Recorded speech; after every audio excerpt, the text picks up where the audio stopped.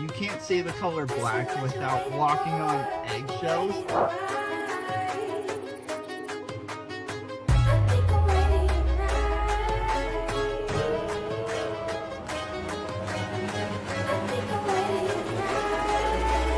This is what you're waiting for. I think we're ready to rock.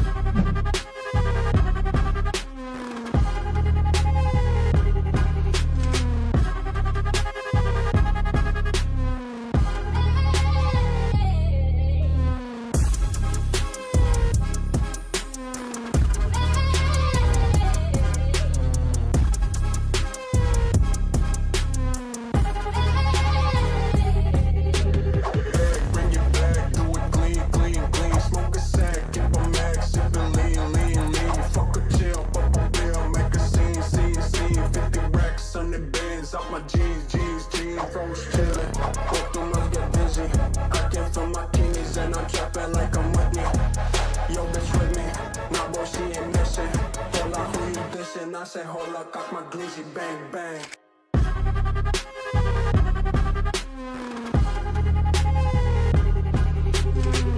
I say hold up, cock my glizzy, bang, bang.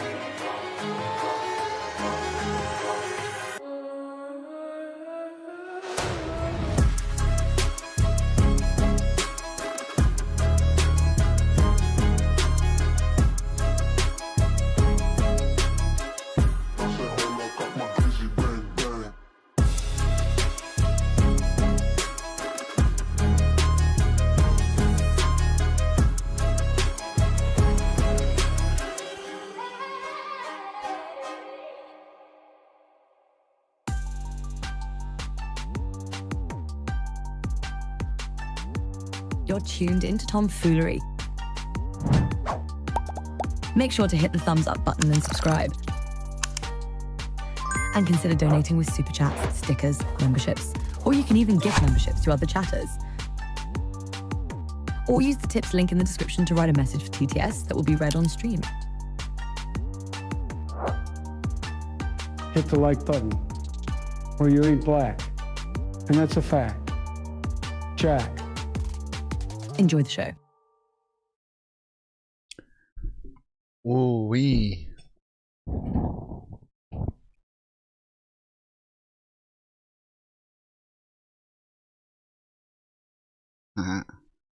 Shout out.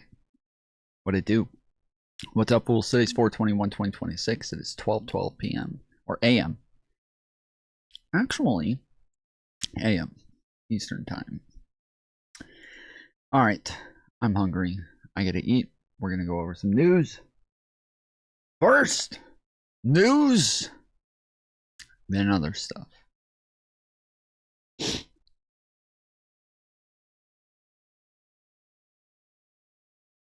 Get your lighters, roll that sticky, let's get high. Got that blueberry yum yum and it's that fire. Get your lighters, roll that sticky, let's get high. Got that blueberry yum yum and it's that fire.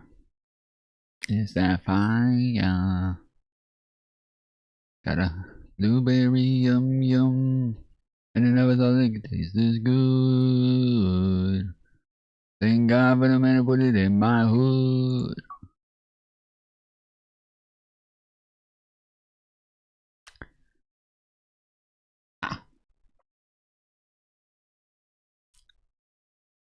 Chop, chop, break it down for a play like me. Eat, eat, eat, eat.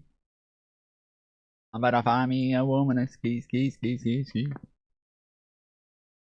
Yeah, okay. Americans say inflation is the number one issue facing them right now. And to quote the great Happy Gilmore, according to them, the price is wrong when it comes to the President of the United States. Just take a look at these net approval ratings when it comes to inflation. The President of the United States is hitting all-time record lows in all of these polls, and all of them. NBC came out yesterday, 36 points underwater. CBS came out a few weeks ago, 38 points underwater.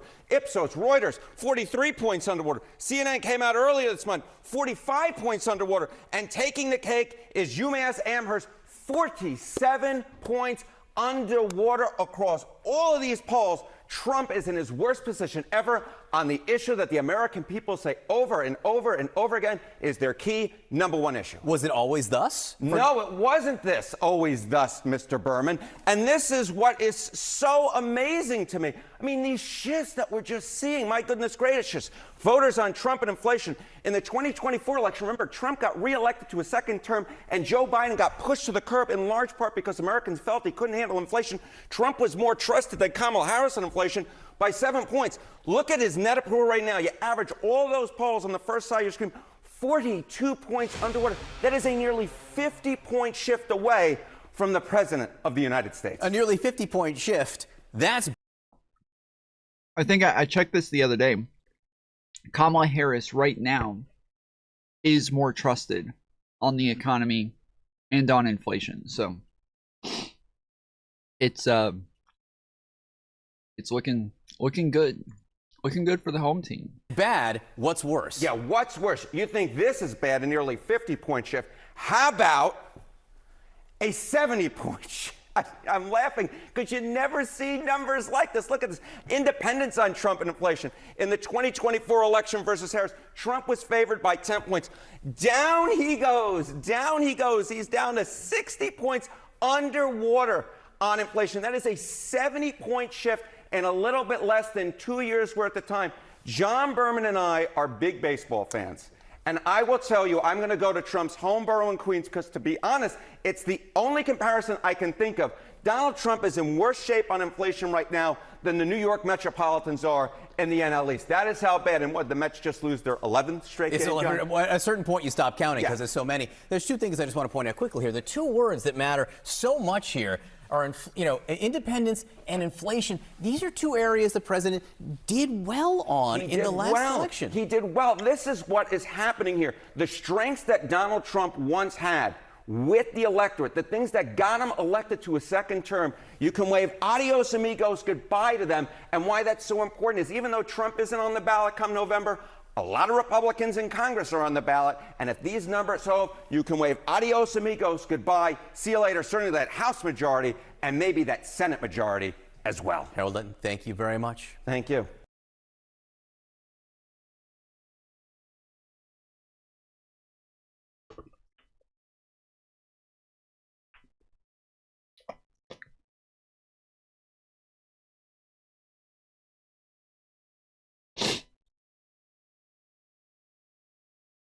Ooh, I'm eating chili. And very good chili. I've made it a couple of times over the last couple of weeks, but each time I was getting really upset because I would forget to get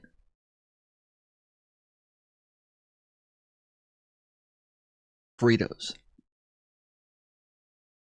I forgot Fritos every time. And cheddar cheese.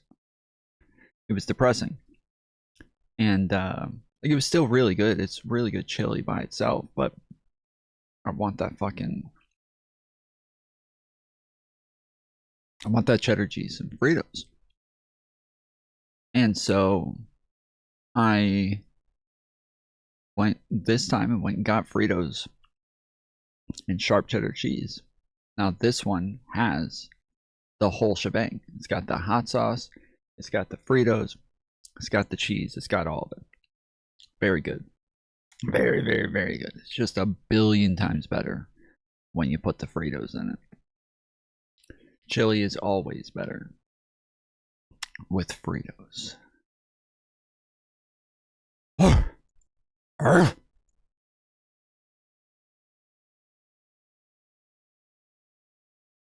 Questions swirling over who is leaking information from the Supreme Court. The New York Times reporting it has obtained secret memos, which it says, quote, illuminate the origins of the court's now routine shadow docket rulings on presidential power. Joining us now in those not-so-secret memos, Fox News legal editor Carrie Urban. You know, I was thinking the last big leak out of the Supreme Court was Dobbs. And that was 4 years ago now. Yeah. How time flies. And now this. Where's this stuff coming from? And there was another one between Dobbs and this one, and that one was on presidential immunity. That was in 2024, I believe, and it was a memo that detailed how the chief was going to handle the decision. And within that same report, and that was also from the New York Times, was one about, there was some information about how he had reassigned an opinion from Justice Alito to himself because of the so-called flag controversy that was happening at his home at the time, if you remember that one. And so we're looking at 3 major leaks over the last 4 years, which is really unheard of for the U.S. Supreme Court. Okay, so why? It's a great question, Sandra. And look, I think these leaks tend to go in one direction, and it is to undercut what the conservative wing of the Supreme Court is doing or is in the process of doing. Certainly that was the case with Dobbs, and we saw what happened. And then this is vanilla bean cheesecake. That's not prison food. You don't know what prison food Happened is. there when that decision was leaked. You know, the justices faced violence at their homes.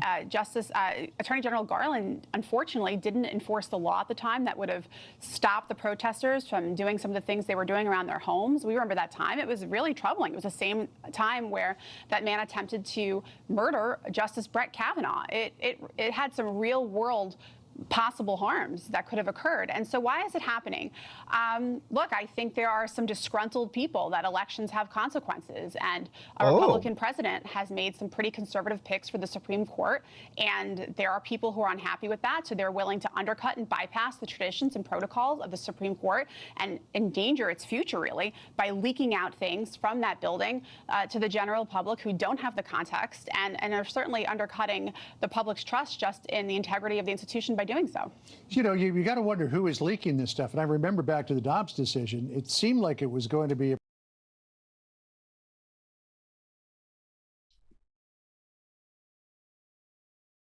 I'm so lost. I'm so lost. This came out today. And they're saying, yeah, these leaks are getting out of hand. But then they're talking about 2 leaks that happened within the last 10 years that aren't happening now. What is happening? What is going on?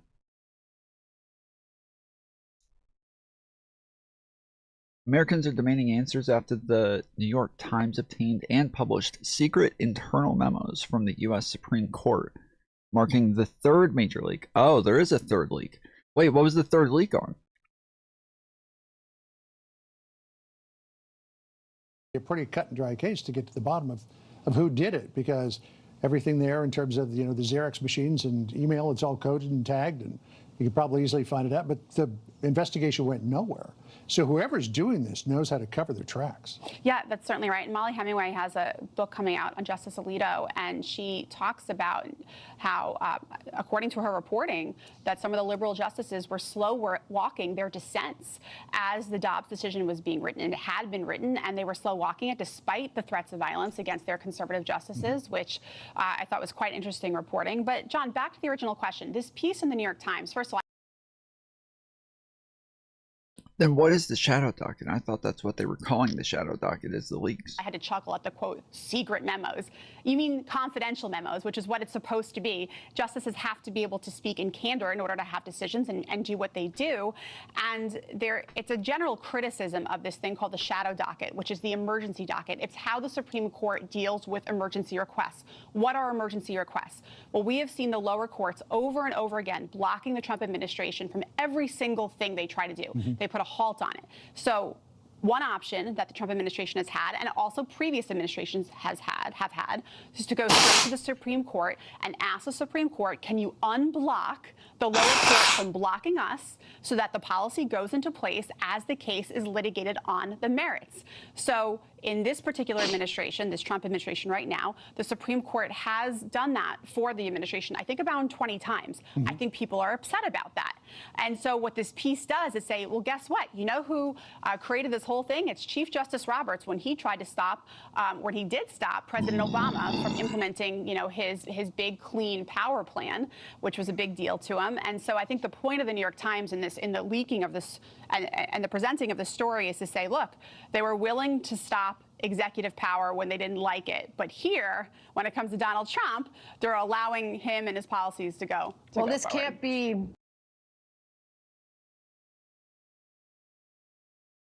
I don't understand.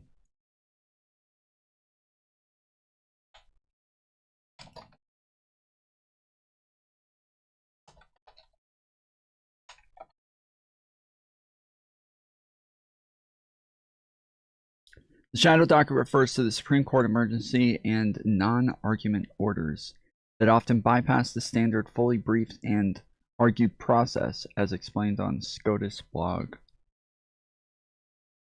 According to 2015, this term covers actions often unsigned and with little to no explanation that can give significant immediate effects on law and policy. Okay.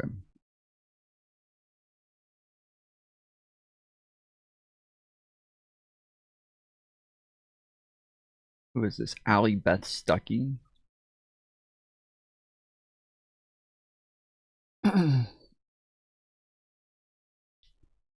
Is she a comedian?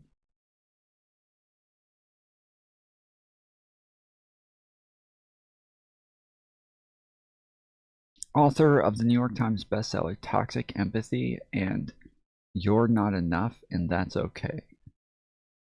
She looks really familiar, but I thought she was like a comedian or some shit. So it doesn't really sound like you disagree with me here, but it did sound like you did in the articles. Well, and also I would say in the articles, I'm talking about not just your book, I'm talking about other books, I'm talking about but also you do secular. use the phrase toxic empathy. You said, for example, in 2025, you said, for example, if people respond to the foreign aid shutdown and the stop work orders by talking about how children might suffer and die, then they're exhibiting toxic empathy. That's not what I say toxic empathy is. Well, it's absolutely what I see a lot in the public discussion, that when you raise But you are this, using the title of my book, and right. you called me the foremost architect of this concept of toxic empathy. Right. But I don't say that toxic empathy is someone caring about children dying. And that's how you describe it in the article. One of the things that I've seen is that I've seen when people are talking about the crises that have emerged, say, in the developing world about the end of USAID, or if you tell a story about... I mean, she's on Blaze. So it sounds like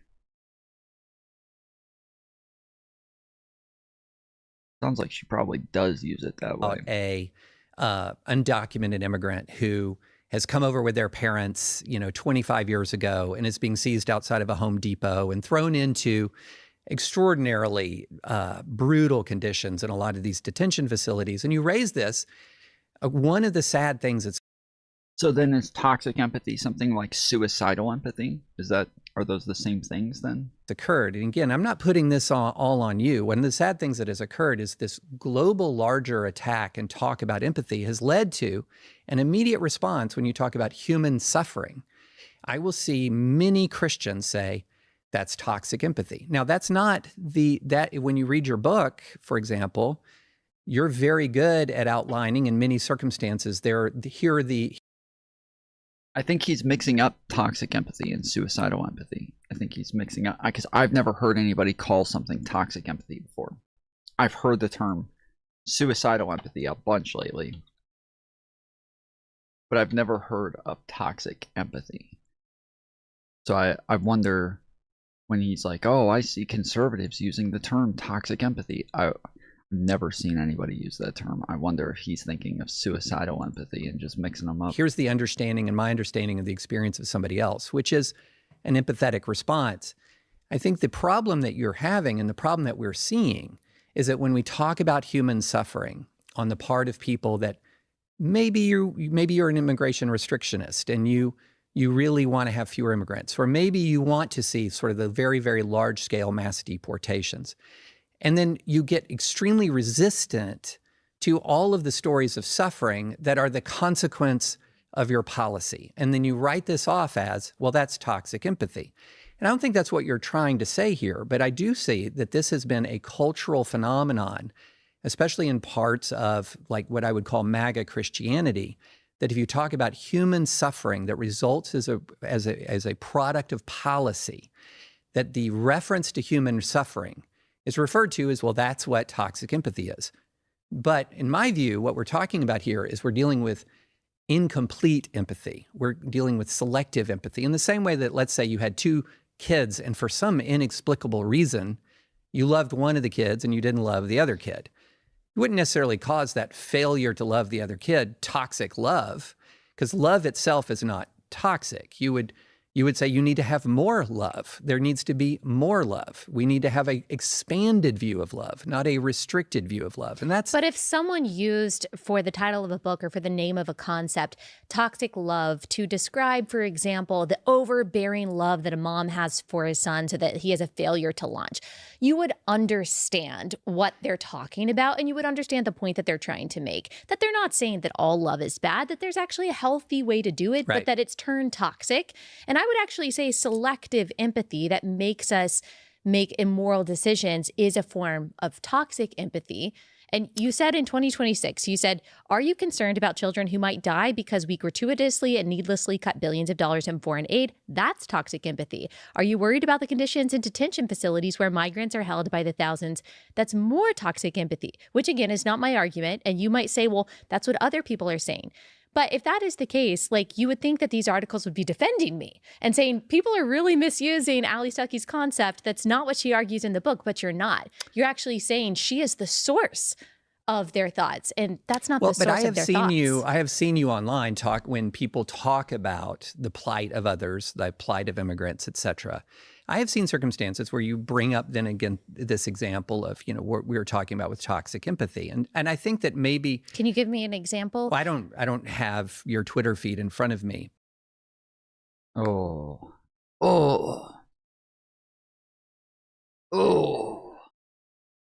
Rough go of it, buddy.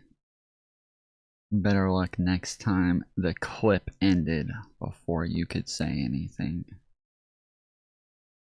Boom. I mean, yeah, it does sound like he's strawmanning her argument based on how other people started like using her term. But it does sound like they're using it the same exact way as suicidal empathy. They're using it the same way when they're talking about like, oh, well, when a mother's love becomes too much to where she's overbearing and not allowing him to do anything because she's too worried about him, like that would be toxic love, like this would be just the same as toxic empathy. That is like what suicidal empathy is. It's like you're so empathetic, you're so just worried about everybody, and it affects you and your feelings, and you're touched by every little thing so much that like you just can't take it. Like you're trying to just burn the world down to make sure that nobody gets hurt anymore. It does sound like it's like the same exact concept. And then I thought, almost like the media and the Democrats were gleeful, when Iran, took the Strait. And then, and then that pivot, we remind the world that we run it, we control it. This is, bro, he's literally using fucking MAGA talking points here. That they were almost gleeful. They were so happy when Iran took the Strait. But it wasn't gleeful. We were sitting there going, yeah, no duh, motherfucker. Everybody told y'all this is stupid. Y'all paying the price now. This is dumb. And then, we're looking at the gas prices go up, and everybody voted for Trump because he was going to bring the gas prices down. We're looking at all those people because they said that he was never going to go to war. I don't know if you guys remember, there was a guy who was in my chat during the elections, who I think even called in a number of times. But he was in the vertical chat a lot. And he was hardcore about Donald Trump. And his main reason that he would always say he was voting for Donald Trump was because Donald Trump was going to make sure that there were no new wars. And he was always just like hardcore MAGA. We've had maybe about 5 guys do something similar to this, but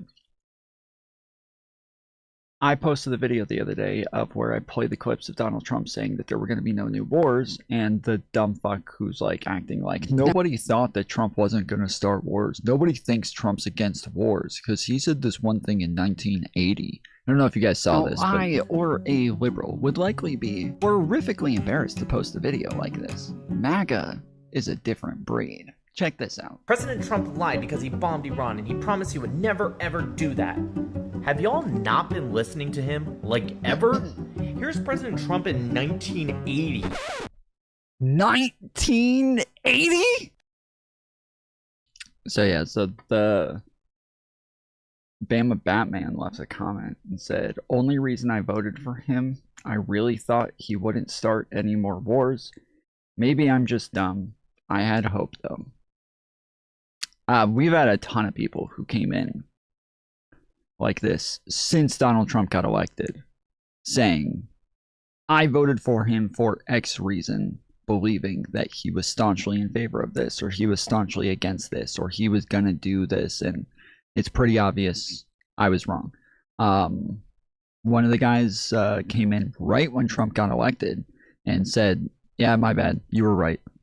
You were right about everything, I'm stupid. I was like, what happened? He's like, fuck Trump, dude. And I was like, why fuck Trump? What the fuck? What happened, dude? You've been like gung-ho on this for a year. What happened? He's like, he did the crypto scam. He's like, once he did the Trump coin, he's like, that's it. I'm done. I'm done with this guy. Like, and we've had a bunch of people call in talking about how they're done with him and they're moving on, and there's just been one person after another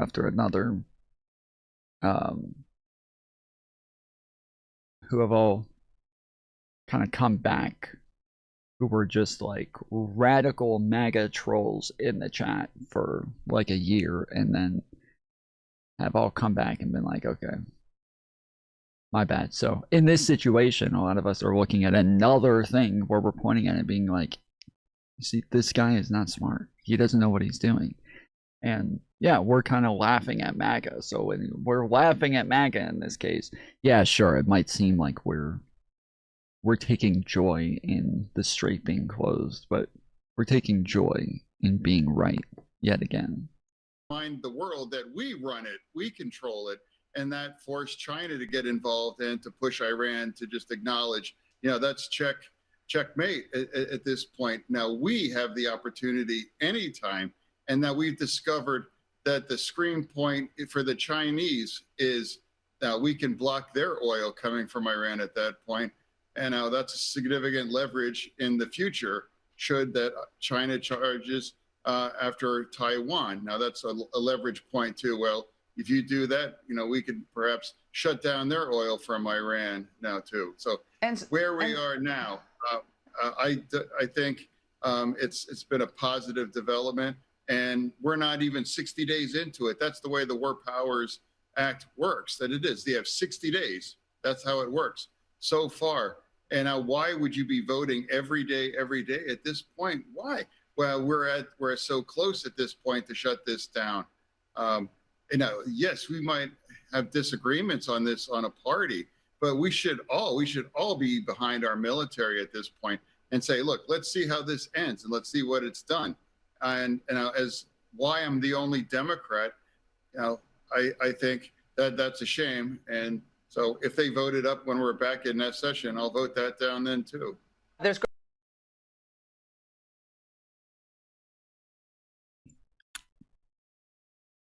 He's a fucking idiot, then.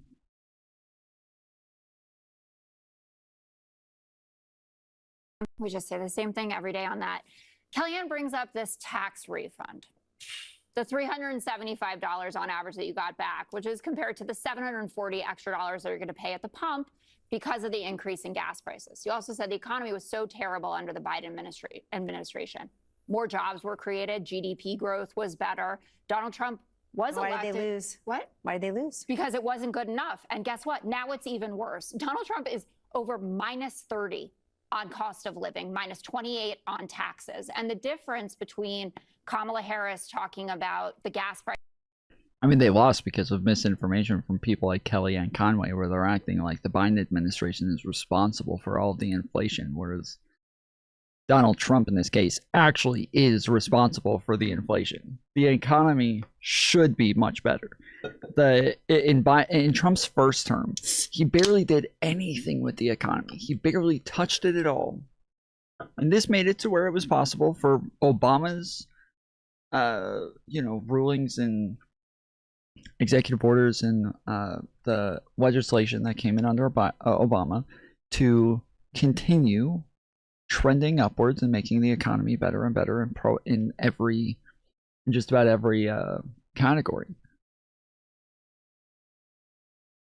He's not doing that in this term. He's not just letting it sit and letting all of Biden's Biden legislation, Biden era legislation continue to trend and fix everything. He's actually fucking everything up. And with tariffs or with the war, he is actively fucking everything up right now. And so it was a misinformation put out by everybody during the election, said that Biden was somehow responsible for the Russia-Ukraine war so that they could blame Biden for the gas and oil prices and then somehow also blamed him for the inflation on top of that, with one of the fastest recoveries of all time and the best recovery of all other nations dealing with inflation from COVID. Like, it's just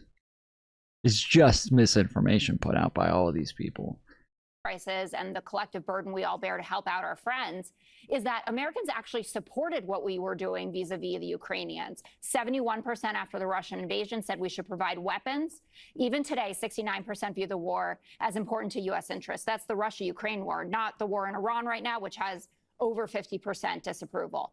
The other important point to that is that President Biden and Kamala Harris actually got congressional approval for the money that they sent to Ukraine. They didn't just say, I'm going to do what I want. They actually went and they asked people who are elected by us to go into office, what do you think about this? And it was approved. And they were part of a coalition of over 50 countries that sent aid and weapons to the Ukrainians. That's how it's supposed to work. There's a checks and balances. What up, agnostic? It doesn't matter how it's going. Okay, good. What do you mean? Actually, how it is going well? Yes. Just got bombed.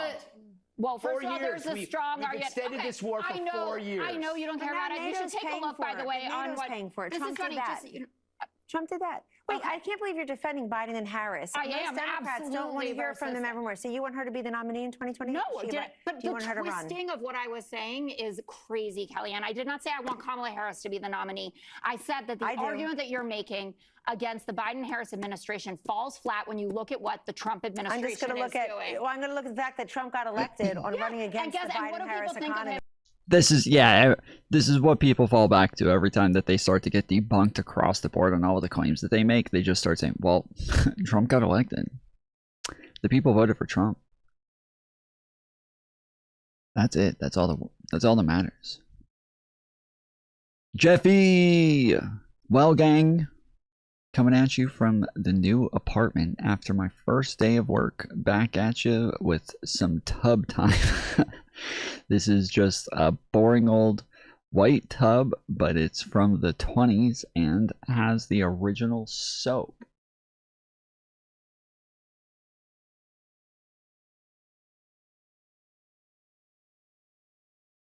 Holder. Oh my goodness.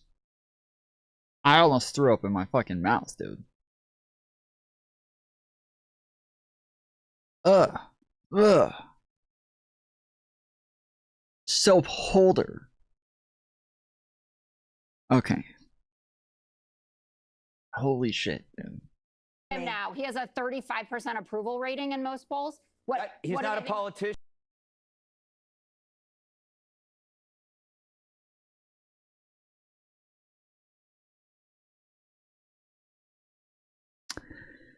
Beautiful. Beautiful.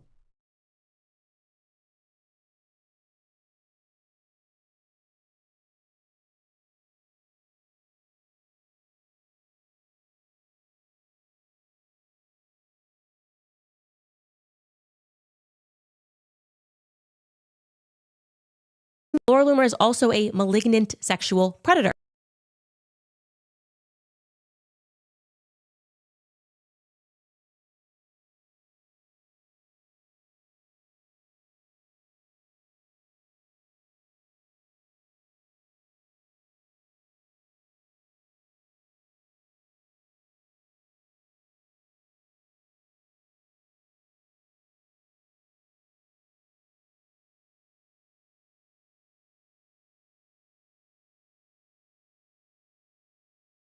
Laura Loomer is also a malignant sexual predator and has been repeatedly accused since the beginning of her career of raping and sexually assaulting men.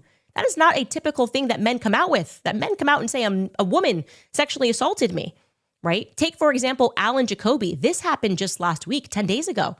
He is the founder of Patriot Cigar, and he just tweeted this 10 days ago. Laura Loomer is a sexual predator psychopath. I was, in fact, a victim of her wrath. Loomer and I spent the day with President Trump at Bedminster watching the golf tournament from the president's box. She asked me several times for a selfie. As you can see, that lean line does not lie. She constantly got uncomfortably close to me. She groped me in the parking lot, grabbing my crotch very aggressively and demanding that I come back to her New York City hotel room to engage in some vile, descriptive sexual activities. She's an absolute psychopath who preys on men who she thinks that she can manipulate. She's a menace to society. Again, there are just a long line of men who have come out with a story like this. If you don't believe him, here is a video, if it has been going viral many times, of Laura trying to seduce a young man who is clearly uncomfortable on camera. Take a look at this. Your hair and your eyes look so good. You're like beautiful. Thank you. You're like an Aryan degenerate goddess. Thank you. I love it. Thank you. Thank you. You're Aryan too. I know, but I'm Jewish.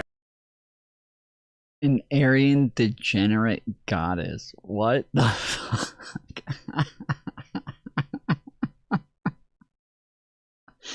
Ah, shit. It's okay. Because you're such a cutie. Don't mess my hair. God, fix it. Fix my hair. Did you fix it? I did. But like that picture you posted on Instagram recently when you got like reinstated on Facebook was so hot. Like, seriously. I appreciate it. It's so good. It's a good picture. Your skin and the Nazis hate me. It's fun. The alt-right people want to put me in a gas chamber because they're obsessed with the Jews. I think they're just memeing on you, but it's okay. But it's okay. I don't care. I love it. It'd be like that sometimes. I know. I love it. They're just jealous because I have big tits and an Ashkenazi IQ. Yes, that's what it is. Yeah. You got it. Anyway, next time you're in New York, let me know. We'll hang out. Bring your girlfriend to New York sometime, and we'll all hang out. We'll go to like really cool restaurants and hang out, and we'll have a blast. Yes, so I will bring fun. my girlfriend. Yeah, I want to meet. What's Becca? Yeah. Becca. Yes. She's so sweet. You remember? Yeah, of course. Yes, you'll meet her. You guys are so sweet. I hope it works out because, like I said, I know it's all an act. What the fuck? What the fuck is that, dude? What the fuck is happening there? That is so creepy, bro. Who the fuck is that, dude? That is so creepy. He likes to watch. What the fuck is happening? This guy's like, yes, I will bring my girlfriend. Yeah. Like, I know everything you do on Twitter is like so fake and not real, but Yeah, like, it's all fake. it's so sweet that you like and your girlfriend have been together for 3 years. I love it. I know. It's so many. all Do you know something? Like, I'm gonna tell you a secret. Like, do you know so many people in this movement who preach trad life are like people on the side and like cheating on their partners? That's like, so bad. Like, they're not even like really trad life. Such like, scum. like my. Oh no. No.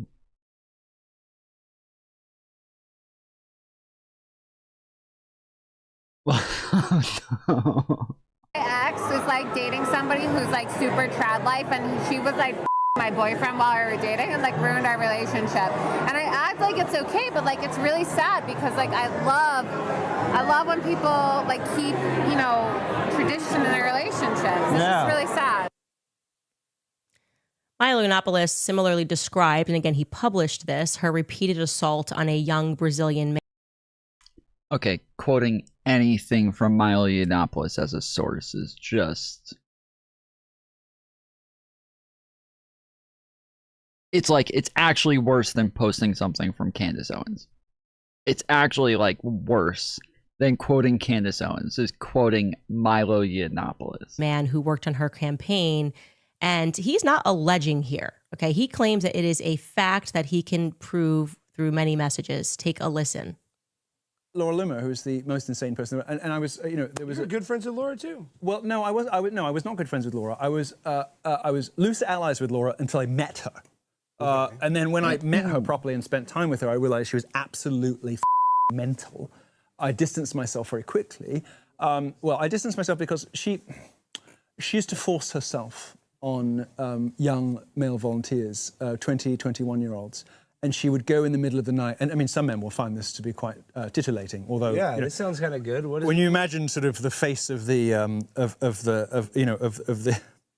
saw doll, you know, just sort of like you pull up the covers and there's a the saw doll. I would like to play a game. It's less enticing, but she would climb into bed with these volunteers and them off in the middle of the night. Sorry to use that language, but I did tell you to put your children to bed. No way. She wouldn't go and sexually assault random guys and just blow them. Well, I'm telling you because I lived in the pool house with her victim in 2020, who didn't know how to make it stop. He was a young Brazilian volunteer on her 2020 congressional campaign. I know because I helped to run that campaign, okay? So don't tell me you don't believe it. I was there. She was creeping into bed with him, and she convinced herself that they were in love. And he was coming to me every day saying, how do I make this stop? You say, get off me. I mean, that didn't seem that hard. I mean... Yeah, I mean, you would think that, but this is a young guy who's, you know, I never really understood when people talked about power dynamics in rape before. I was like, okay, fine, either you want the sex or you don't, or whatever. But I kind of got it when this young man, which surprised me great. Who am I supposed to be listening to? Laura Loomer, of course. She's a Zionist, so she's trustworthy, okay? This is obviously the white nationalist Zionist. On your pamphlet that you gave me, manifesto. You're not taking any corporate PAC money. Why is that? I don't know. Have you been offered any corporate PAC money to reject? I have, not a significant amount, but how does that work though? Do they come to you and they're like, we represent a PAC and we want to spend money on you, or do they write a check? They'll say, we'll throw you a fundraiser. And so what happens is you say, you know, I'm thinking about running for office. Maybe you tweet about it, right? First consultants come to me, they say, okay, you're young, you're charismatic, you're going to be able to raise a lot of money. We're going to take 15% of what you raise, put it in a bank account, you'll get that after the election. And I thought, oh, that's how the control first begins. I was thinking about running for Congress. Then we ran a poll because why does no one challenge this guy, Mark Warner? He said he was going to run for 2 terms. Now he's running for 4. He's 71. He really hasn't done anything. All his donors are corporations, the banking class, former bosses.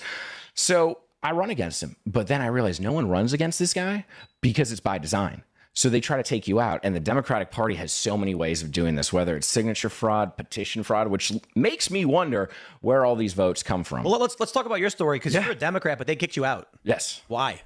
They kicked me out. One, I disagreed with gerrymandering. And so Senator Louise. What does that mean they kicked him out? Kicked him out of what?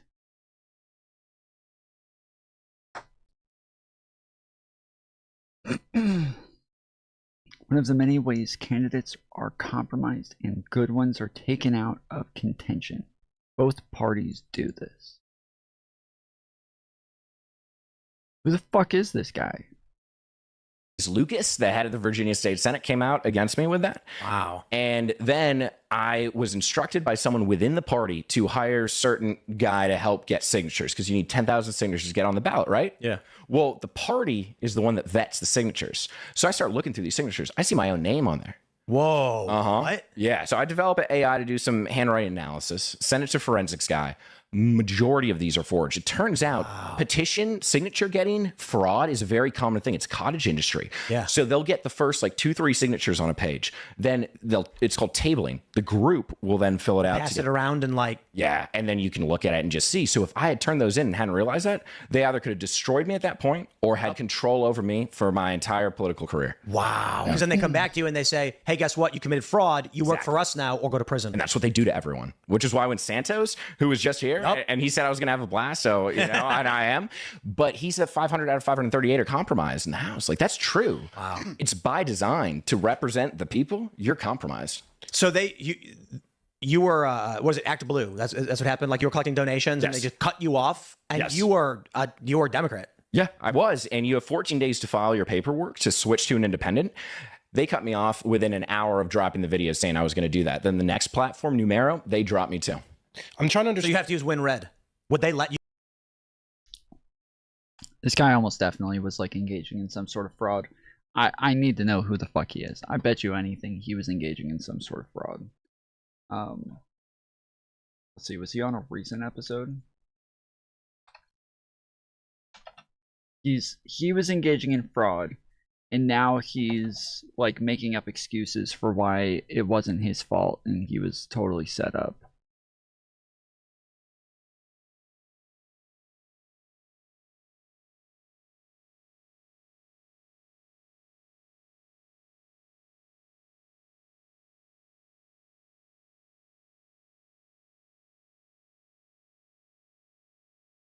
Which fucking channel is the one where he does the podcast? Oh my goodness, okay, I give up.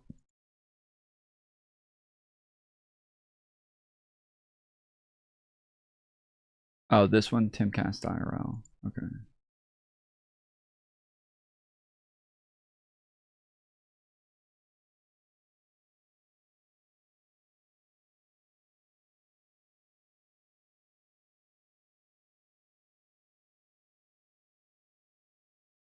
On your pamphlet that you gave me, Manifesto. Manifesto.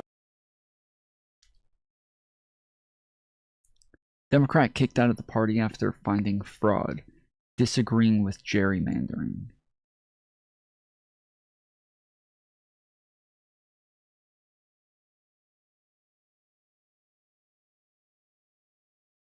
Guest Mark Moran.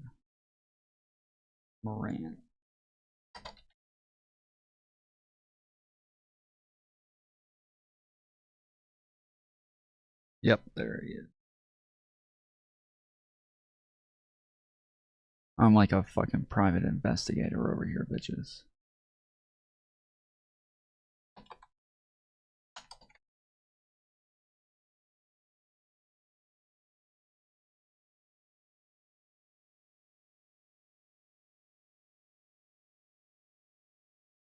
Act Blue and Numero ban Moran campaign from donation platforms, cutting off independent political participation. The Moran for Senate campaign announced today that Numero is online donation platform. Its online donation platform has terminated the campaign's account without explanation, cutting off its ability to accept contributions from Virginians who want to support an independent challenge to the political establishment. Numero's decision follows Act Blue's move to remove the campaign after Mark Moran left the Democratic Party. Act Blue has long presented itself as a platform for Democrats and progressives of all stripes, including Bernie Sanders' campaign. But its treatment of Moran campaign makes clear that the independent voices outside of the control do not receive that same access. What we're seeing, blah blah blah. Act Blue's move against the Moran campaign comes as the platform faces its own legal and congressional scrutiny. The Daily Caller reported on April 2nd, 2026 that Act Blue's former law firm, Covington and Burling, warned in internal memos that there was a substantial risk that some of the funds received by Act Blue were impermissible contributions from foreign nationals, and that an aggressive prosecutor would view the platform's November 2023 letters to Congress as an effort to conceal the foreign contributions. House Administration Committee Chairman Brian Steele has opened a formal investigation. Moran's response was direct. We got kicked off Act Blue because we're independent.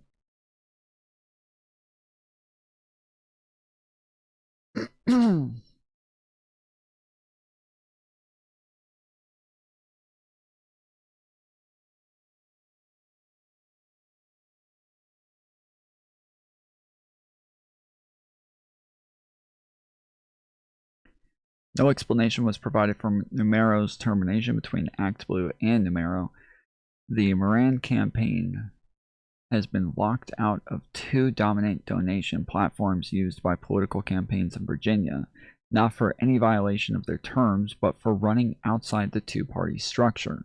The campaign has moved to Shift 4 and is fully operational. Supporters can contribute now to a runwithmoran.com. There will be no gap in the campaign's ability to accept donations from Virginians ready to fight for change. Okay. They said it was because he ran outside of the two-party structure. I don't know if that's like a rule that they have or something, but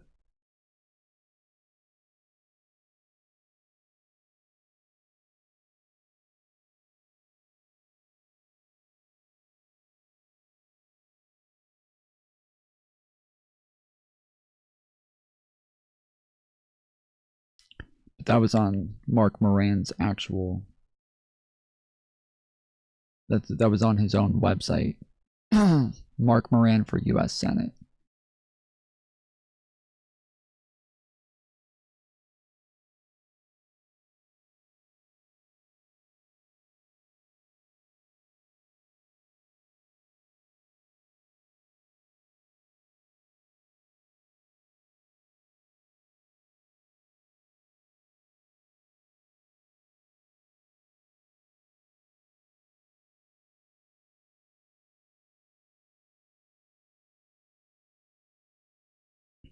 Insurgent Virginia Democrat says his party is completely wrong on gun rights and gerrymandering.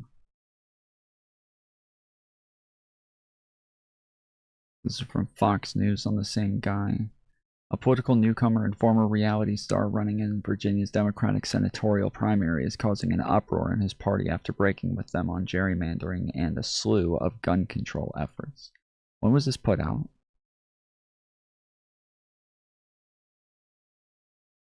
March 30th, 2026. So when he says he disagrees with them on gerrymandering, this can only mean one of two things. Either he disagrees with them because they keep trying to ban gerrymandering, or he disagrees with them gerrymandering to return fire on Republicans gerrymandering. Like, there's only 2 options there. It's got to be one or the other. You use WinRed? I bet they would. This is crazy. Why? He's literally a Democrat that got kicked out, though. Because the Republicans. This is what the Republicans do. I'm a patriot. I consider myself America only. That my views. Republicans. Democratic.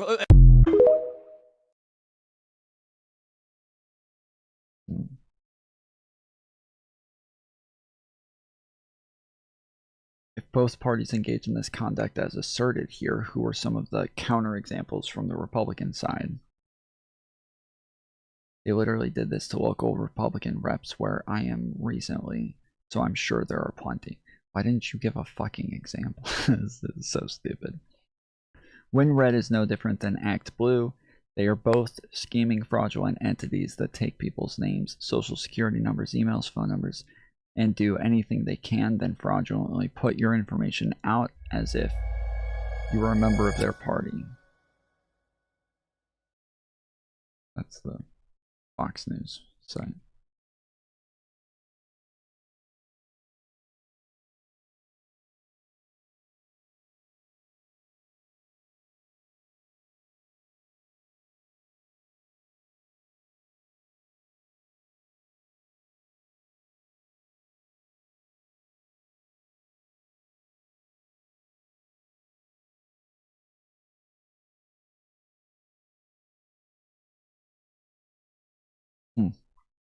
Okay. Yeah, nobody seems to have like more information on this.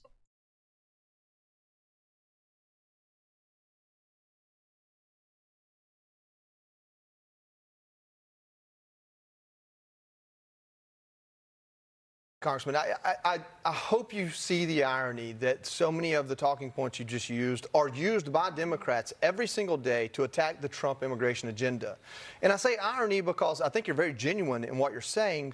But how do you start this with supporting the president in his immigration agenda and then tell me that because your district has a specific group of people from a specific country that you rely on, that you want carve-outs? And let me ask, I mean, you have 315,000 Haitians here on this program. You say a third, so 100,000 of them are in the healthcare system. That's not to say if they're committing crimes or not. So are the other 200,000 worth keeping in the country so you keep the 100,000 in the healthcare system? Or have you been to Juarez? Have you seen the Mexican people that are strung up by the cartels there and the war that is Mexico? You could use this exact same argument if the Biden administration had applied this to Mexican migrants for the millions of people from Mexico that are here, because they're working in industries that are incredibly important. We can't live if we don't eat, and they work on farms that produce food. So the righteousness of your argument doesn't necessarily address the fact that the Trump mandate for immigration is that if you came here illegally, or if you came here illegally and the Biden administration used their very bad policy to allow you to be here illegally, you still got to go back and try to come back in. Why does that work for Mexicans, Venezuelans, Colombians? There are a few countries that still have some exempt status. Why does it work for Chinese? I mean, you know the brutality of that government. Why would it work? Why does it work for Haitians only? Why is it only Haiti that it seems you and 6 or 7 of your colleagues take objection to? And the reason why I ask is you voted for the bill. So even though I understand the explanation you gave about if this, then that, at the end of the day, it was all or nothing, and you voted for all. So the bottom line is two things can be true at the same time. The Biden administration's policies were an absolute disaster, and our immigration system is fundamentally broken. I have always said I am against illegal immigration. I have always said I want secure borders. I want people to come here legally and lawfully. TPS is intended to be temporary, primarily related to humanitarian relief. And in the case of Haiti, it has been significant. They've had multiple earthquakes and hurricanes. They've had political unrest. You have gangs in charge of the entire country. President Trump rightfully has made focusing on the Western Hemisphere a priority, and in particular going after the drug cartels. He has designated them as terrorist organizations. That is something I've advocated for years, because we're not able to import everybody. We're not able to have everybody come here. We are a generous people, but we have to take care of the American people first. At the same token, if you have a situation on the ground in these countries in our hemisphere and we are doing nothing about it with our allies or cracking down on the drug cartels who are engaged in human trafficking and drug trafficking, then we saw the result, a disaster at our southern border, Congressman, I and just Joe wanna, Biden I just want to allowing interrupt them you all a little into our bit. No way. That's crazy. country. What?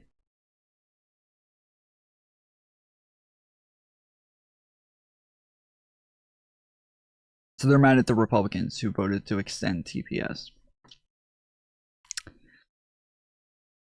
Cool. Hi, everyone. Thank you so much for coming to Confronting Capitalism's first ever live recording. My name is Melissa Nashek, and I'm the co-host of Confronting Capitalism. First off, we have Matt Karp. He is the author of This Vast Southern Empire. He's an associate professor of history at Princeton University. He's a board member at the Center for Working Class Politics, and he is a Jacobin contributing editor.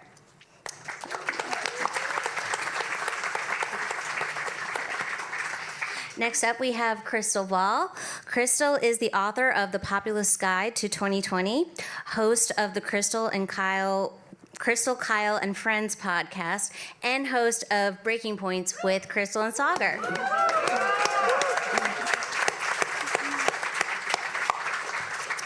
And then finally, we have Vivek Chibber, author of multiple books, including The Class Matrix, professor of sociology at NYU, editor of Catalyst, a journal of theory and strategy, and the host of the Confronting Capitalism podcast. So.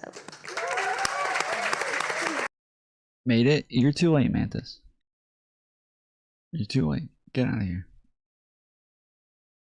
Get out of here. Go. You're too late.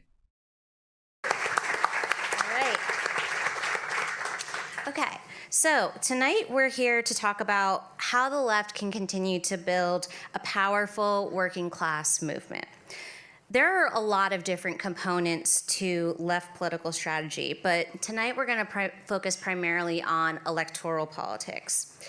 So we're here in Brooklyn right now, and I don't think I need to really explain to this audience how important electoral politics can be for the left.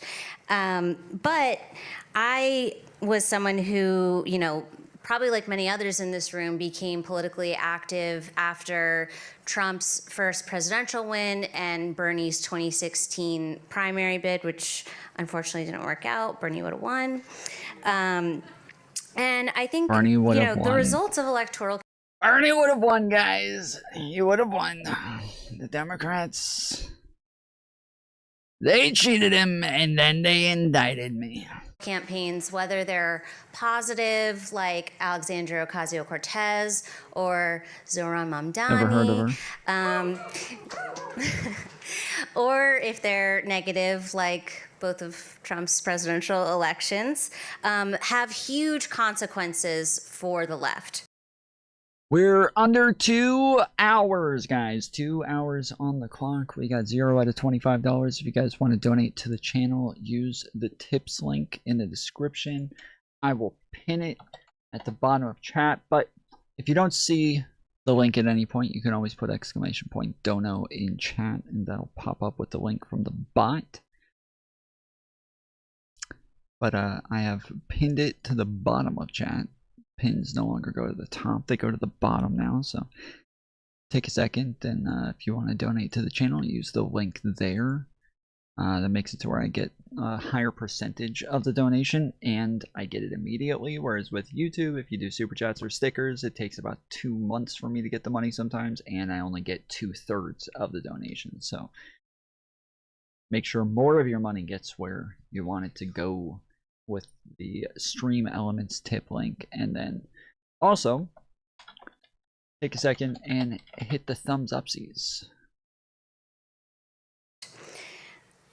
And I think at this point, it's undeniable, whether you're, an electoralist through and through, or if you're somebody who's highly critical of the left's engagement with electoral politics, that this is an area that has been critical for shaping and defining the modern left. And that makes it critical for us to analyze and talk about what we're actually doing, what's Progressives were the biggest holdouts in both Trump's wins. Yeah,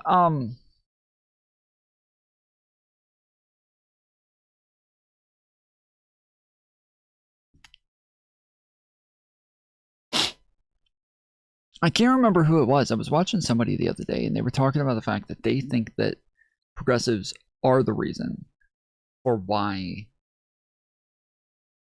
Democrats lost. That or leftists. That leftists are the reason for why. I can't remember who it was. This is the first person I've ever heard actually say they think that them not voting was the reason that Democrats lost. And oh, that's right. It's a TikTok guy. He's actually a pretty chill TikTok guy. I like him. We've watched a bunch of his videos in the past on here, and he's a pretty cool guy. He's like a leftist who does this chick remind anybody else of So the CEO of NVIDIA, the company that has made more money from AI than any... Not only does she slightly look like her, but she has her voice somewhat as well. Is that, am I crazy? Anyone on Earth just went on Dwarkesh's podcast, which is essentially Barbara Walters meets Call Her Daddy for tech bros. Got into the most heated argument about AI that any of us have really seen. The question was really simple. Should the US sell AI chips to China? Dario Amodei, the CEO of Anthropic, compared selling chips to China to selling nuclear weapons to North Korea. Jensen called that comparison lunacy. Then Dwarkesh compared AI compute to enriched uranium, and Jensen lost it. And here's the thing, Jensen's argument only makes sense if you don't believe AGI is coming anytime soon. Let me explain why the AI community is melting down over this interview. There are a few reasons why. The fight was, in a sense, about export controls, whether the US should restrict chip sales to China. Jensen's argument was the chip... Yeah, this is a Walmart AMRATS with, who's much smarter. Like, all she talks about is, like, you know, cryptocurrency, politics, like NASA, SpaceX, like she's always talking about shit that's a little bit too complicated for me, so.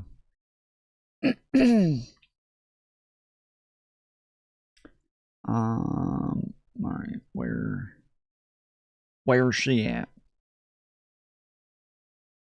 Oh, check this out. Speaking of deep So voices. I have a really deep voice as a female, and it's so funny because I get so many comments. Obviously, if you've read any of my comments, there's like, this girl is trans, you can see it in the hands, like, she's a liar, like, all these things.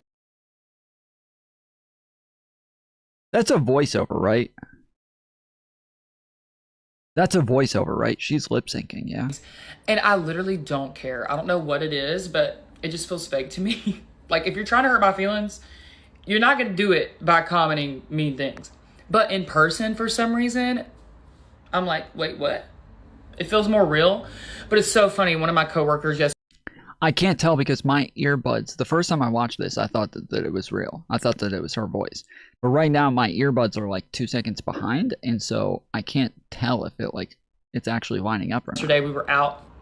And she was like, dude, one of my friends, one of the guys were like, yeah, like, she's so hot. But... is she really like a girl? Like, I'm like, there's no way people really think that in real life, but maybe they do. Like, it literally doesn't register until someone in real life questions it. Y'all, come on, really? Yeah, I don't think that's a voiceover. Like the clap and everything. Yeah, I don't think. Like, it actually shocks me, seriously. I have a deep voice, but so do other girls. It ain't. For some reason, that hook is the only thing that TikTok pushes. So. That's just why I start the hook with that. I don't know. There's no deep reason about it. I don't know. So. Okay.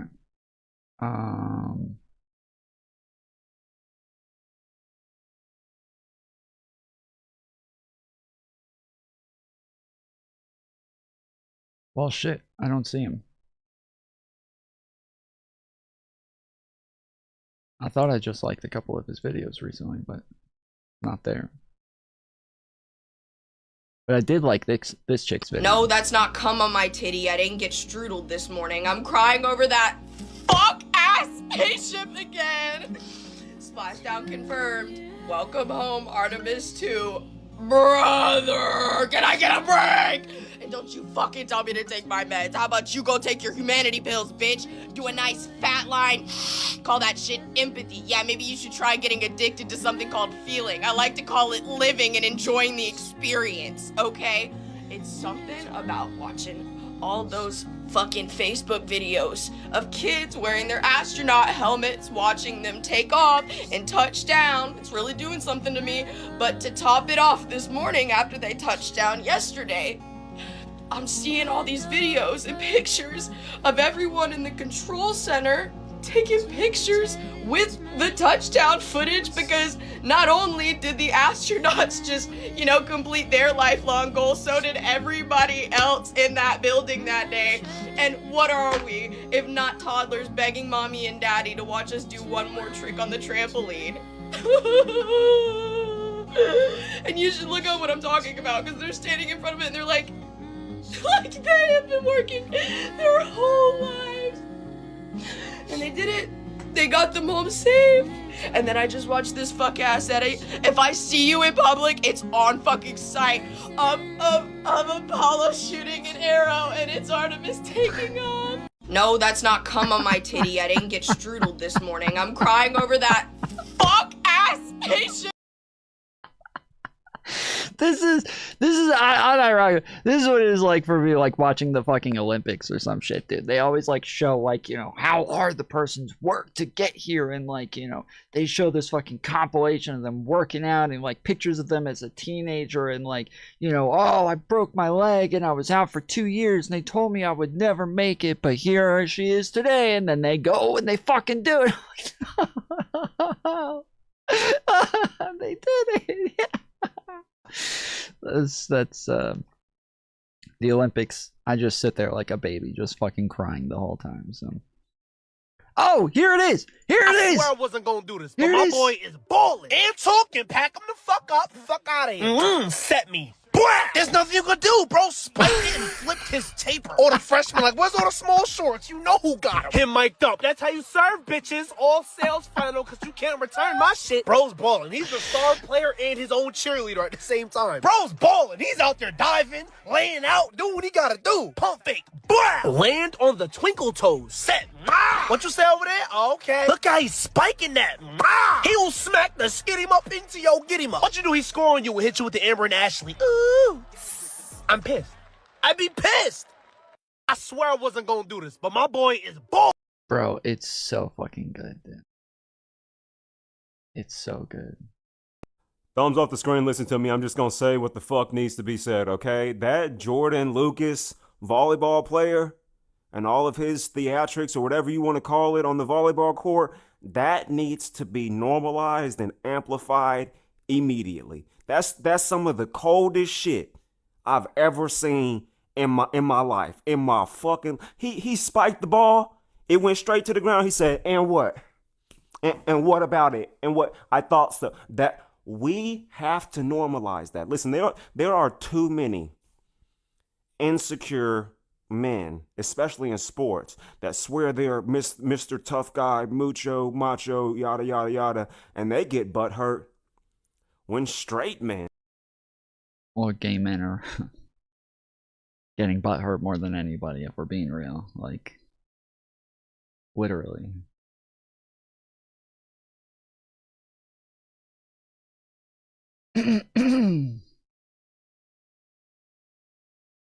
Alright. I guess it's not there. What's going right and maybe what needs to be adjusted. And, you know, if the left really wants to build a mass movement, and not just a mass movement that's that's like numerically large, but is actually centered around the working class, we have to make sure strategically that we're actually gearing our politics not just towards winning, but towards winning over workers. So normally we start our shows by defining our terms. And Crystal, I am going to ask you to kick us off. Okay. How would you describe what the left's electoral strategy has been since Bernie's defeat in 2016, the election and re-election of Donald Trump, and the ongoing crisis of legitimacy within mainstream politics? Well, first of all, thank you for not asking me specifically for a definition, because I got very nervous there at the beginning. And second of all, thank you so much for having me. Thank you to Jacobin. When I was back at MSNBC as like a embarrassing sort of progressive lib, I was reading Jacobin and becoming increasingly radicalized. So it's been an important part of my political development. So it's really an honor to be able to participate in things like that. And thank you also for giving me an excuse to come here to the commie corridor of Zohran Mamdani's New York. So I'm going to speak mostly to the national level, because obviously that's most of what I cover. There's probably people here in this room who would know more about the specifics of local engagement and the work DSA has been doing here in New York and around the country.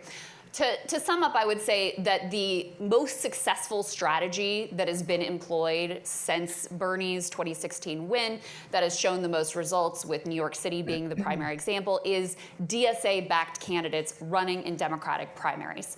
Now, I think that has had mixed results. What? Didn't she just start that sentence off saying that this is the most successful strategy since Bernie Sanders? Maybe she means the most successful strategy for fucking commies? Is that what she means? Both in terms of whether people actually won and also whether they delivered what we were hoping they would deliver when they get in office. But I still think that that is the strategy that has been. It's the most successful strategy because we got one person.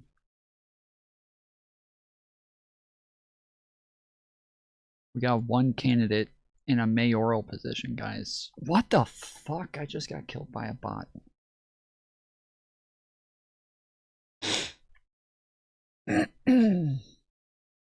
Outmaneuvered by a fucking bot.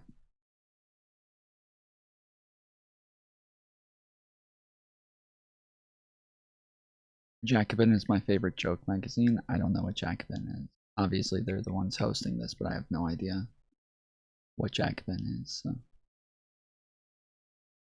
Been the most successful and which has the most promise. So to think back to where we were after Bernie loses in 2016, even though obviously it was very disappointing that he would not be president in that particular instance, there was still a lot of hope on the left because the sense was like, oh my God, okay, this guy came out of nowhere. You've got all this growth in the left. Young people are super excited about this. This is where the country's going. You know, we were right in our critique of liberal politics and the failures, and you can see the realignment of the working class and the right wing. Like all of these things are what we predicted. You had, you know, the Justice Democrats, you had the squad, you had candidates like AOC come in, and oh my God, she knocks off Joe Crowley coming out of nowhere. She's going into Congress. Everything felt like it was building. The ranks of DSA were expanding. There was all this great organizing and excitement. And you get into 2020, okay, we've got our guy, Bernie's running again. We're all behind him. Let's go. We're going to learn our lessons from the last time. And then, boom, he loses. And that sets off a lot of recriminations that I'll get to in a moment, a lot of left infighting, et cetera. But, you know, I want to go back a little bit to that time period between 2016 and 2020, because even though I don't think Bernie's defeat was inevitable, I do think that the seeds of that defeat were sort of sown during that time period.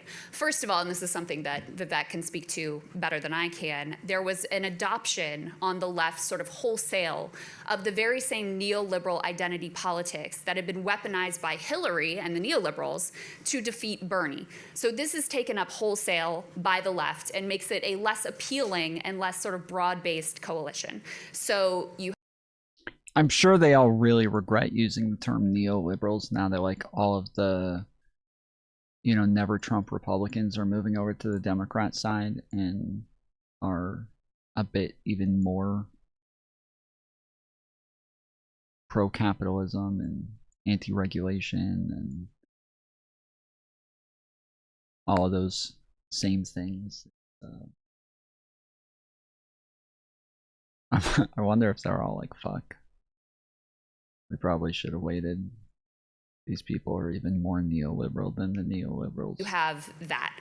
You also have, with the Democratic base itself, and this is something that I think has changed now, which gives me hope, but at that time, you still had a lot of excitement about Democratic leadership, you know, a lot of faith in Pelosi and Adam Schiff, and a sense that these people were fighting the good fight and knew how to defeat Trump and knew how to defeat the fascists at the doorstep. You also still had a lot of confidence in mainstream liberal news sources. And so when it came down to it in 2020, and you've got this, I think, you know, in my opinion, genuinely existential threat of Trump at the doorstep, and all of the media or apparatus chimed in, and all of the establishment figures led by Barack Obama chimed in and said, sorry guys, you may like Bernie's policy better, but Joe Biden's the guy that can win. The way they all fell in line was astonishing. So that was. But Joe Biden did win. And also, I'm almost positive, again, we've gone over this a bunch of times. The thing that they all ignore, they always say they're like, oh, you know, more Bernie Sanders was the second most popular candidate on there. If you look at the polling from at the time, I remember looking at this closely. If you remember looking at it at the time, there were only 2 candidates out of the 20-something candidates where, you know, the people who were voting for them had Bernie Sanders as their second candidate.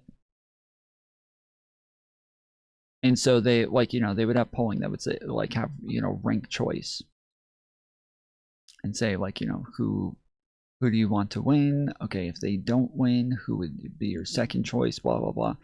It was like 2 candidates that had Bernie Sanders as their second choice. Almost every single person either had Joe Biden or Pete Buttigieg. And so I think it was in the ranked choice voting, Pete Buttigieg and Joe Biden were the top 2 favorites. And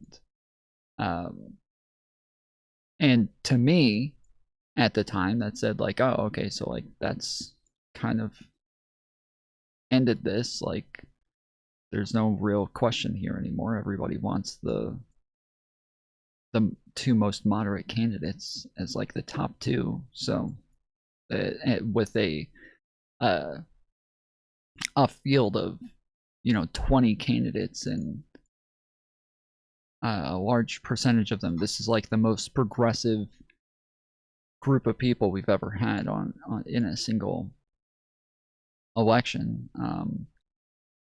It was the 2 most moderate candidates that were the most popular. So I just don't think Bernie was as popular as they make it seem, and I don't think he ever had, like, nearly as much of a choice as they make it seem either.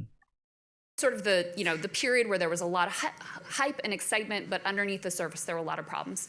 Post 2020, Bernie, AOC, the squad, in some ways were disappointing. You know, there wasn't the, and I honestly, I don't want to personalize it. I think because there's a lot of weakness on the left, and they didn't necessarily have the organizational backing to be this force standing up to the Democratic establishment, they calculated that their best direction to go in was to collaborate with Biden, try to push from the inside, try to work from the inside. And it did have some results in the Biden administration with, you know, they were very pro-union, they were good on antitrust. You know, there's some genuine, like, breaks with the neoliberal consensus that you can see in the Biden.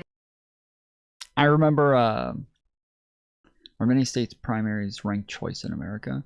No. That's the point, though, is that, like, they're talking about the fact that, like, all of these candidates drop out, and that this made it, like, unfair for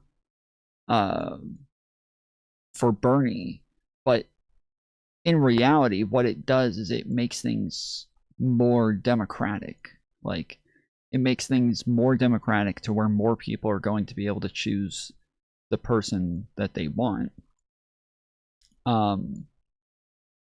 And so the rank choice just kind of shows that, like, that if these people drop out, with all of these people who didn't have a chance in hell at winning, when they drop out, all of their voters are moving to Joe Biden.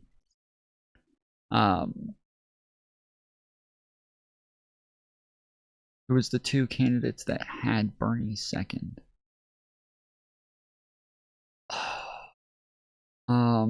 It was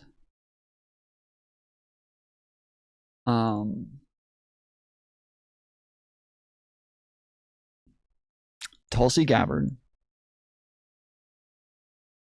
and I forget the other lady's name. She's still in the Senate. She was the Beersy Beer lady, I think.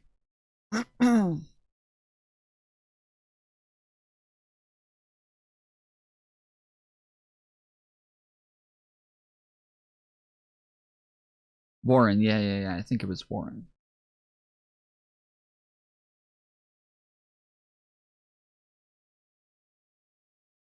Administration that you can track back to Bernie in particular and AOC and even Elizabeth Warren to a certain extent. But obviously that also has its limits. And then you had October 7th. And you had the specter of a Democratic president and vice president, and ultimately the Democratic nominee, wholesale backing a genocide that is occurring in real time in front of all of our eyes. Obviously, a lot of left organizing, understandably, went into opposing that moral abomination. Electorally, that was expressed through the uncommitted movement, which was unsuccessful in being able to force either Biden or then Kamala Harris to change their position, but I think was successful in terms of exposing the hypocrisy and the deceit and the moral cowardice of the Democratic Party establishment. And that, along with horror at the ICE raids, horror at the Iran war, a sense of increasing precarity among white working class people who also see AI coming from their jobs, I think has created an electoral opening the likes of which we have never seen before in our lifetime for the left. And Zohran Mamdani is like proof of that. And of course, that is owed to all sorts of factors that created a ripe environment, incredible DSA organizing here, his own, just like he's a very talented and charismatic person. But I do think he's a test case for the type of politics that are possible now. So that's my sort of, broad summary of from there to here. And, I think some of the strategies that have been employed. There's not a single sentence in that I would disagree with. That's amazing. Let me follow through on one point and deepen it. I think, first of all, it is not surprising that people in the first wave of the Bernie moment were feeling their way through as to what might be the right strategy, what might be at the moment the right tactics, how to win. Because we came out of 40 years of utter desolation and absolute defeat, dejection, and confusion. And out of nowhere, Sanders comes, and he comes at a moment when there's no organizational base, there's no political culture, the media is corrupt as hell, and what passes as left-wing of the Democratic Party is a kind of neoliberal identity politics, right? So it's not surprising that we're having to fight our way out of this morass. But an absolute key, what Crystal brought up, absolutely key to this is, one of, I think, the signs of confusion has been you can fight for what you want to see, which is the kind of populist wave and the fighting for people's basic economic needs and their security, or you can try to win. And Biden's the guy who can win, even though we love Bernie. And what Mamdani has shown, and part of our maturation now is seeing, actually, if you want to beat the Republicans, Bernie is the way to win. It's not that Bernie is aspirational and moral but impractical. It's that if you want to actually bring 50% of the electorate that doesn't vote back out, if you want to win over the working class that's been de-aligned from the Democratic Party and going over the Republicans, if you want to win over the Latino vote and the working class black vote, Sanders' program is the way to go.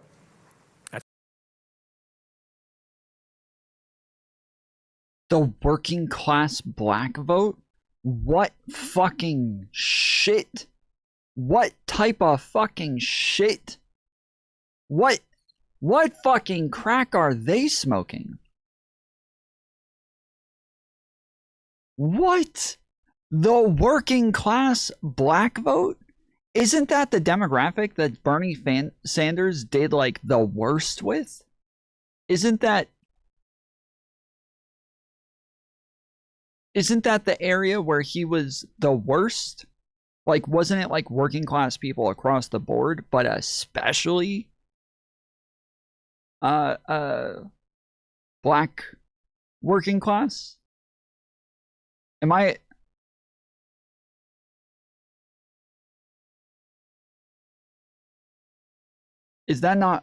crazy?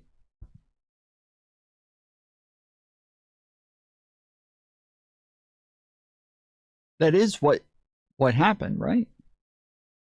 Okay, Google. What demographics did Bernie Sanders do the worst with? Sorry, I don't understand. Interesting. I think the huge implication of Mamdani's win is that he shows, since he came out of nowhere, and he was exactly the person who could not win, and he stuck to his guns, and he continued to pound the streets and go door to door, deliver his message. I think at this moment, in this opportunity, that Crystal is 100% right, it's the best we ever had.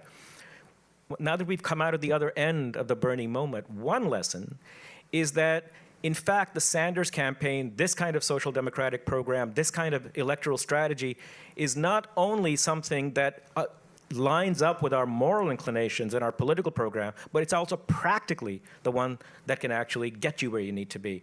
And my feeling is that this and the fact that we are finally coming out of the woke brain virus on the left gives the left an actual chance to win and to extricate the notion of progressive politics away from the grip of the black, brown, and white elites who have captured it.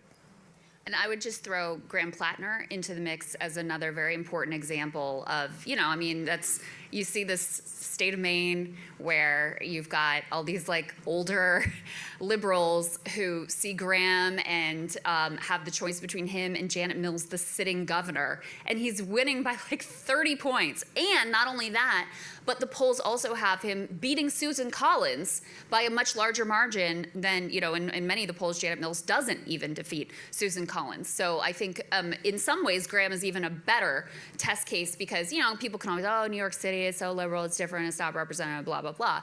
Maine is harder to explain away, I would say. Yeah. We were talking backstage who's going to be good cop and who's going to be bad cop. And Vivek's like, I'm Did Graham Plattner win? Is that race already done with? always the bad cop. And he comes out here like tripping over Daisy. Or at least the Democrat primary. And throwing out rainbows out of the palms of his hands. The fact is, I've been totally, the last 18 months, I've been Mr. Pollyanna. The 18 months before that, I was like, let's dig a hole, jump in it, and not come back out again. But first, so I'll offer some more critical thoughts. But first, I need to one-up you. I agreed with every syllable, Crystal. Every syllable. It was magisterial. Right, it was magisterial.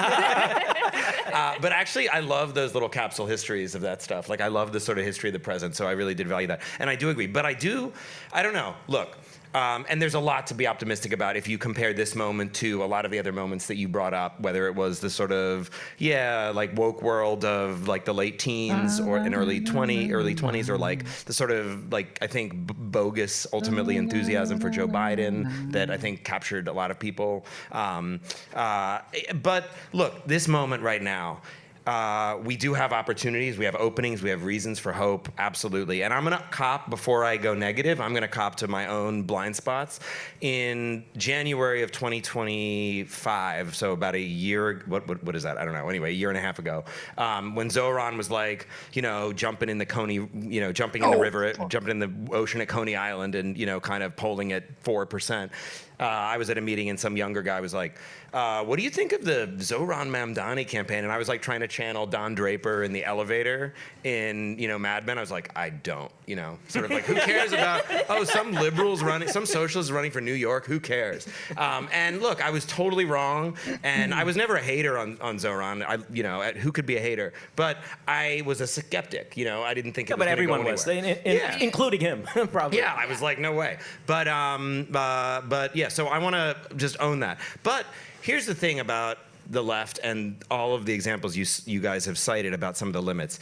Look, like the reality, the elephant in the room here that we always come back to is this class D alignment problem and this issue that in the same period that we talk about, the same history, the sort of inspiring and, alternately inspiring and confronting Bernie Sanders era, underneath all of the sort of the action of the waves at the top of the ocean, there's an undertow.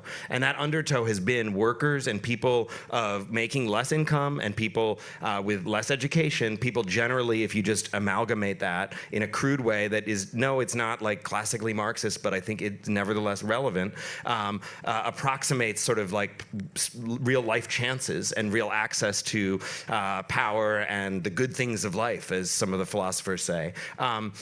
People at the top end of that spectrum have been moving Democrat and people at the bottom end have been moving Republican, and nothing that we've said or done, or Bernie even, who no one loves more than me, has changed that. And that's a reality that I still think we need to reckon with. And I think the left in some ways needs to reckon with it harder even than the Democrats. Because the Democrats can get by winning with their sort of remade coalition, with their college educated and with, various sort of, smaller minority groups or whatever. That's the sort of the Kamala coalition didn't win, but the Biden coalition did win. And it's only, the margins are pretty small. Also, the Democrats don't have an ambitious program to do anything. They want to win power every other election, more or less, and, stave off, the fascists at the gates, half the time, so not bad. They only want to win every other election, guys. That's all. If we just elect Bernie Sanders, he would win he would have won every single election. Every single one. Democrats, they know this, but they only want to win every other election, so that's why they don't allow Bernie Sanders in. Fucked up, man.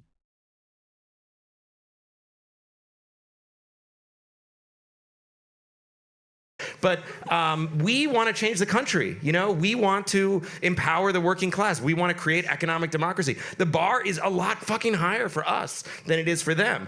And that means we need to win in places that are utterly unlike New York City. I know you guys agree with this, but still, we need to win in places that look nothing like this room and places that have politics that are nothing like this room. And to me, when I take a hard look at the last 8 years, I'm not sure we've advanced that ball that much. And so that's a sort of a provocation of the panel, but I think that is our challenge. So here's what I would say, a few things. I mean, you're obviously correct, right? You can't have a working class centered politics and be like, well, we'll worry about this working class people being in the coalition later.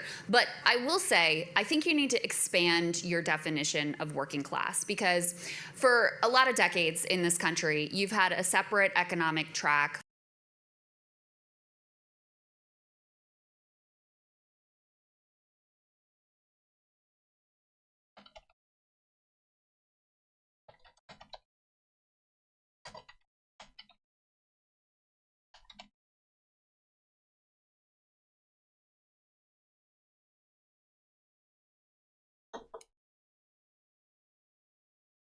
Bernie Sanders struggled to win over the broader black electorate in both 2016 and 2020, particularly among older and southern black voters, losing to opponents like Joe Biden by wide margins. While he saw stronger support among younger black voters, he failed to gain majority support within the working class black demographic overall, despite his economic platform. Okay, just wanted to make sure. Wanted to make sure I wasn't fucking crazy there. For blue collar and service I don't even know who that guy. I don't know who any of the people on this panel are except for Crystal Ball. sector workers versus college, so basically non-college versus college educated workers. That is still the case, but the gap is narrowing. And the same squeeze that came for blue collar and service sector workers is now coming from white collar workers as well. And I think that is part, it's not the whole story, I think that is part of why you see an increasing radicalization, or I'd call it like deprogramming, of college educated, what were formerly liberals, and now basically share an ideology with the DSA much more than they share with Democratic elites.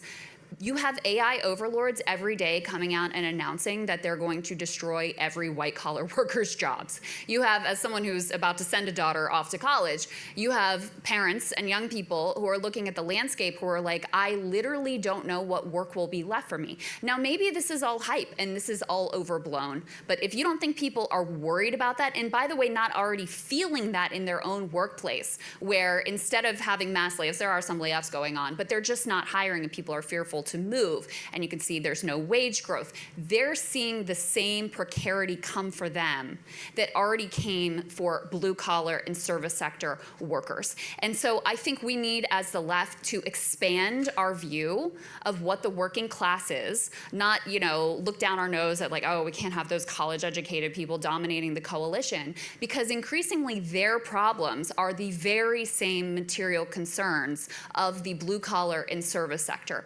The other thing that I'll say is that I do think the ground is more fertile to win over some of that more traditional working class than it has been before. Right now, if you look at most polls, I don't even understand that. Like, we need to broaden what is the working class. Like, if you just start including college educated people in the working class, they'll start to vote for the more progressive people because you included their names in the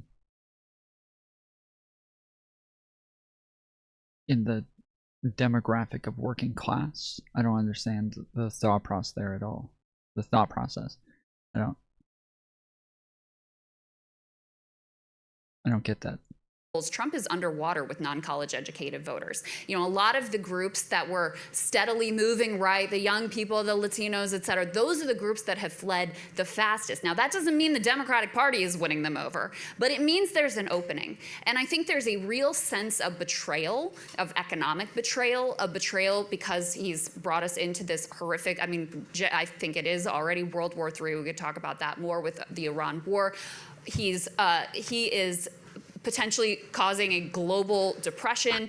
Gas prices are up. Inflation is almost definitely going to spike. And then you also have a sort of, a real betrayal that won't show up in the polls as a top issue for people, but the cover-up of the Epstein files just totally blew this guy's cover as some, paragon of the anti-establishment. I'm going to come in and run this place for you all. He has been proven to be a tool of oligarchic elites who want to eliminate every single white-collar job and as many other jobs as they possibly can and make human beings irrelevant.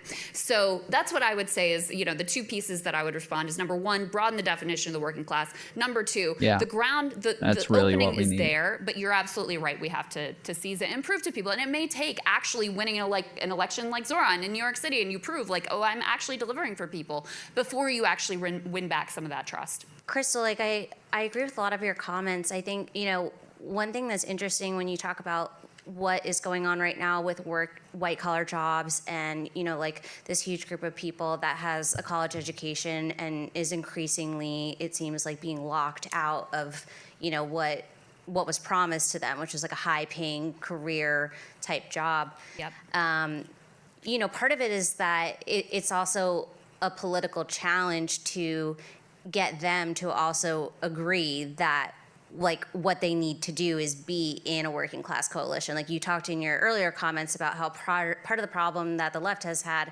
has been, that it's often adopted these very unpopular positions on identity politics. And I think that group, there's still a lot of adherence to that kind of politics. And I think, one of the things that Zoran's campaign can potentially prove is that actually there's another way to form this coalition, but the left has to actually choose to integrate it into its strategy. And I think that is still a bit of an unknown if they're actually going to go down that road. Yeah. One other thing I'll say to that is you and I, Matt, have talked a lot about the Virginia versus the Nevada model. Yeah, that's a 2017 banger. Yeah. And with the idea being the Democratic coalition in Virginia is this very Northern Virginia, suburban, upscale, college educated, mostly, more white, although there's also significant black population that goes into that. And Nevada is more multiracial working class based. In Nevada, they tended to focus more on material concerns. Virginia tended to focus more on let's pass a resolution about the, Which working class definition are you using when you say more of the working class base? or whatever. And, it's been very interesting in Virginia where I live. Abigail Spanberger was elected governor. She is terrible in a lot of ways. She's former CIA. She came out after Trump won, and her analysis, won the second time, her analysis was the left is the reason why Trump's back in office. Ran as a centrist. I was watching all these ads about she as a national security Democrat, blah, blah, blah. She was the poster child of this Virginia. You couldn't find a more on the nose. But since she's gotten in office, she hasn't been half bad. There has not been all this virtue signaling. Her first thing to do was to roll back an executive order that demanded that local law enforcement work with ICE. That was her first order of business. They've passed, I'm not saying it's revolutionary stuff, but she's focused on, I'm gonna go after pharmacy benefit managers and cut healthcare costs in whatever way I can. I'm gonna lift the minimum wage. I'm gonna expand labor rights in the state. And this is a lady who is diametrically opposed to that type of politics. And it's not because she's changed, it's because this is a upper class professional white lady who is living in a ecosystem of similar type of people who have really shifted in terms of the way they view of their political priorities, and that is who she's fundamentally delivering for. So I have found that really very interesting, the way that she has chosen to govern since she's gotten office, which is very different from how Virginia Democrats have governed in the past. Yeah, I mean, look, I actually take all your points really, they're helpful because I don't want to, tie myself to the mast of some kind of, 20th century class politics where every worker has to have a hard hat, yada, yada, yada, all the stuff that people always say to sort of caricature anyone who says, hey, we should care about the 60% of the electorate that is not college educated still. I understand that even that group is much more diverse than the sort of stereotyped images you'd have. And I agree that there are. Wasn't it? Is it 60% now? I thought it was. I mean, maybe he's saying that's what it was back then, but. Are openings in the sort of white collar workforce, and you don't want to we're not. It's not 1995 or 1983 where like every white collar sort of centrist white collar worker is then also going to support DLC style austerity and kind of Clintonian triangulation. Like I think a lot of them are on board for some measure of progressive policy, yada yada. And you've seen this with a lot of. I mean, I think Spanberg is like in some way the most vivid example. You see it with other kind of Democratic figures who I'm even more sympathetic to. But people like Chris Murphy, in Connecticut, or John Ossoff in Georgia, who are like prototypical suburbanite kind of white collar, like elite educated, kind of like well-dressed white guys. But they're making hardcore populist cases, at least in YouTube clips about the Epstein class and about this is the wealthiest cabinet in history and yada yada yada. And like there does seem to be some like they know that their base is this white collar, professional electorate, and they're still making sort of populist sounding arguments. And I do think that's positive. I think there are limits to it too. I think there are still huge limits to how, for one, how this populism expresses itself as a sort of rather than an independent sort of attack on the bipartisan millionaire class, it becomes sort of shoehorned into a really specific partisan attack on Trump and, the Republican billionaires, where it's, sort of to the average voter who's not deeply partisan, to the sort of independent working class voter who, a lot of whom are very gettable. That kind of rhetoric, I think, has limits when it ends up just coming back to those are the bad guys, when that worker knows that there are a lot of Democratic millionaires and billionaires out there, and even if a lot of them suddenly like became right wing on inauguration day, they're going to go back and become Democrats again in the next election. I don't actually agree that's the rhetoric, though. I mean, you mentioned the Epstein class rhetoric, and the Epstein class, we all know, is cross-partisan. And what I hear from people is like, listen, if Bill Clinton's in there, let Bill Clinton be in there. If Bill Gates is in there, all right, we need to deal with that. And I do think that this is another kind of opening. As a leftist, have a certain view of the way power works in the world and the way elites dominate, etc. I was not prepared for just how like direct and brazen that exercising of power really was, as was exposed in the Epstein files. And what you see there is some incredible billionaire elite class solidarity. So I think anyone who's looking at that, and this is part of the opening, not just for like college educated or whatever, but for the entire country and anyone who would be open to, joining this type of coalition. It's very hard to read those files and be like, who are you to decide who is or is not in a coalition? What are you talking about? That's why the problem is trans people, or that's why the problem is immigrants. It's like, no, we can see the billionaire class right in front of our eyes. We can see the Epstein class and the way that they operate. And so I don't agree that it's been, of course there is some of that just like partisan, oh, it's just Trump, it's just the Trump billionaires. But I truly believe that there's been more of an awareness of class consciousness and that it is an area that needs to be further developed. But the other thing, we were talking about backstage, Vivek, and maybe you can expand on this, is the other important development here that I think has been really noteworthy is the growth of the I've Had It podcast and Jennifer Welch and how much of a star that she's been, because her audience is these like white college educated liberal ladies. And here she is on there like, Cory Booker, why will you not say that Benjamin Netanyahu is a war criminal? Why will you not pledge to not take any AIPAC funds? Holding their feet to the fire. I was at a No Kings protest the other day in my little conservative town, and there were anti-AIPAC signs there. Never in my life. I mean, my town votes 65% for Donald Trump, and it's small. Never in my life would I have thought that I would even be able to have a conversation in this town with someone about AIPAC,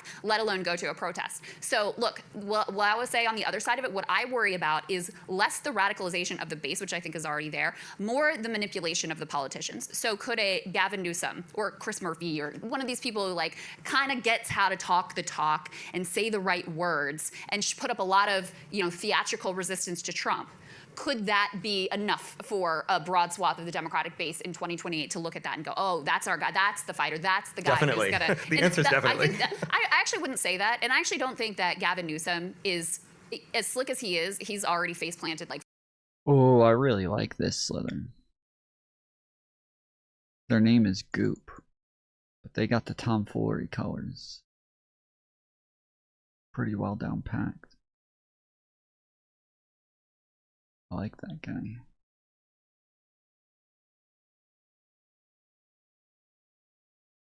5 different times, it becomes very difficult when you're being asked direct questions about AIPAC, about genocide, about he's opposing this wealth tax in California. It becomes very difficult to weasel your way out of it, and he hasn't been able to successfully do it. But that is, to me, that is the danger, is that you have some figure who can sort of like check some boxes enough that they can kind of sneak a status quo agenda through while using some more leftist language. Yeah, Crystal, I think what your comments kind of get at is that a lot of times, the left's wins don't necessarily come in the exact form we think they're going to, right? Sometimes we're influencing sort of like the overall landscape and the direction of things. So, Vivek, why don't I start with you for this one? Well, and I do think, I've said for the longest time that like my prescription to progressives, when I've like had conversations with them and they're like, oh, like you're always telling us we're doing the wrong thing, but like what is the right thing? Like what is the thing we're supposed to be doing? Is it stop running for fucking president? Like you can still run for president, but stop acting like you're gonna win. Like stop acting like everything is every time you lose something you're being cheated. You guys don't have representation throughout all of politics, and then you're acting like everybody agrees with you. Go for the smaller bases.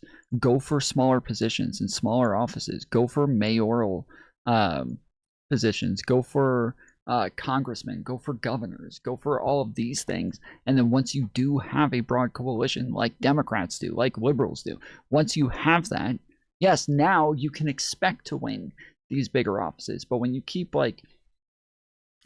just going after the biggest office over and over like libertarians do, where they don't have anybody in any fucking office all over the country, but then they keep acting like they're going to win presidency, or they keep running and spending a lot of money on these campaigns, this is going to benefit them at all. Like it doesn't. All it does is it creates like broad swaths of voters who are super spread out that does absolutely nothing. But once you like build those coalitions, you now have to like turn it into something local for everybody else to vote on, and then you have to turn that into results so that those people actually think that you're somebody worth voting for in the future, or your party is something worth investing in the future. And this is just the most obvious fucking game plan that for some reason third party people and like outsiders, they just don't recognize. And I don't know why. Like, I don't know why that's so hard. Like, obviously, you have to build these coalitions at the local base. Like, that is just the most obvious fucking shit. And so, Mom Donnie is like, this is where it starts. All right, cool. You finally, you went after a mayoral position in a very big city where if there was a mayoral position to win, that would be it. So, that's, this is a good start, but now you need 10 more of those. Now you need 20 more. Now you need 30 more. Like you're just at the beginning stages of where normal parties would be like, oh, okay, now we're actually building something to where we could possibly win president in the future. But instead, they just kept running for fucking president over and over, and then getting mad and being like, what? How is it possible that the people with absolutely no politicians throughout all of politics is losing this? What? How is it possible? How would it be possible for you to fucking win? What do you mean? Oh, bro. Shit! Fuck! I was just about to go on a very long rant about how fucking amazing I am. All right. Do you think that the left's, strategy, in particular its electoral strategy, has helped advance left politics, in this kind of roughly 10-year time frame we're talking about? It kind of depends on what we call the left. So, pick your poison, I guess. Right now, at this moment, the left is basically the Democratic Party, and a few organizations that orbit around it. And then there's something like the DSA, which where the DSA is doing important work, it's mostly still orbiting around the Democratic Party. So the question is, I'll link this up to what Matt and Crystal were talking about. What do you mean it's mostly still orbiting around the Democratic Party? It's a two-party fucking system. You don't have any choice. You don't have any choice. Now they're like, yeah, now you're going to start sounding like libertarians again, where they run in their own party instead of running within the Republican Party. That is what I tell libertarians all the time as well. I'm like, guys, you have to run within the Republican Party, win within the Republican Party. Then once you're able to like win, now you have people run as an incumbent within the Libertarian Party. Like that's how you like create new parties, is you run as a Republican, you win, and then now that you win whatever position, let's say mayor, governor, whatever, now that person runs as an incumbent the second time on the Libertarian ticket. Now everybody voting for them on the Libertarian ticket, because they're an incumbent, they're more likely to win, and because they're more likely to win, and they'll win as a Libertarian, now these people are voting within the Libertarian Party. They're part of the Libertarian Party because that's who they're voting for.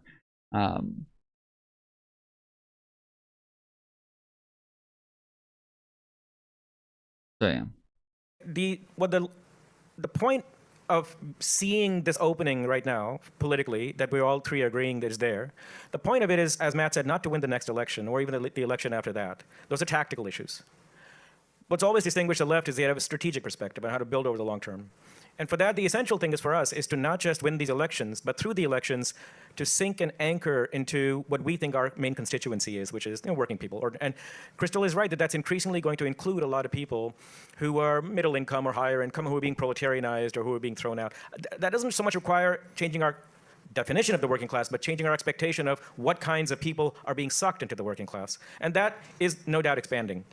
Now, I will say this, that even if this apocalypse, AI apocalypse we're not having, just from what we know about the history of electoral politics on the left, there was no universe in which you were going to advance a social democratic or socialist agenda just based on blue-collar workers. It was never going to happen. Or even on the working class defined in an expansive fashion. You were always going to have to draw in sections of even the middle class, of the managerial class, of professionals. Nowhere have social democratic parties ever won purely based on the working class vote, much less the blue-collar vote. But, and this you can't lose it all either. Well, yeah, and this is where, so maybe I disagree a bit with Crystal on this. It comes down to a question of who sets the agenda. And it is, in fact, true that while college-educated people are being drawn into the rank of the working class, they have much more, let's just say, varied agendas than do what we would call just ordinary working people. They don't have to be blue collar, but working people in the service sector, working people who are maybe in the slightly more elevated positions within the labor force. It is, in fact, the case that if the college-educated working class hegemonizes and sets the... Just call it the working class sector and beyond. That's how you do it. That's how you do it. Agenda, it's not going to draw in the people who you see as your long-term target for being the anchor and being the constituency of what you're trying to do. This does not mean that you exclude the college-educated people, but it does mean that you have to set a priority as to who sets the core of your agenda, which is the economic issues and which is the issues around bread and butter, around basic services, around healthcare, et cetera, and then which people you try to draw into that agenda. Now, the problem here is this, that I think one of the lessons of the Sanders experience has been, even if you draw up that agenda, and that's what Sanders was, and it did bring in the college-educated left, especially the younger ones. Why? Because the older ones of the college-educated sections of the country have health care, they have retirement, they have pensions. The younger ones face precarity for their entire lives, even if they can get jobs. And so something like a decommodified, service-based agenda like Sanders has appeals to them because they need health care, they need transportation, they need housing, which they will never be able to afford even if they have jobs. But the lesson was this. Bernie thought if he just puts out the agenda, all those workers who have given up on the system, who have dropped out, not just de-aligned from the Democratic Party in terms of going to the Republicans, but who've just given up, that they'll be inspired and they'll come back in. And that didn't happen. I don't know why the fuck this guy's saying, like, even if they can get jobs. Like, where the fuck are college-educated people not able to get jobs? What the fuck is he talking about? Like, that is such a, like, a nothing burger section of the population. Didn't happen. Only in patches, only in small eddies here and there. How can you make that happen? That's the flip side now, the other side of this opening. You have to use the elections as a tool to do the actual organizing and to build organizations where the working class lives, where it works and where it lives. You cannot be an organization that shows up every 4 years and says, knocks on the door and says, hey, will you vote for this guy? Look at the agenda. Yeah. Because most people think, it's not going to do anything. They're so Yeah. dejected. So, Yeah. to my mind, the point of this opening is a part of it should be a tactical discussion. Gavin Newsom, Ro Khanna, what do we do? But what distinguishes us, what sets us apart from the liberal left or from the Democratic Party is, as these guys said, the Democrats are happy just to win the election. They don't care about class. They don't care about constituencies. They're in a numbers game. And whoever gives them the votes, they're happy with that. But one of the things that you do as a socialist, as a social democrat, is you have an analysis of who is the long-term constituency and the long-term agent for what your political program is. And that is still going to be the working class, traditionally defined, which has then in its outer orbit members of what we call the professional class, the managerial class. They're going to have to be in there. You can't win without them. But A, you can't let them set the agenda, I think. B, you have to step out of the electoral arena. Until you start doing actual organizing, and not just canvassing, or I think there's this term called deep canvassing. I'm not sure what that is. But you have to actually do what the CP was doing in the 30s, what the labor parties were doing in Europe, what the social democratic parties were doing, is that you don't just go out to them and ask for their vote. You bring them in and you make them the lifeblood of your party, and you live with them and you work with them and you fight with them. At that point, you can start setting the agenda in a long-term perspective as well. Right now, we're just in the very, very beginning stages of this. We're the first left in the history of the left that has to be convinced to fight on economic issues. That's how fucked we are. How is Hassan supposedly a working class champion? Have you asked trade workers if they like it? Have you not heard the stories about Hassan going to the gym and the Latino janitors coming up to him and being like, hey Hassan, I love your content. Bernie Sanders, yeah, Sanders. I vote Sanders, let's go. Bernie, bro. I'm Bernie Essay. Have you guys not heard this fucking story from Hassan? Oh, see, I brought out the bad cop. There he is. I think I might have brought him out, actually. Well, here's one thing I wanted to add to the conversation, which I think adds on to what you're saying there, Vivek. There's a new book that just came out by Noam Schreiber. I'm gonna screw up the title, but it's something like The Rise and Revolt of the College Educated, something like that. And he talked. I was that Latino janitor.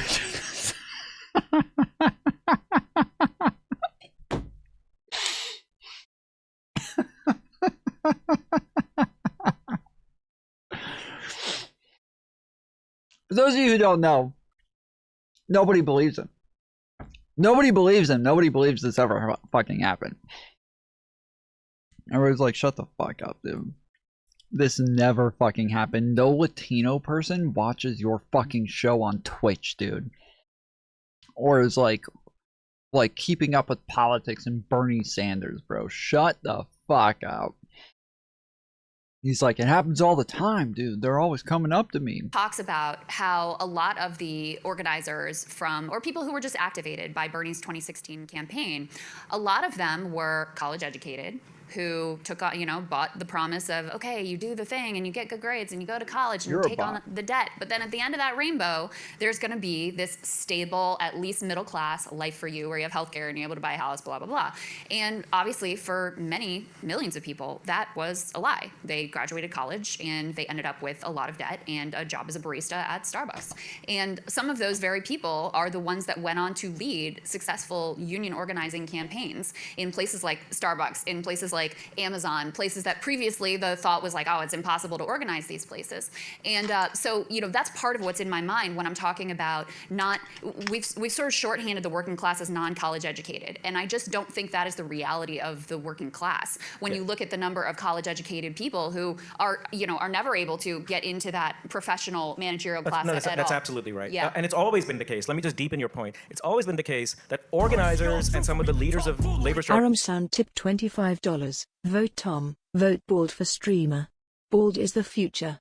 Bald is now. Bald baldy bald bald baldy bald bald bald baldy bald bald a bald. Don't forget to cast your vote for Bald Man Tom. He's bald. I'm not bald. Wearing a hat.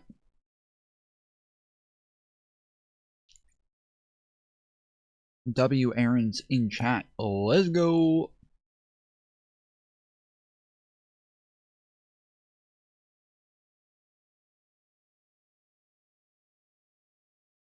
Thank you, Aaron, with the M sound.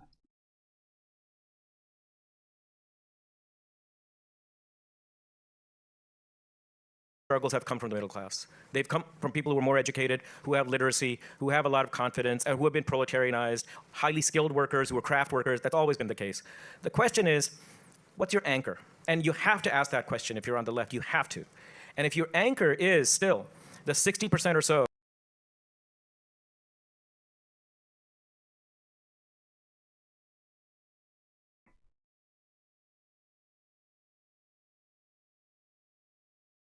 I challenge you to a rap battle.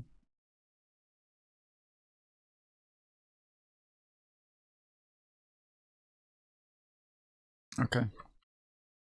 When?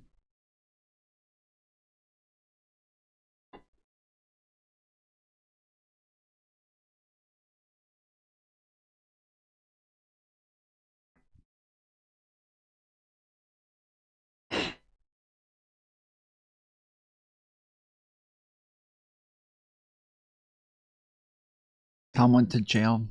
Man has bars. Well, when you're behind them for so long.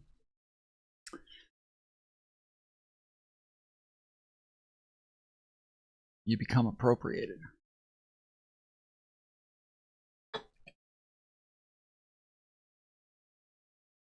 Anytime, any place. Well, I mean, are you going to make a song and record it and then publish it, or are you gonna do we have to freestyle? Or what are the rules here? What kind of fucking there's there's a lot of different types of rap battles. Are we both going on stage at 8 Mile and calling each other out, or no? Well, come on right now. You can't. It doesn't work because I don't have a way to set up audio.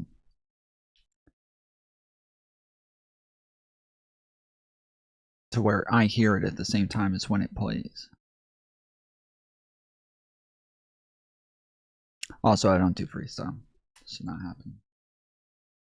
I can barely remember words 90% of the time as I'm just trying to talk. How the fuck am I supposed to freestyle with words that are rhyming the whole time? I have to sit here every other word going, what is the word? I can't even think of the words to describe the word that I'm trying to think of. What the fuck? No shot. of the labor force, that's what we would call working class. People who work for a wage, whether it's blue collar or not. Yeah.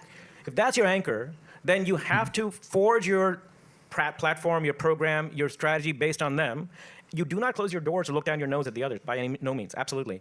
But you also can't live in the fantasy that if these people are being pushed down into the ranks of the workers, we don't make a distinction between them and the workers. Because it's not just in the US, it's also everywhere else. The more professionalized sections of the working class have tended to play a more conservative role and a more, let's just say, hesitant role. Because just remember, the Bernie Sanders program can't be our horizon. Yeah. That's just the start of trying to humanize this world. And while many sections of that part of the labor force will be drawn to the Sanders program, if you want to go further, you have to look for the people who have an interest in going further than that. I think that's a very important point, and one I wanted to raise, which is that, number one, I think part of how you view this question we're grappling with is how you do think, what you do think is going to happen with AI. I'm a bit of an AI doomer. I think when they say they're coming for everybody's jobs, I think they mean it. I think they would desperately like to make human labor as irrelevant as possible, and that opens up, obviously, the dystopian futures that we cannot even contemplate plate at this point. However, you also, again, have an opening here because you've got Sam Altman and Mark Zuckerberg and all of these just like cartoonish villain characters running around saying, we're going to rip up the social contract. We are going to destroy the social contract and we're going to rewrite a new one. And as a left, we should say, okay, bet. Let's do that. Because does anyone really think, to your point, Vivek, that at this point, given where we are, given the existential threats, I think of AI, of the climate crisis, of World War III, potential nuclear conflict, given where we are with these existential challenges, does anyone think that Medicare for all is going to cut it? I mean, we have to. It's great that we've moved a lot of the population. I think even a majority of Republicans now support Medicare for all. That's awesome. We have to continue to push that horizon, to your point, Vivek, and continue to be at the vanguard of making politicians uncomfortable, because the world is coming at us really quickly. And, I think there's a true existential question on the table. There is true sort of decimation in our future. The only reason they keep workers around at all is because, we have to do the labor. And so that to me is the piece that really needs to be dug into and dealt with more seriously on the left. One thing I wonder looking. The only reason they keep workers around at all is because we have to do the labor.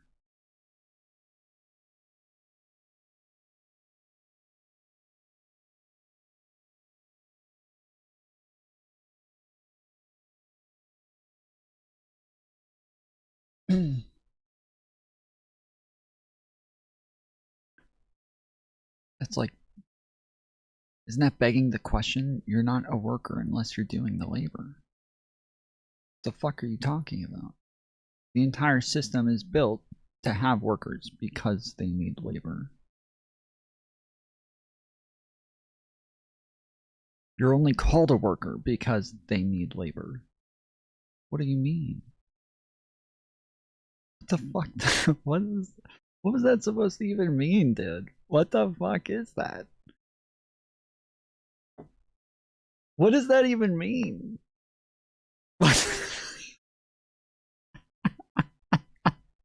What is that supposed to mean, bro?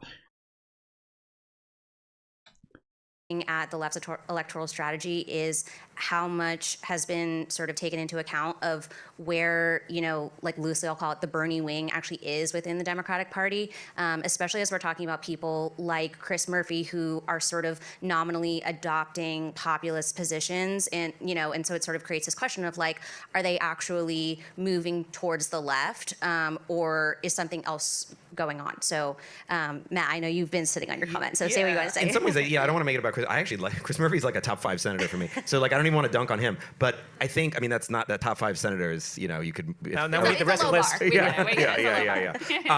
But I think just zooming out, thinking about Vivek's invocation to take the strategic. So what does left electoral politics? Because you're pointing towards the burden of your point is like outside the bounds of what I know about in terms of we got to talk about what Ben Fon was talking about on your podcast. We got to organize Amazon. Like that's like sort of non-negotiable as part of any kind of meaningful left project, et cetera. So, but in the electoral realm, what would like a successful, strategically successful left electoral project look like over the next like 10, 20 years? What is any within the American constitutional system, with its checks and balances and with its, federalized power, it requires enormous majorities. Like there's just no way around it. And the only small example we have is the New Deal, which was inadequate and yet still better than anything we've seen in our lifetime. And it depended on massive majorities. It depended on exactly what you said. It depended on two things, Matt. Massive majorities, but keep in mind one thing. What allowed the New Deal to persist over 50 years wasn't just, why did they have such large Democratic majority? But secondly, you got to keep in mind, the Democratic Party was actually two parties in those decades. There was the South and there was the North. And the Northern Democrats could not have sustained the New Deal without the help of Northern Republicans from the Eastern Seaboard. And the question is, why did Republicans from the Eastern Seaboard cooperate and from the Midwest? These are the two key regions. Why did they cooperate with the left wing of the Democratic Party? And there's a simple answer. These were the parts of the country that were unionized. These are the parts of the country where the U.S. had 35% union density at its peak nationally. But if you look at the Midwest and the Eastern Seaboard, it was Sweden. You had 70, 73, 78% union density in those parts of the country. So if you were a politician coming out of those parts of the country, you could not ignore the needs of labor. Right. So now you ask the question, what would a successful strategy over a decade or decade and a half? Now my doomer. No, I'm not ignoring the first part of the statement. I'm saying that like that is obviously true. Like the whole thing is just like it just doesn't. It's like saying like the only reason people get in water is because it's wet. Like it seems to be like begging the question.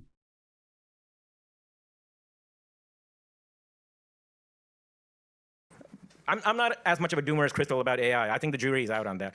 The only reason people bathe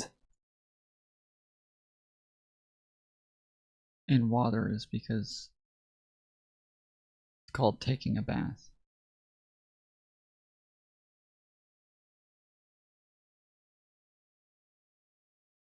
But I am a doomer about this. No electoral strategy that relies on elections can succeed on the left if it doesn't have real organizing within the working class. Well, yeah, no, I mean, I think we would all agree on that, and that's not, we have to believe that that's almost like a predicate, that we have to like assume that and then have our conversation about what a left political strategy should look like. Okay, that's a big. You have to like, okay, first assume, because we haven't seen anything. We are still hemorrhaging union workers. No, but private union density is 6%. Yeah, and dropping. Ben mentioned this on the podcast. They were 120 workers who voted in 120,000 workers who voted in NLRB elections last year. In order to maintain the current level of union density, we need 1 million workers to be doing it. But Vivek, I don't want to talk about unions and organizing because I don't know anything about that. So I want to talk about what I know, what we know. I want to talk about elections. But I completely agree. I think probably we would all agree that. I mean, Crystal can weigh in on this after. Well, but we have to make that part of the discussion here because we're talking about challenges, and if we simply reduce it to electoral challenges, we're missing 80% of the game, because if you don't have that weight, I can tell you right now what's going to happen electorally. I can tell you, I don't care how many elections you win. If there's nothing else on the ground happening, you're going to move to where the power is in your country, and the power resides with capital. There's no way around it. I mean, I think it's the sort of thing where you're going to have to build the plane while it's going down the runway or whatever the thing is that people say while it's taking off or whatever. Because, I mean, the reality is, given the present approach to labor organizing and given what an incredible uphill battle that all is, you just are not going to have a high level of union density without getting someone in power, like a grand planner, who is going to fundamentally change the way it even works to join a union. Right. That's what it will require, and so that is not going to be there. We need chickens and we need eggs, kind of at the same time. Right. That's exactly right. But so I just wanted to take up the electoral side of that challenge, that strategic challenge. So it's like stipulating the labor organizing element, and also recognizing that those are interrelated. But can I make one small point? Because also you wouldn't have been able to have even the CIO doing what it's whatever. We don't need to get into the New Deal history. But I just wanted to say, like, the sort of electoral imperative of that lesson in simplistic terms, but I do think like a lot of sort of, whatever, like Mamdani pilled leftists might not take on fully, is the scale of that challenge, the scale of what it would look like to actually win that 60% in America, that 60% majority. I actually am not sure, as much as I agree with like all the particulars that Crystal said, I'm not sure if like in toto what she's saying about this sort of proletarianized college worker led party is capable of, the Democrats, but sort of a little bit better, a little bit more, anti-AI populist, a little bit, like, hey, Spanberger can be pushed. Let's just work in that direction. I still feel like there's more of. I'm not saying we can't work with the Democrats, because it's like what Frederick Douglass said about the Republican Party and Reconstruction. Like, it's the ship and everything else is the sea. There's no other way. There's no other like practical way to go. We have to work in this scheme. But I don't think we should disillusion ourselves about. I don't think we should like deceive ourselves about what the bearing of that ship right now. Look, it's at the Center for Working Class Politics. We just did a survey of the Rust Belt, right? And a big challenge for our politics is like, why did Sherrod Brown lose, right? He's the most pro-union kind of, even gravelly voiced working class populist. Okay, yes, he went to Yale, but he's the labor Democrat, right? And he, for years and years, he even in the last election, he beat, he ran ahead of Kamala. He's great, but he still lost. And what we found is there's this thing called the Democratic penalty. If you run in the Democratic Party in the Rust Belt, in Ohio, in Wisconsin, in Michigan.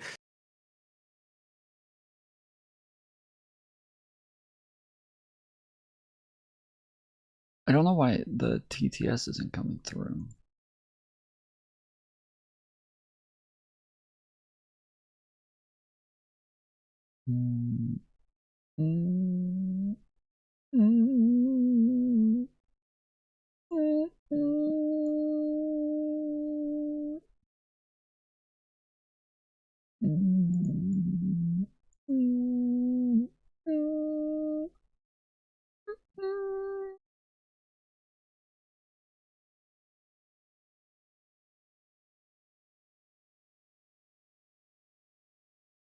Let me see if I can fix it. You're looking at a 10 to 15% deficit just by having the D next to your name. And why is that? Why is that? It's honestly, I'm 75% convinced that it's about class D alignment. It's because the Democratic Party no longer stands for the number one thing that the Democratic Party stood for, from Roosevelt to like John Kerry, which is the party of the little guy, the party of the working class, the party that punches up. And as long as it's a party that is whose agenda is set and whose most visible characters are in this sort of elite professional class, however sort of radical they may be getting on policy, that party is going to pay a penalty with the larger group of the electorate, the much larger group of the working class that right now is very allergic to either outright hostile, but even the group that are like 20% of Trump voters who like support Medicare for all or whatever, who support a jobs guarantee, or like that group is completely allergic. That's the group we need. Like more than anything, we need that group. We need the. Okay, I think I fixed it.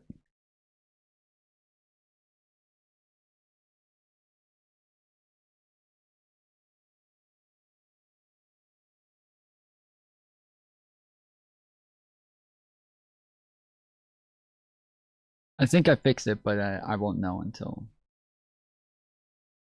it comes back through.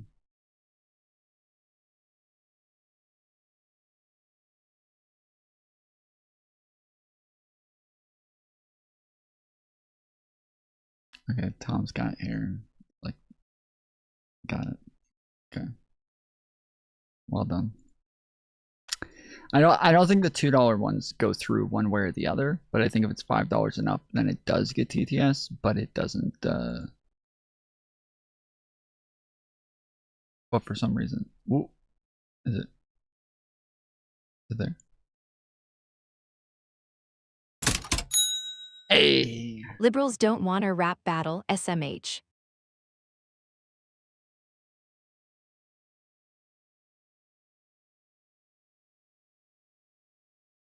That's what it is, dude. That's what it is. Rapping is a low working class sort of thing to do. Us coastal elites, we don't do that shit, dude. The independent voters, the working class independent voters, those voters are all right now. I can't see them getting behind a party of Spanberger, even a party of Spanberger plus Medicare for all. I just can't see it. Well, and I'm, to be clear, not arguing for no. a party of Abigail I know. Spanberger. To be totally clear. I know, you have cred on that. Yeah. No, but I mean, look, I think, well, first of all, I think Sherry Brown is probably going to win this time. So there's, something to be said about that and the way that the politics have shifted. I mean, I think you also have to grapple with the fact it's not like the Republicans are led by a bunch of like non-college educated blue collar. You've got a literal billionaire and a cabal of oligarchs, including the richest man on the fucking planet, who won this election. So I don't think that necessarily whether they're college educated and what college they went to and all. I don't think that's the problem. The problem is the Democrats suck. Like the problem is they don't stand for anything, right? They won't fight for anything. You've got, again, to use the Gavin. Wait, are they advocating for people who are non-college educated to be politicians? Are they saying that they need to start electing people who are not college educated? Did I miss that?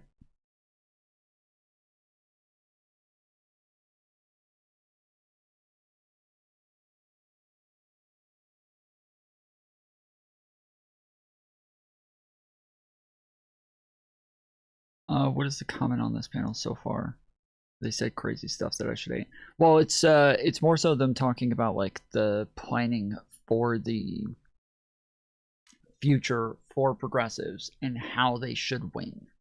So they're talking about like what it is that they need to do moving forward to strategize. This is obviously the conversation that Democrats have been having constantly, and a conversation that Republicans have been having recently constantly, and now the progressives are having this conversation constantly.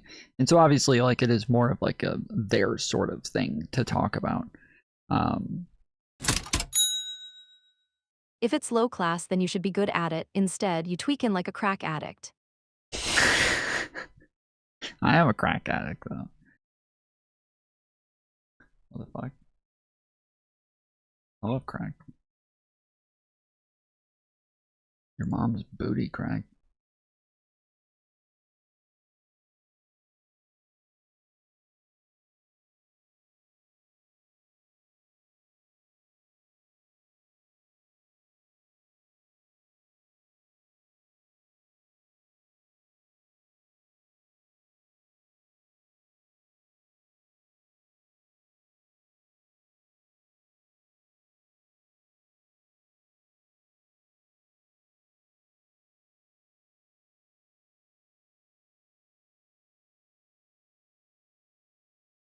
Newsom example, like he gets up there because he realizes, okay, the donors want me to say this on Israel, but the base wants me to say that. I guess I'll say this thing about apartheid. 5 seconds later, he said, no, I didn't mean that. I didn't mean that. Sorry. You know, there's nothing, no principle they won't abandon. There's nothing they're willing to stand and fight for. And so, yeah, understandably, people look at that and are like, this sucks. No to all of this. And you've also had, of course, this level of like condescension towards a lot of the public that has come across where people feel like, yeah, if you're like going to condescend towards me, screw you. So what you obviously need is I think, look, unfortunately, I think this is the reality. We see this with Bernie, we see this with Zoran, we see this with other examples.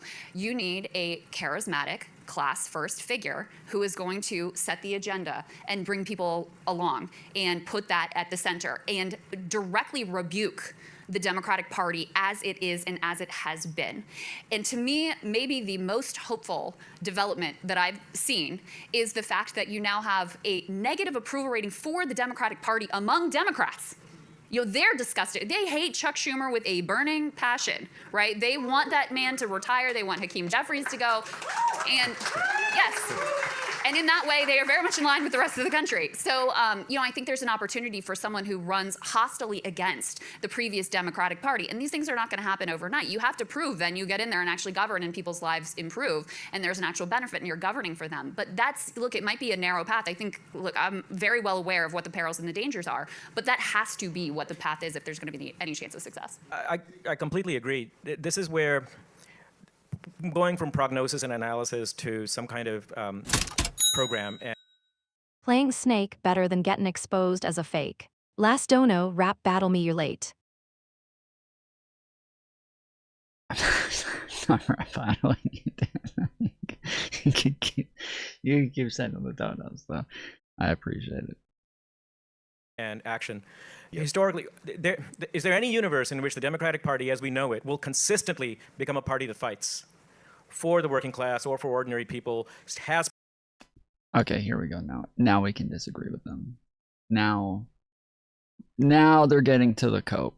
Principle stands by that principles. As it's currently constituted, it's just not on the agenda. So you can ask, well, why it did it before? When did it do it before, and why?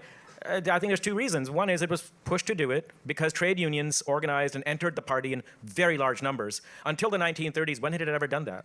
It had never done it, and suddenly it became a party that for 50 years, 70 years, as Matt is saying, it was identified with something. You punch up and you fight with the little guy. Why? Because the little guy organized himself to the point where he civilized the party. And the second thing that might do it is if you have organizations, and I hope we discussed this at some in there today. I think one way in which Matt is 100% right, the Democratic Party is the only game in town. And I think we'll all agree on that for the foreseeable future. But it has to have some force pushing it away from the grips of the billionaires and the wealthy and what's called the groups and all these kind of elites of various kinds. And I only can think of two ways to do that. One is organizing, and you're absolutely right. It's not yet on the agenda, but that's part of what we're hopefully will do on the left, is make that part of what it means to be a socialist or a social democrat. For 100 years, it was first thing you do is you organize workers. You organize them. You don't just bring them in to vote. The second thing is, I think something like a party is needed, something like an organization that doesn't run candidates as a third party, but that gives the working class organizations and political forces a center of gravity and an identity of their own, so they're not just sucked into the Democrats individually, bit by bit, little by little. Mamdani here, somebody else over there, a Plattner over there. They can't survive. They will not survive on their own, because once they get into office, they have to do things, and in order to get anything done, they got to curry favor with everybody else who's on the city council or in the Senate or in Congress, which is agents of capital and of money. So you need to have some kind of ballast, some kind of anchor, which has a class identity, which has a class agenda, and which doesn't just go from election to election, and which gives these candidates a sense that, hey, I got somebody here who'll fight for me, who stands for me, and who gives them a vision, an identity to fight for. I just don't think that's going to happen unless we change our focus from the electoralism to prioritizing who we stand for, who our constituency is, getting them organized, and then giving them social weight inside these parties. I don't want us to be so dissuaded from how forbidding and how difficult it is right now. I don't want us to be so dissuaded and dejected by that we set it aside and say, well, we're having success in elections, let's just make that work. Because it's 100% guaranteed. Electoral victories without this stuff, you're just going to see, you're sucked into nothingness. Yeah, I'm going to just pose one more question to the panel because we're actually coming up on the time mark for the Q&A. This has been such a great discussion. I had like 20 questions. We answered like 2 of them.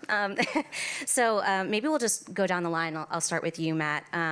What do you think is working about the left's electoral strategy? And then where would you like to see some changes?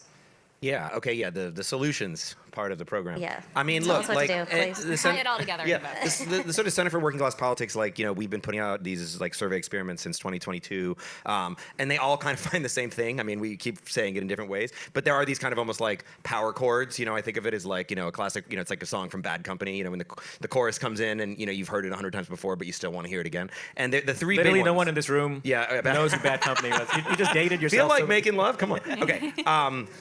They are populist rhetoric, aggressive populist rhetoric. That is not Kamala 2024 rhetoric about this bad corporation, but serious rhetoric that identifies an enemy, a la that Bernie did, that identifies an enemy in the economic elite and sort of uplifts workers in contention with that enemy, makes that the sort of the chief, and to some extent I'll be extreme on this, the primary, if not the solitary axis of real political combat. That's essential. This is time and time again in all of our studies, and you've seen 100,000 real world examples, including I think Zoran's campaign, where that kind of rhetoric is by far the most effective in reaching independent working class voters or working class swing voters, the same sort of de-aligning voters that the left needs to reach.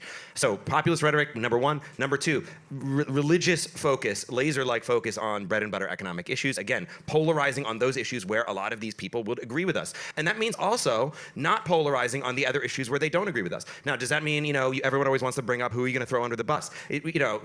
Everyone gets thrown under the bus. This is history. This is read Benjamin. The angel of history is just strapped to that rail car, and it's just crushing right through all of us. So we're all under the bus right now. That's what it looks like to be powerless in a capitalist society. If we're going to try to redirect that engine of history, we need to be hard-headed and strategic about what happens. So it doesn't mean abandoning core commitments to justice and morality, whether it's on foreign policy or whether it's on Israel or whether it's on civil rights. Not at all. But it does mean taking the air out of the bag on a lot of those issues that are not winning issues for the left. And look, it doesn't mean you have to be like some Nate Silver dweeb. It's about, do you want to win working class voters or not? And if you do, you're going to try to win. I think he's standing in the back. Oh, sorry. Hi, Nate. It doesn't have to be a popularist. You just have to be like a winningist. In every successful left-wing electoral coalition, from the antebellum Republican Party of... That's not a popularist. It's not the same thing as yes, Frederick Douglass and Abraham Lincoln, of the New Deal coalition, the Social Democrats in Europe. They all made grubby alliances. They all made all sorts of pacts with groups that were unsavory and that the sort of activist core was uncomfortable with. That was necessary, and that will be necessary today. So populist rhetoric, economic focus, yes, to the exclusion, not to the retreat on anything else, but to bring me on. You're finished. To the focused diffusion of everything else. And then the third thing is more working. No, I keep saying I'm not doing this. So you keep saying yes. We got to keep doing this. Like we never started. We're not doing this. We were never doing this. It's not happening.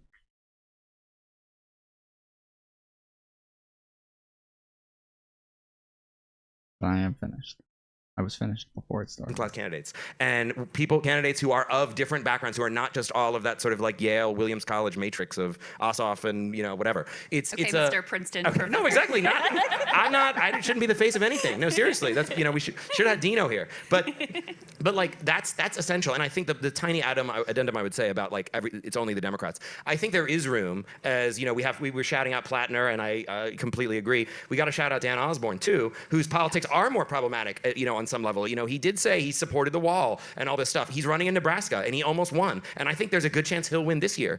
He's running as an independent. And I think there's room actually for tactical independence because they don't have to pay the Democratic penalty, or they might not have to pay it quite as high as the rest of the Democrats do. But why is that? It's because is it because Dan Osborne is a political genius? No, he's like he's a union mechanic. He who just sort of a plain spoken ordinary guy. But he's not identified with the powers that be in the sort of that exist under that light blue, soft D, and I think that is essential too. So, okay, those are my prescriptions. Love them or hate them. I'm glad you brought up Dan Osborne because I kept meaning to bring him up. I think that's a very important in states that are red, like Indiana is. I mean, it's just like you're not going to win as a Democrat at this point in time, and so I think that's a very smart strategy to be deployed in certain places. I mean, so a couple things on the electoral front.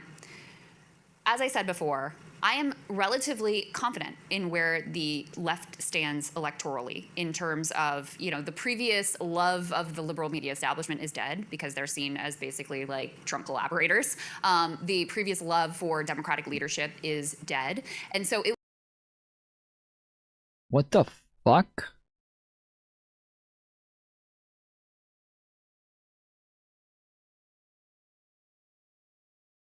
The liberal media is dead because they're seen as Trump collaborators? It really is, like, it's always fucking amazing to me to, like, listen to MAGA on one side of, like, the extreme delusions of, like, saying one thing that's super far, you know, down the spectrum and completely untrue, to then get the opposite side from these people that's super far down the spectrum and completely untrue. It's always amazing to me that, like, people can all have the same, like, framework that exists there, and then they all look at it and come to just completely opposite conclusions. Blows my fucking mind. It will be much harder to rat fuck a left candidate this time around than it was in the past. I mean, and that's huge, right? Doesn't mean it's not gonna, you know, not possible. Doesn't mean it's a guarantee, etc. It's so true. We don't talk about Iowa enough, like what happened there with Bernie. But oh my God, yes. Don't, please, I can't go there right now. I had such high hopes. Anyway, so, you know, I actually am quite hopeful on the electoral front. I actually think what the left really needs is more deep thinking about what the program and the agenda is. Because I've mentioned AI a bunch of times because I'm thinking a lot about it. I do think that that is an incredible peril and also incredible opportunity. I think Choy Chakrabarti and others have been doing, you know, important work thinking through what that could look like. Can, you know, take a look at automated luxury communism from some ideas of like a, you know, direction to go in, or I mean, it ultimately has to come down to like who owns this technology. That seems pretty clear. But anyway, there needs to be a lot of thinking about that, about how that program is sold to the public. There needs to be a lot of more organizing in opposition to these data centers, which is a new burgeoning cross-partisan opportunity for organizing across the country. The opposition to these things is skyrocketing. In my little rural community, they're trying to build 2 of these things, and it's brought all sorts of people together. So on that front, you know, I think Trump is kind of low-key destroying the American empire right now. And so there needs to be a lot of thought about, okay, well, what does a left foreign policy look like? How do we want the U.S. to operate in the world, engage with China, engage with other, you know, former, like, adversarial countries or countries that are framed as adversarial? How do we want to create this new world order that is like basically being born as we speak? And I think that's, you know, an important part of this. Obviously, along with the AI conversation, you have to talk about universal basic services, universal basic income, potentially. Like, all of that needs to be really thought through and fleshed out.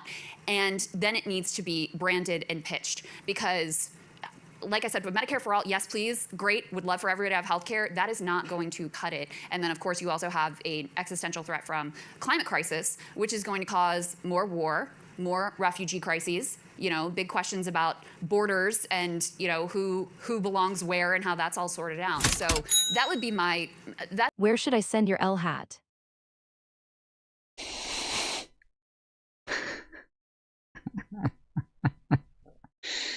That's really good.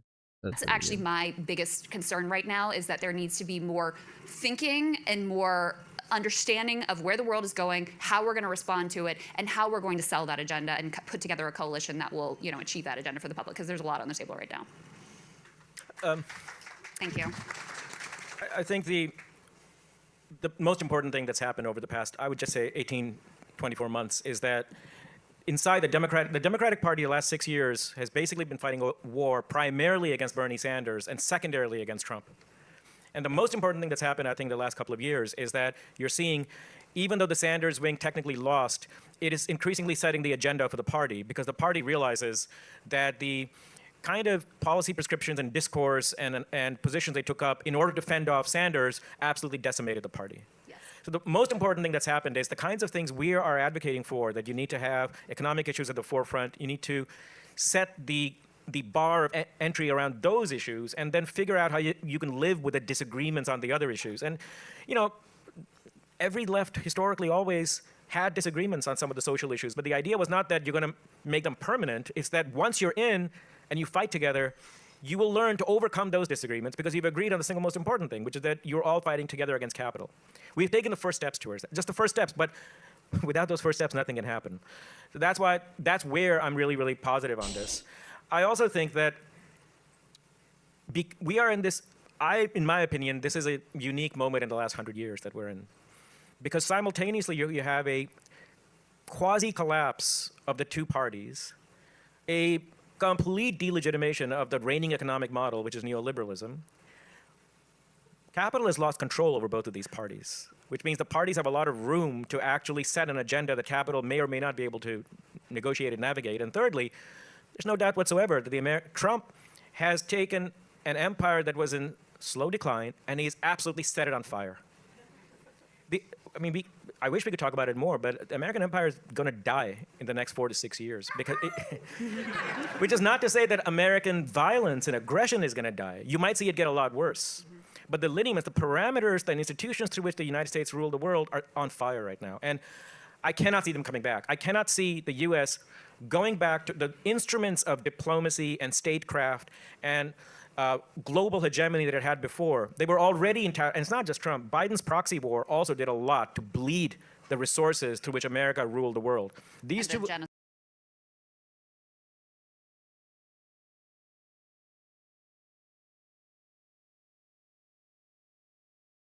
Holy shit, dude. Holy shit, dude. Please. For the love of God, dude.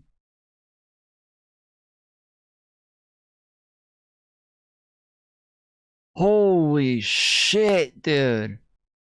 Oh my goodness. I was just about to, like, when Don was in the chat, like, see, you know, where her Kremlin money's coming from. I was about to, like, that's fucking out there, like, whatever. But holy shit, bro. Calling this, like, I guess, like, to an extent, like, it's some sort of, like, proxy war, but to call it Biden's proxy war when it's like you make it sound like it's Biden's fault that the war exists or some shit like that. Like, the fact that they're helping a country that is being invaded and losing its sovereignty to a much bigger and more powerful country next door. Like, this is the type of shit that I thought that they were all against. But it's so fucking weird when it comes to Russia, Ukraine, all of a sudden they just totally lose that fucking energy. It's so weird, bro. It's so fucking weird.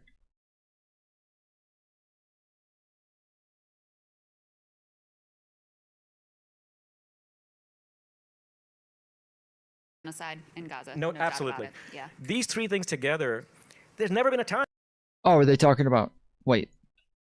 to bleed the resources through which America ruled the world. These And the two genocide in Gaza. No, doubt about absolutely. it. Yeah. And the genocide in Gaza. Okay. So yes. So, hey guys, like, when it comes to this one over here, we're totally against this because we want like, people to have their own autonomy, and we want countries to be able to make their own decisions and be able to have their own freedoms, and we don't agree with, you know, big colonizer states coming in and taking over and you know, draining these countries and killing people, unless it's Russia. You know, in that case, we don't even call it a genocide. In that case, you know, if it's the Uyghurs, then yeah, we don't really care as much anymore. When it's literally everybody else except for Israel, then we really fucking care all of a sudden. We really care all of a sudden. It's a huge deal when it's Israel who's doing this, but, you know.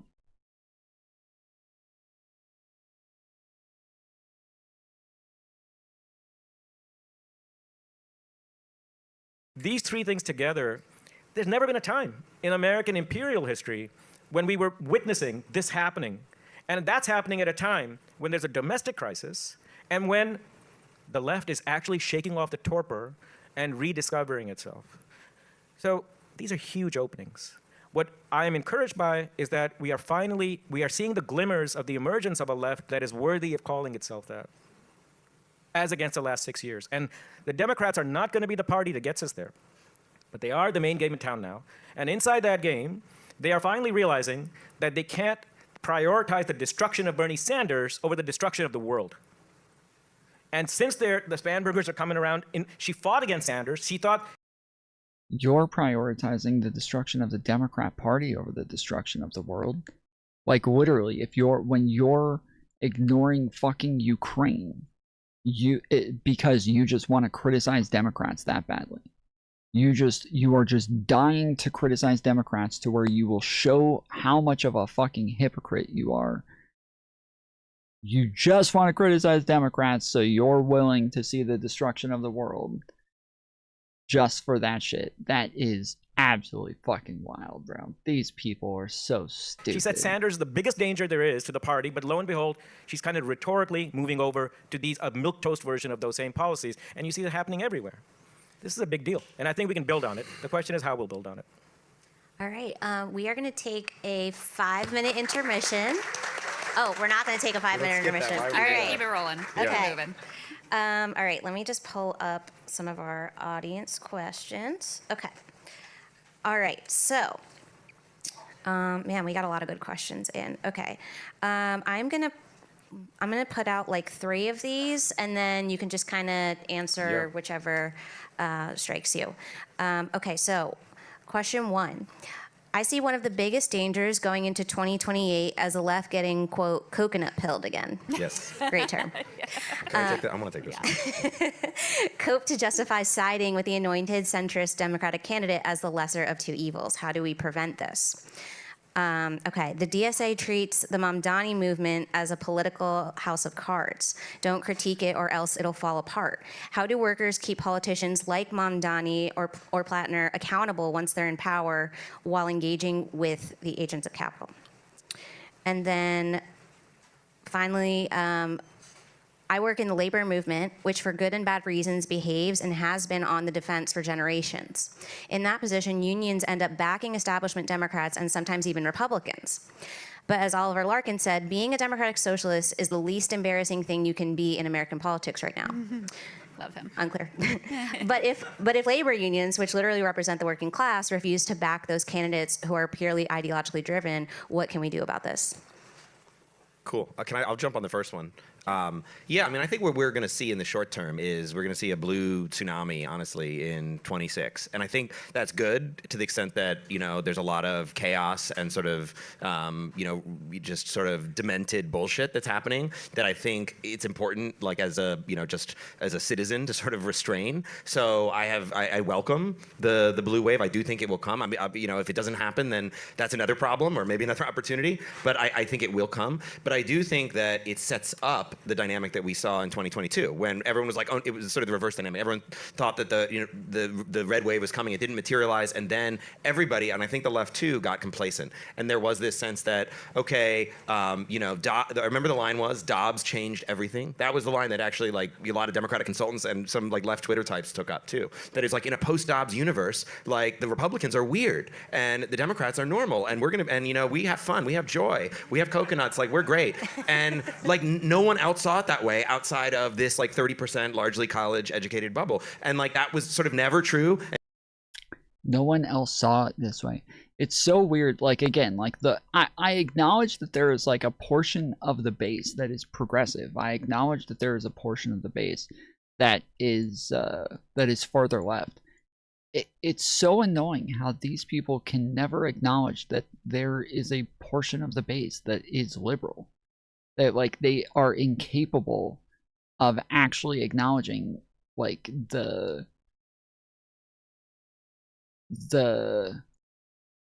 fact that they are the smaller portion of the people, that they are like they're not the majority here, yet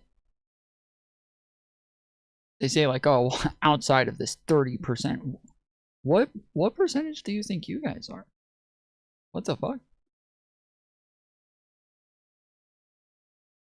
And Trump's victory margin, you know, despite running like a pretty rancid right-wing campaign that didn't do that much populism, you know, only a little bit, you know, in some ways compared to 2016, only a little bit, but just enough to win. And that's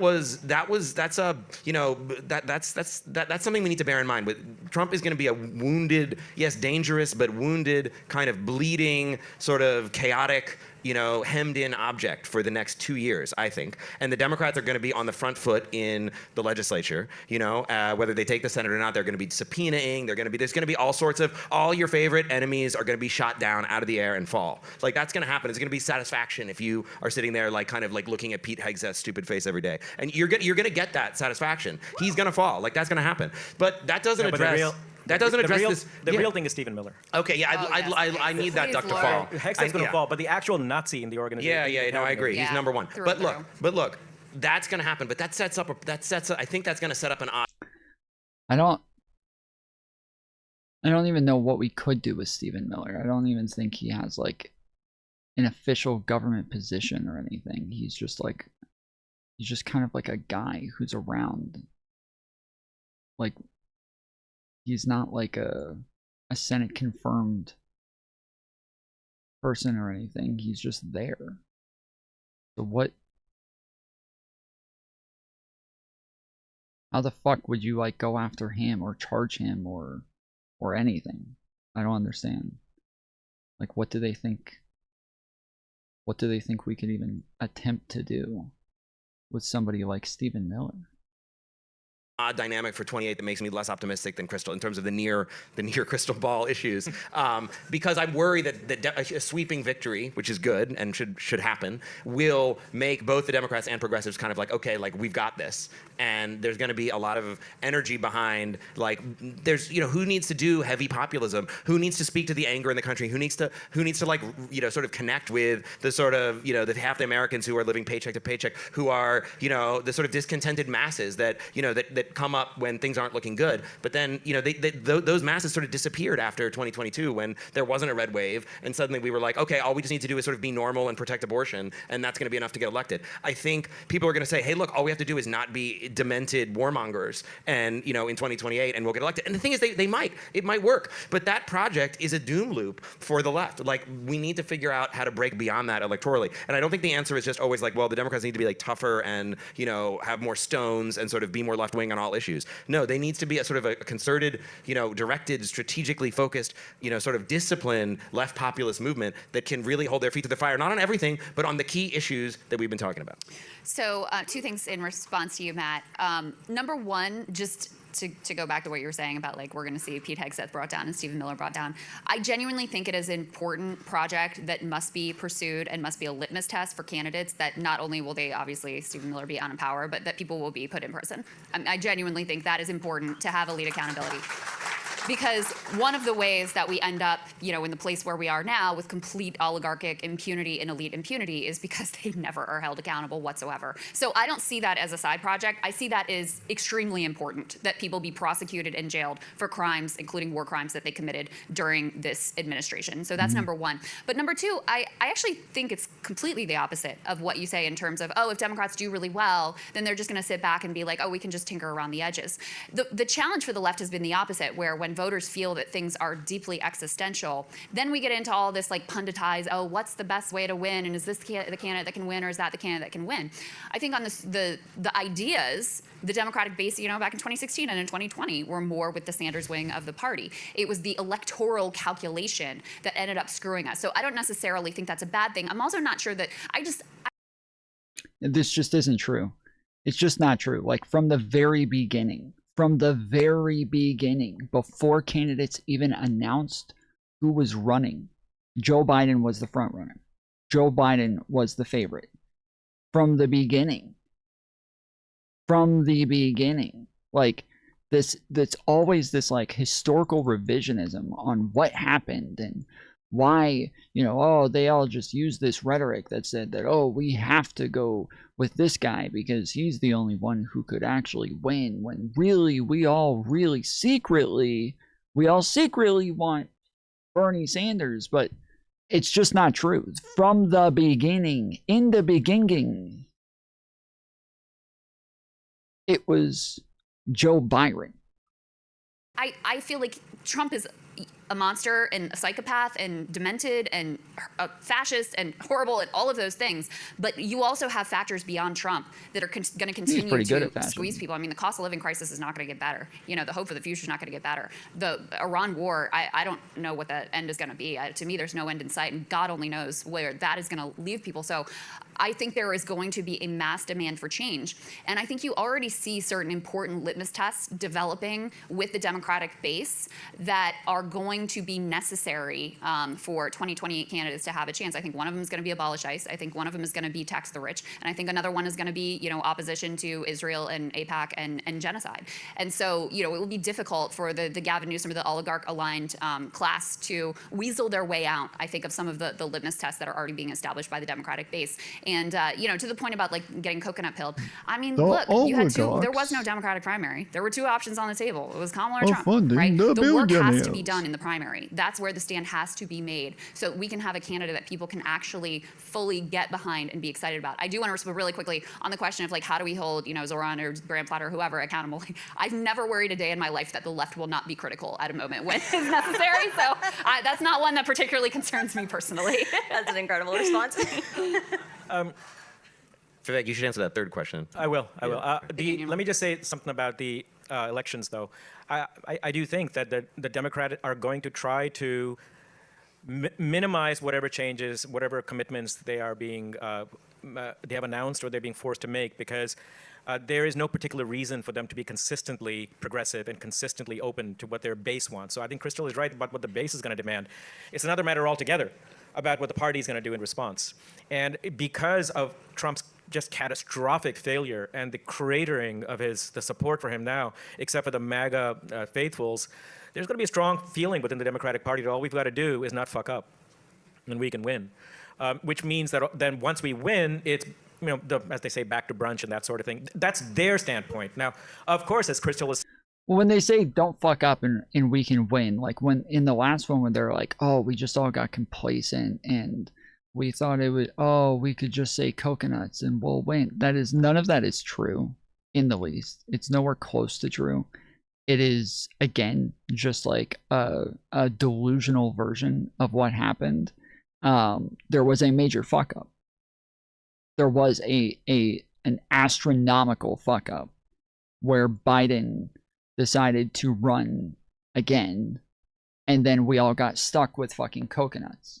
There was not a like this big calculation of, oh, all we have to do is coconuts, guys. Like, it's so easy for us. It's Donald Trump. Like, we'll have such an easy time just beating him, and there's no way he could possibly win. Everybody loves us so much. Like, this did not exist. This never happened. This is not a thing. There's no way that they actually believe that that's a thing. Unless, like, there's no way that people who paid attention to that election whatsoever are actually coming out thinking that that's what happened, instead of it being that Joe Biden fucked everything up by staying in the race for too long.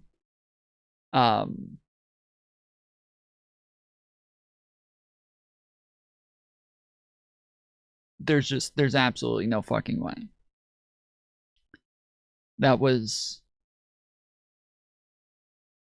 it was, that's all it was. That's all it was. It was nothing more, nothing less. Joe Biden stayed in the race too long, and therefore there wasn't like a candidate that everybody liked, because nobody voted for the person who was there, and there wasn't like means testing. There wasn't like, you know, getting like a bunch of different feelings and signs of who people were voting for and what they were running on in a primary and all of those things. We didn't have all the advantages that we normally would, but they're making it sound like, oh, like from the beginning, in the beginning, we just ran with Kamala.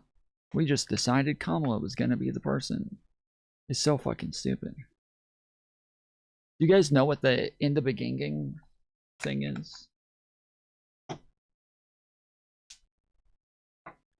I think I posted this on my own channel. Actually, I think I posted it and then I deleted it because it just wasn't like on brand with my channel at all. But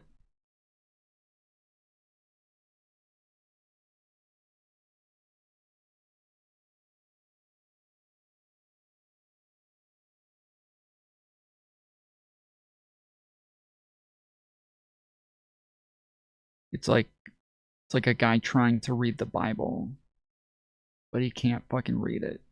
He just keeps saying, in the beginning. In the what? In the beginning. In the beginning. In the beginning. No, not that. In the beginning. Yeah? No.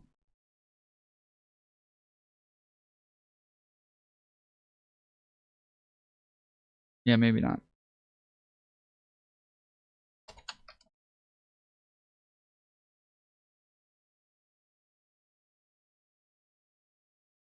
Genesis 1, verse 1. In the beginning. In the beginning. In the beginning. In the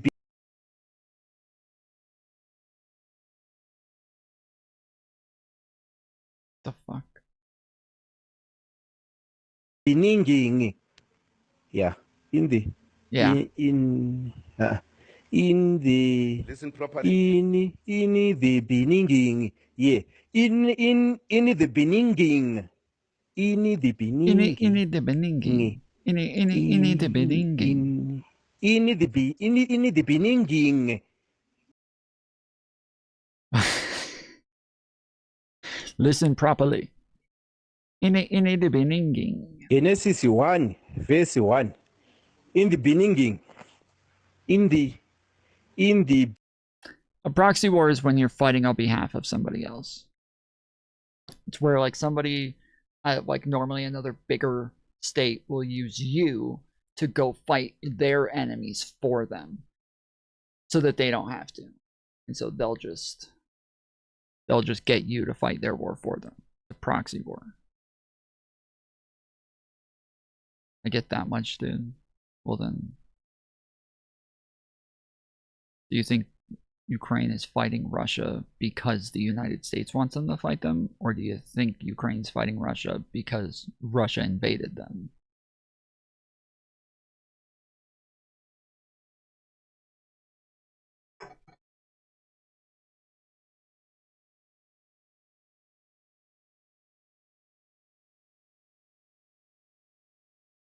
In the beginning. Yeah. In the. In the. Listen properly. In the beginning. Yeah. In the beginning. In the beginning. In the beginning.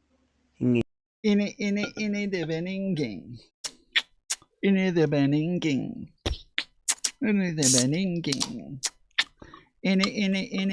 In the beginning. Boop. Boop, boop.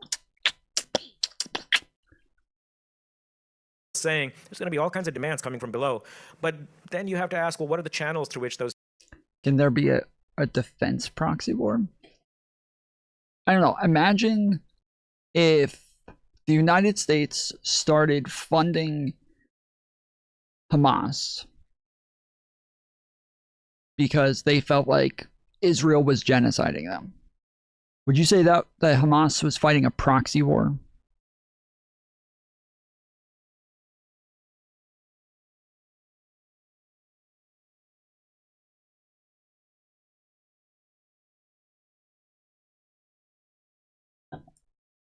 How much is left for the love of God? 5 hours.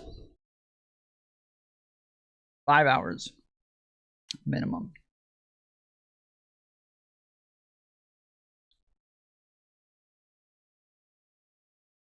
Those demands can be effectuated, and what are the costs to candidates who don't abide by the demands? Well, you have the demands coming from the base, and then there's all the money coming from their funders and their donors. And when you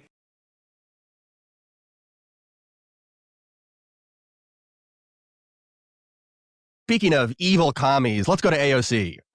We've got AOC here in a clip where she was asked by Julian Andrione from Drop Site News. Shout out to Julian. Yep, friend of the show, Julian, Drop Site Capitol Hill reporter. And she was asked about the race between Shaikat Chakrabarti and Scott Wiener in California.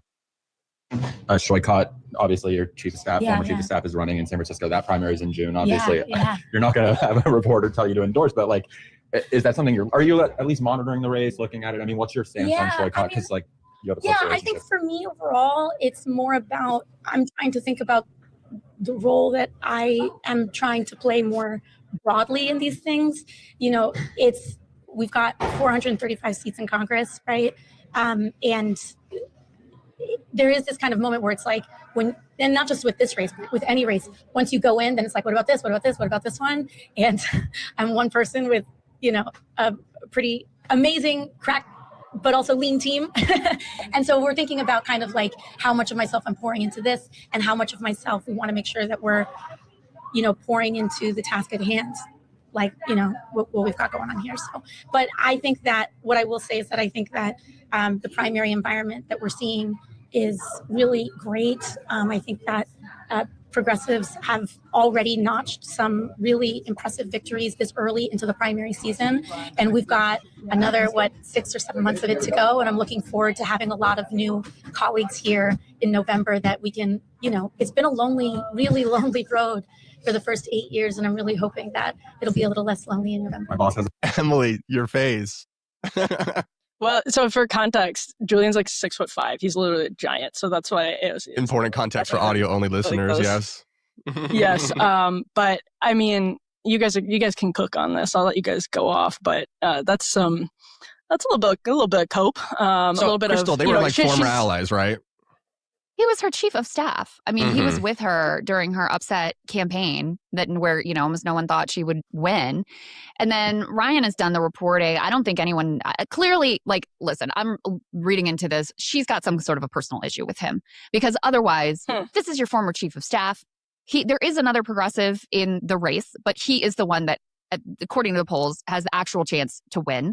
He is part of your ideological project and movement. He's up against the state senator, Scott Wiener, who is generally progressive except Palestine. He's tried to reposition himself, recognizing where the base of the party is, but it's very clear Shoikat is the left-wing candidate with the best shot to win. And not only does she not endorse him, she doesn't say a single thing about him. Nothing, no kind words. No, I think he's a great progressive, but I'm just about no. So she clearly has some sort of a personal beef and is allowing that to cloud her commitment to a broader movement.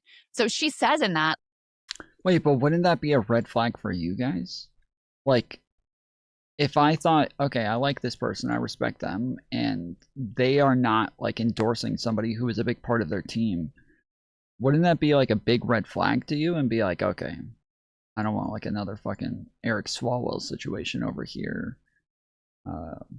We need to maybe think about this a little bit more. I don't know the guy. I don't know who they're talking about, so I don't have like much of an opinion on him or his positions, but I do feel like that to me would be not a red flag for AOC, but a red flag for the candidate.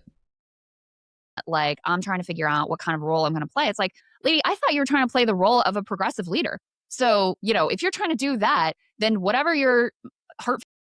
Like, it sounds like if their claim to fame and, like, their, like, reason that people know them and that people are considering them, like, if the thought process is like, oh, well, this is, like, AOC's former chief of staff. Like, this is somebody who has been a huge part of her campaigns and her, you know, electoral wins and her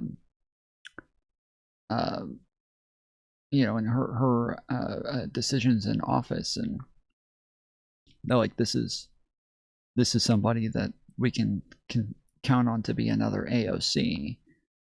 And then the claim to fame, when it's AOC, she doesn't even endorse him.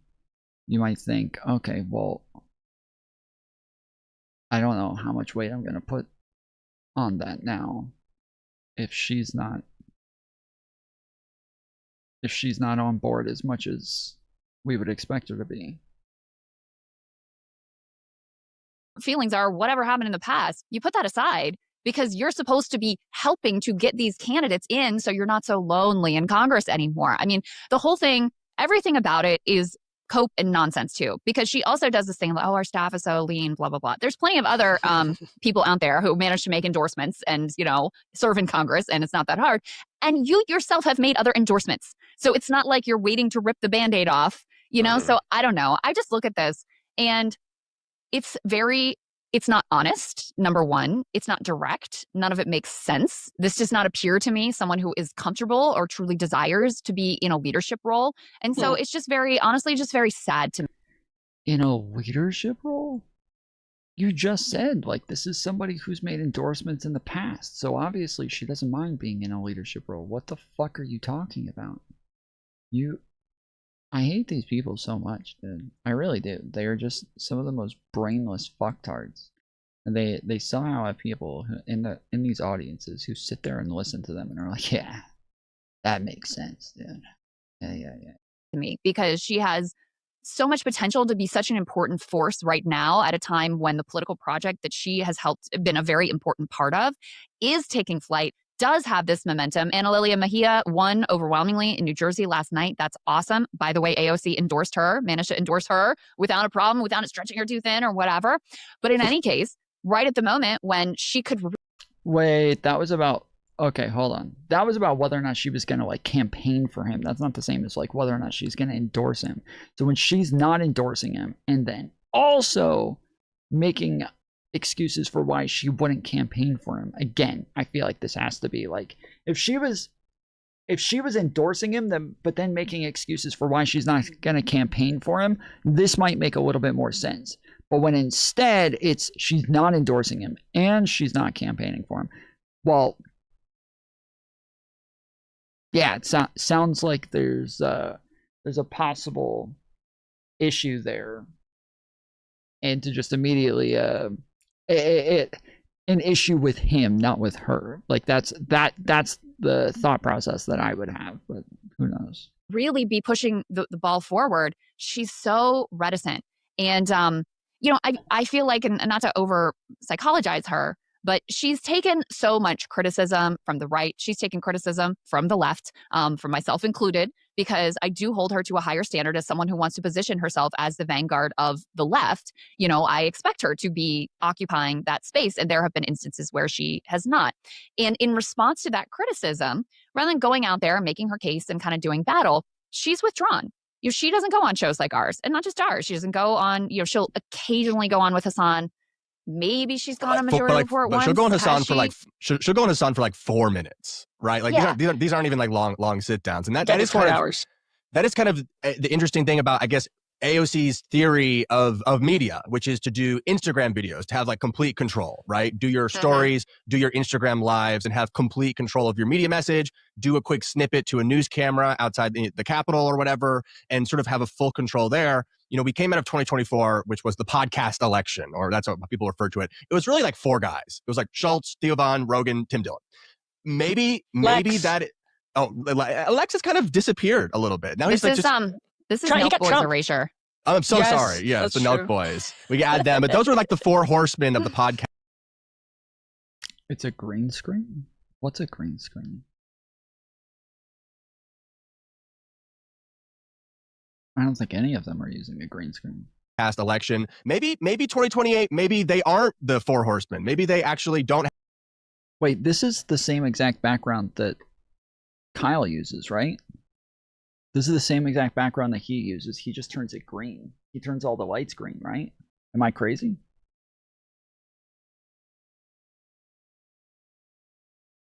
The bookshelf? No, it's not a green screen. This is...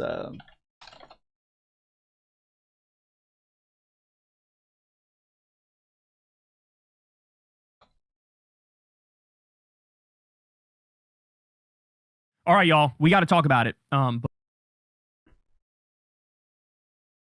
right, y'all.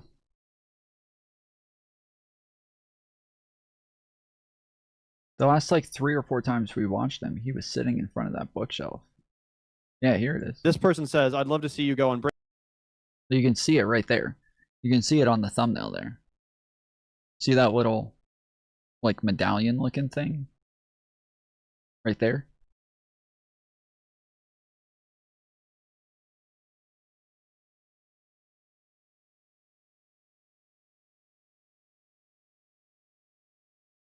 All right, so this is a big deal here, guys. Oh, he's got it blue here. Every time I watched him on, like in front of the bookshelf, he had it green, because his aesthetics have always been green. But let's see, we got a bowl up here and this shit. Yep, there's the bowl and this shit. And no green screen. It's mostly children's books, though.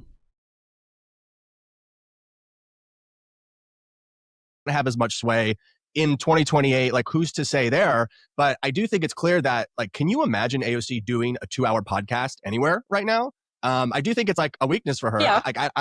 But I guess her theory of the case is like maybe she doesn't have to do them. Maybe she can just stay on Instagram, stay on these places, not have to sit down for a long time with anyone. Like didn't we already learn that that's not the case with Kamala Harris? Like, didn't we already find this out? And even if, let's say that general media theory is correct, that she can do her own media and she's a big enough star that people will come to her and see what she has to offer. Number one, I think Zoran's content is vastly like more polished and effective than hers. I haven't seen anything she's put out that is like hit anywhere close to like what his, billionaire tax video or even his like halal cart video or any of those, right? So that's number one. I don't even think that she's doing a like particularly good job if that's the theory. But number two, remember when she went to that, what was the Munich security conference? And she kind of fell flat on her face. Even people who want to defend her had to admit that it wasn't exactly a polished presentation. And I personally had some issues with the ideological content of the answers as well. Well, that doesn't come out of nowhere. That's because she's not putting in reps. Yeah. If you're not facing hostile questioning, if you're not having to deal with the questions that people have, you're not going to be good at it. No matter, I don't care how talented you are. It was like Tim Walz. It requires practice. It was like Tim Walz. Like JD was going on all of the shows. JD was getting his reps in, and then you go to the VP debate. All Tim Walz was doing was eating corn dogs at the county fair and like hiding from reporters. And then you go to the VP debate and he gets walloped by Vance, who like Vance started out not that great on camera. We interviewed Vance before he was the nominee, and he was far less talented back then. I mean, you can say what you want about him right now if you don't feel he's talented currently, but he did put in reps. He got better.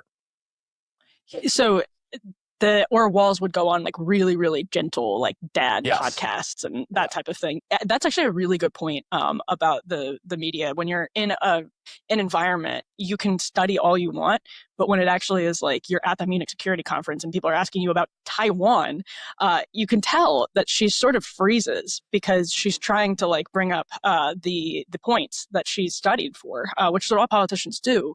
But that's very interesting. And it also, the thing that stuck with me from what you guys have been talking about, because from the outside, I disagree a little bit. And again, I'm observing this from the outside. I think she's actually I think there's a chance that we look at this 10 years from now and we're like, she played it pretty cleverly. I think her relationship with Nancy Pelosi, which I wonder if that's involved in the Scott Wiener situation. Well, I mean, that's what a lot of these people initially, when she started teaming up with Nancy Pelosi and she started hanging out with her more, that she started like making a lot more deals. This was like the first time that you actually saw AOC start to make ground and start to like make inroads with the more powerful people in Congress. And this is the first time that you saw her actually start to have sway within Congress. And this drastically changed things. While she didn't change her rhetoric as much, she didn't change her the things that she cared about or the things that she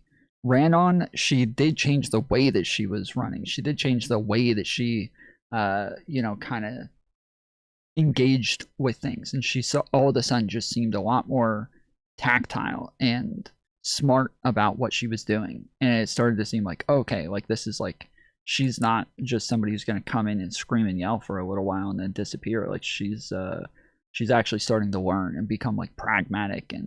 But these people during that period all got really mad about the fact that she was doing this, that she was becoming somebody who was actually going to be effective at her job. They wanted somebody who would just run around screaming and yelling and do absolutely nothing in the end. And I think over time, more and more of them have become more in favor of it. And like they're talking about like, whether or not she has, whether or not this is going to work, whether or not this will bear fruit.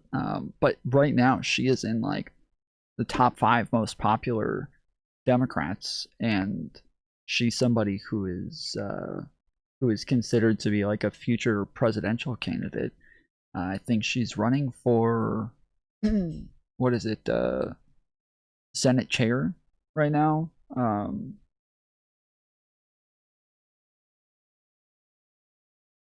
So she's, or at least wants to, but yeah, she is. It's interesting. Like back when all this happened, people like me were like, "Oh crap, AOC, she's actually making inroads here. What the fuck?" And people like them were just all screaming, yelling about it.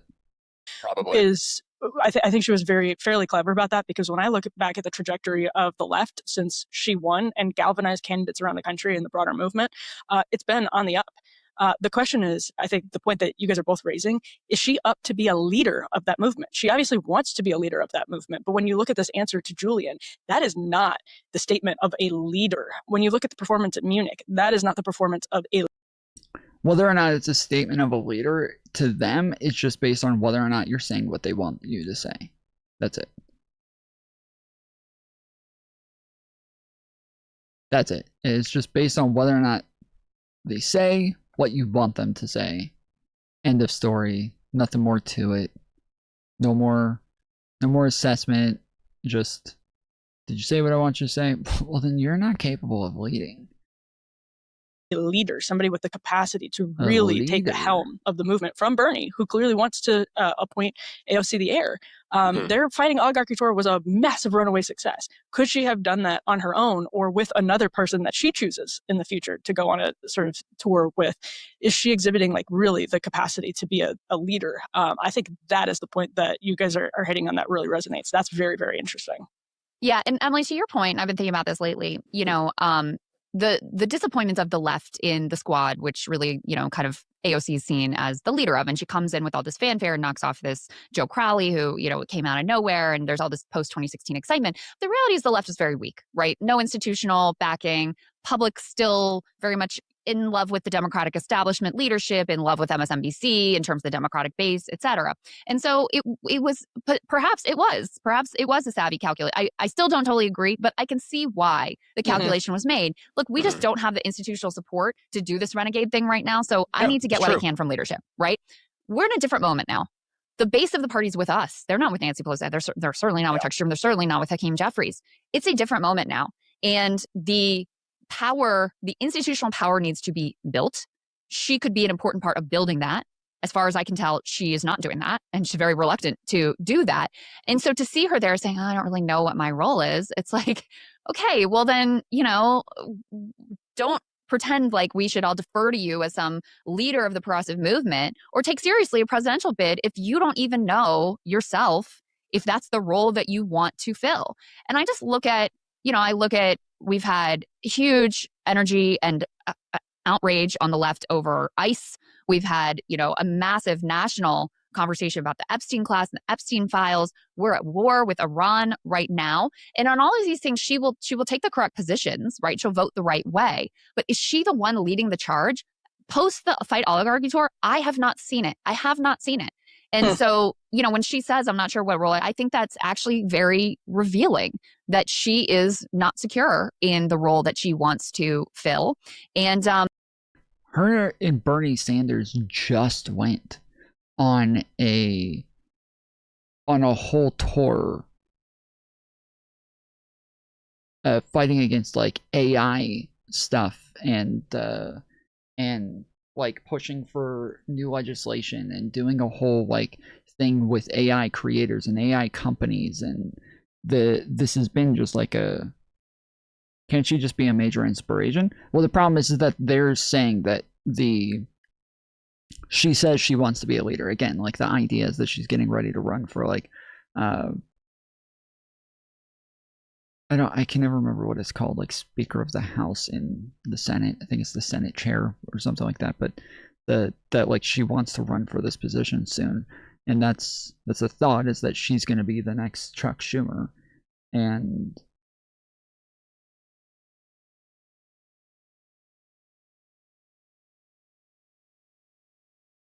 I don't think that this is like any of this is contradictory to that.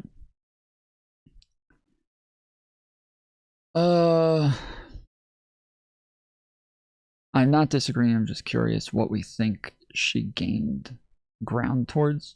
So initially when she was first like coming in, she was fighting with Democrats all the time. She was calling out Democrats all the time. She was getting in fights with Nancy Pelosi and like all of the Democrat leadership nonstop. That was like half of what she did was fight with Democrat leaders. And like Nancy Pelosi more than anybody, she was constantly in like heated back and forths with Nancy Pelosi. And they had the squad, and the squad was constantly getting in trouble. They were constantly getting called out. They were constantly getting denounced. They were constantly just like all sorts of issues with the squad. And they were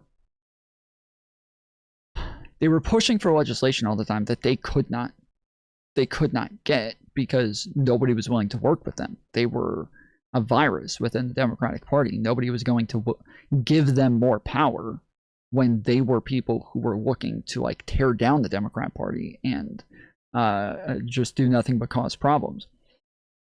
AOC kind of left that coalition of the squad and then started like Nancy Pelosi kind of took her under her wing and was like, yeah, I'm going to groom you. I'll kind of teach you how it's done. And all of a sudden, the squad is still just running around like a bunch of screaming banshees, but AOC isn't. And AOC is like all of a sudden a lot more polished in the way that she talks to the media, where she's not this like screaming little girl, but instead she's like giving more substantive and political answers. And then when you know she pushed for the Green New Deal thing, the Democrats did not turn around and just shit all over her.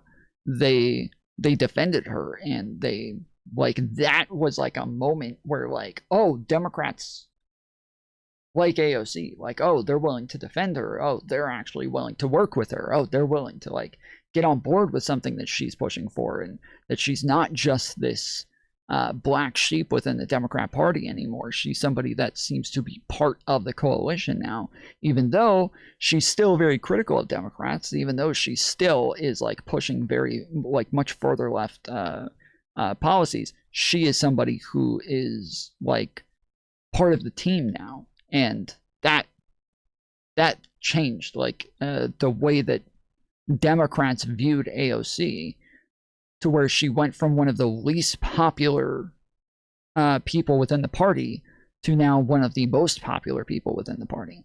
So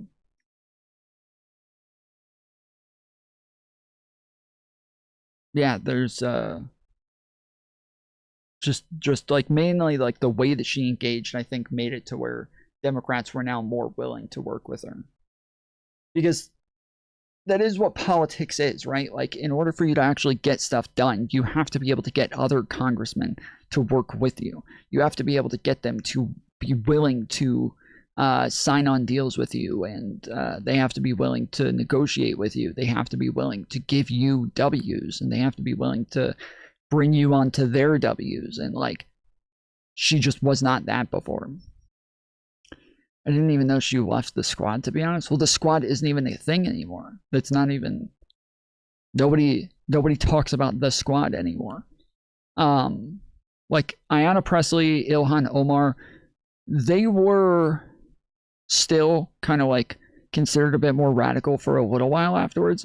But then again, same thing kind of happened where they both kind of just toned it down and became a bit more tactile with the way that they were engaging as well. So the idea of the squad, the people who seem to have no interest in politics, no interest in legislation, they just want to get in the spotlight and make a big deal about things because it'll get them clicks and, you know, clicks and views.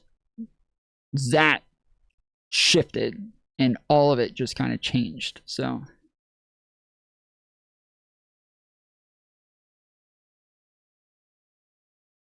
and you know, if you want to be that person who is out front, you really do need to go into some spaces that are going to be uncomfortable and be unafraid of making your case and be unafraid of, look, yeah, of course, if you're going to be a very visible leader, you are going to take incoming. That is the nature of the deal. And it may not always be fair. And that has certainly been the case for her. And, the way she's been sexualized, all of that stuff is disgusting. But you have to be prepared that you're going to take incoming. And then you can, play it like Zoran does and provoke the fights you want to provoke and help guide and take the incoming you want to take so that you're driving the narrative. But instead, I feel like she turtles and has just become increasingly insular. And that's, it's not going to serve anyone. So anyway, I find this whole thing very frustrating and just so lame. Like, it's just so dishonest too. Like, if you've got to, at least have the respect to say, listen, we had some issues in the office. I'm not sure. Okay, at least I can deal with that. But to pretend to not even say his name. Fucking bullshit, dude. Fucking bullshit. If you guys like this candidate, if she came out and said, well, I had some issues with him, you'd be like, well, tell us what it is. You can't just call somebody out to where now we all think this guy might have done something horrible, or he might have just done something a little bad. He might have done something horribly immoral and unethical, or he might have just done something that is, you just like, it's not within your taste. And so you guys would have gotten so fucking infuriated if she had said that. It would have been way worse. I would have been mad if she said that shit. Like, that is a horrible thing to do, where you you're willing to kind of poison the well against somebody without actually saying what it is that they're supposedly, not within your good graces over. That would be a horrible fucking thing to do. I cannot believe she just fucking said that. That is way worse, bro. That is way worse. This is so much worse. So stupid.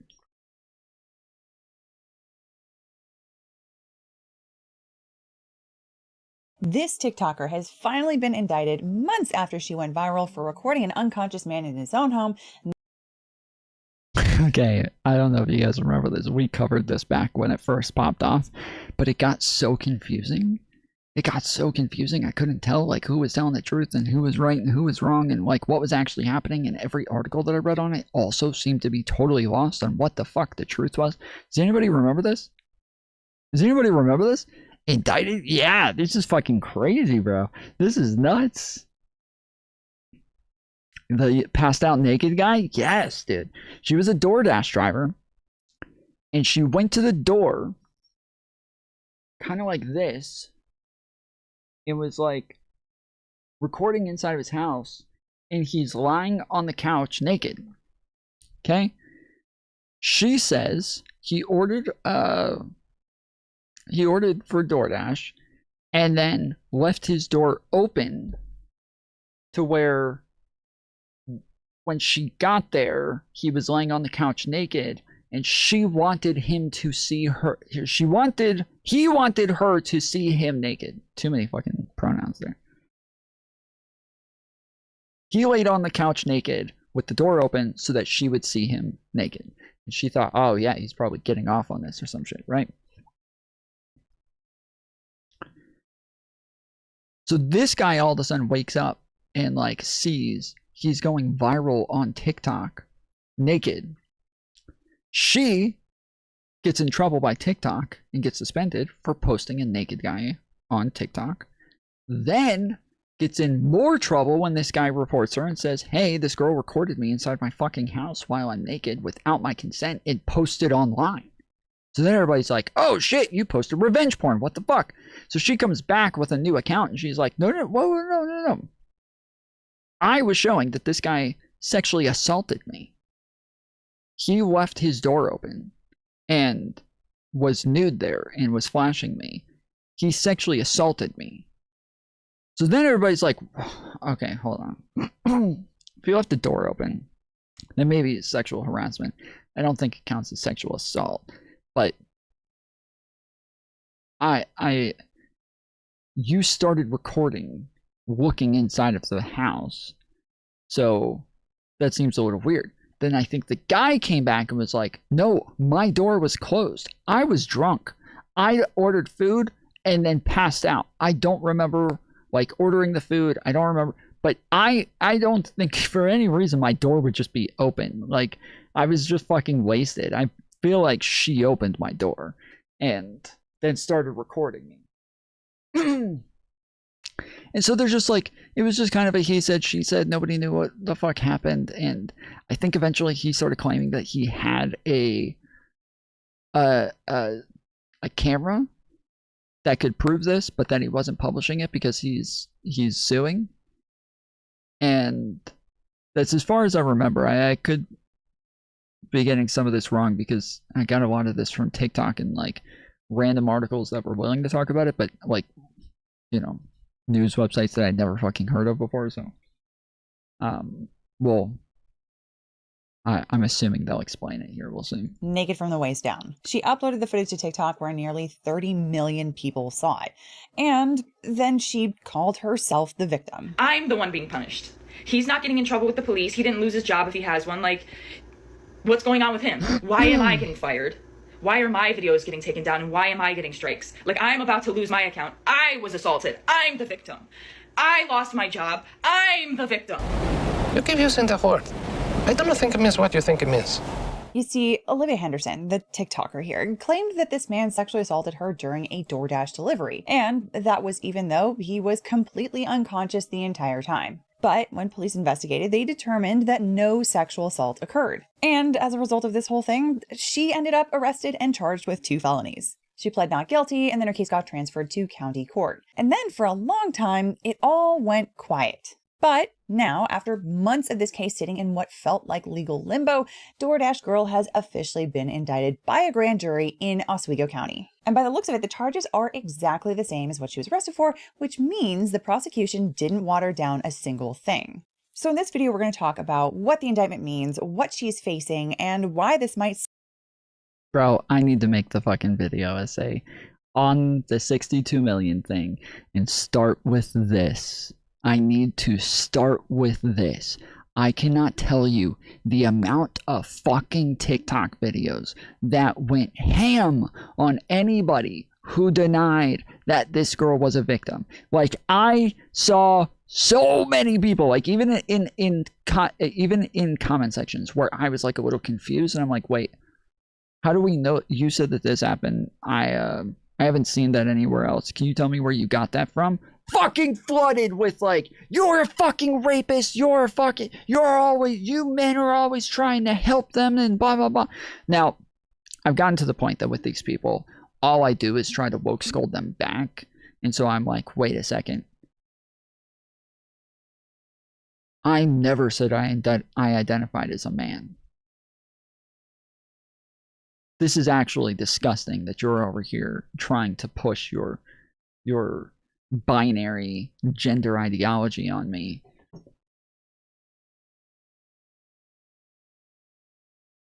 I spent like maybe like an hour last night. Every time one of those 62 million videos popped up on my feed, I left like a scathing fucking woke scold of them, where one girl was like, I went and talked to my boyfriend about the fact that, you know, this 62 million thing happened because I needed to test him to see what his response would be. And he said, that's disgusting. And I can't believe that happened. One is too many. I was like, okay, that's not good enough. So I said to him, what would you do if you found out one of your friends were in this group and were watching this sleep content? And he said, I would immediately stop being friends with them. And not only that, but I would go find them and beat the shit out of them. And she's like, that is the only good answer that any boyfriend should ever give. Otherwise, break up with them. And I replied to her and I said, you should still break up with him. First off, him wanting to go beat up another man, that's just toxic masculinity. And it's patriarchy teaching him that women need a man to protect them by going and beating this guy up. If he was a real feminist, he would find a woman to go beat up his friends for him. That's the only way we're going to have equality, is if men start finding women to go beat up people for them. Since men have thought that women needed them to do it for them for thousands of years. We can only reverse the roles by getting women to go beat up men for them. So if he's not willing to say that, you need to break up with him. I am like, every time I see one of these, I am just going straight to the comment section and woke scolding the fuck out of these people. I'm farther left than you, bitch. Suck it. Signal that the DA is not necessarily messing around with this case. Let's get into it. Okay, so just to make sure that we're all on the same page here, since it has been a bit since our last video on the subject, let me first... Thomas found a way to time travel back to 2016 and be anti-woke warrior. And the portal to the past is TikTok. I was just about to say, I don't even have to go to the past, dude. It's fucking TikTok today, dude. It's just TikTok. Like they all just moved there. I don't know what the fuck happened. Give you a quick recap of the case. This is Olivia Henderson. She is 23 years old from Oswego, New York. Back on October 12th, 2025, she was working as a DoorDash driver. And while working, she picked up a Wendy's order and delivered it to a customer in the city of Oswego. Apparently, that customer had selected the option to have his order left at the door. This is important for this case. And my customer... That is important. He said, leave it at the fucking door. So, even if the door was not like pushed all the way closed and the latch was still open, there's no reason for you to push the door open because you're just supposed to leave it at the door. So, even if you knocked and it accidentally moved, well, you're not supposed to knock. You're supposed to leave it at the door. The app tells them when it's ready. Requested that their order be left at their front door, and when I arrived at their house, their front door was wide open, and they were within eyesight of the front door, laying on the couch indecently exposed to me.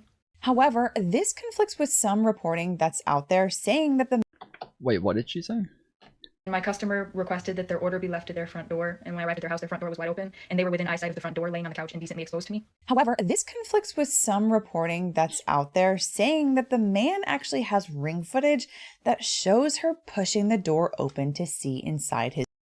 Okay, so I'm glad I remembered that correctly. So he did claim that, the man did say, because I couldn't find a video of him anywhere or like anywhere that he ever claimed this thing. So I didn't know where the fuck this was coming from. But like she said, this got 30 million views before it got deleted by TikTok. Before she got in trouble for posting it without blurring his genitals or anything. Just straight up posted it with his face, with his dick out, everything. And then I think she even posted like enough people said, again, I didn't see the original, but people said the original also had his address on the door, that like it had like a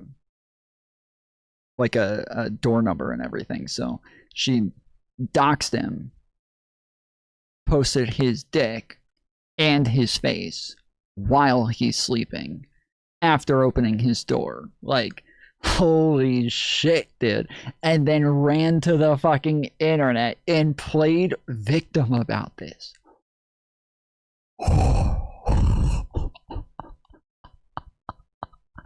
How much of a piece of shit do you have to be, dude? What the fuck? His home. And police would apparently later determine through... Wait, did I fuck this up? Through their investigation that this man was incapacitated and unconscious due to alcohol consumption, and that therefore the assault couldn't even have happened in the first place. Now, a reasonable person walking into a situation like this where you have a customer that is unconscious on their couch. Now, to be fair, when everybody's saying that it's semantics about the 62 million as to whether or not it was, you know, to the website or to the actual videos, that's not semantics. But when she says I was sexually assaulted and people are like, well, okay, what she meant was sexually harassed, that would be semantics. Just so you know. Couch, half naked, probably would have just set the food down and walked away. And if the door was indeed open, they may have just closed the door for the guy, or maybe even called someone to check in on him to make sure he was okay. But Henderson pulled out her phone and recorded him instead. That's fucked up.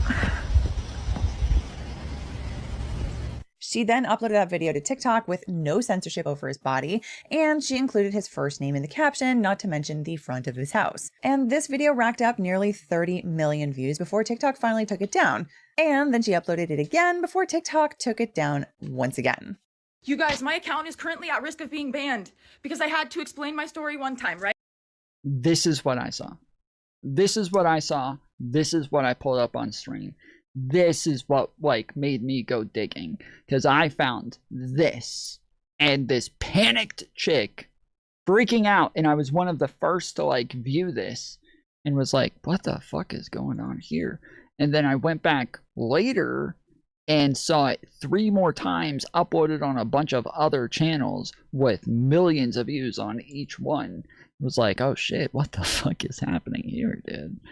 This is a thing? I thought this was just some nobody. Like, what the fuck? Right? They took the video down and gave my account a strike. So I explained my story again and censored the video that I have just so they can't take it down for the same reason. They took it down for the same reason again, and now my account has a second strike. Guess what? If I get one more strike, I'm banned from TikTok. So not only— And then she went on a TikTok campaign of sorts, claiming that this man sexually assaulted her. But here's something worth noting, which I have And she got fired from DoorDash. Talked about in previous videos before. When she says that she was assaulted by the guy, she didn't go to the police first. Instead, she first uploaded to TikTok. Then she reported to DoorDash second, apparently. And she only went to the police after commenters on her viral video suggested that she should do it. And they sent a police officer over to speak to me in person and watch the video that I have.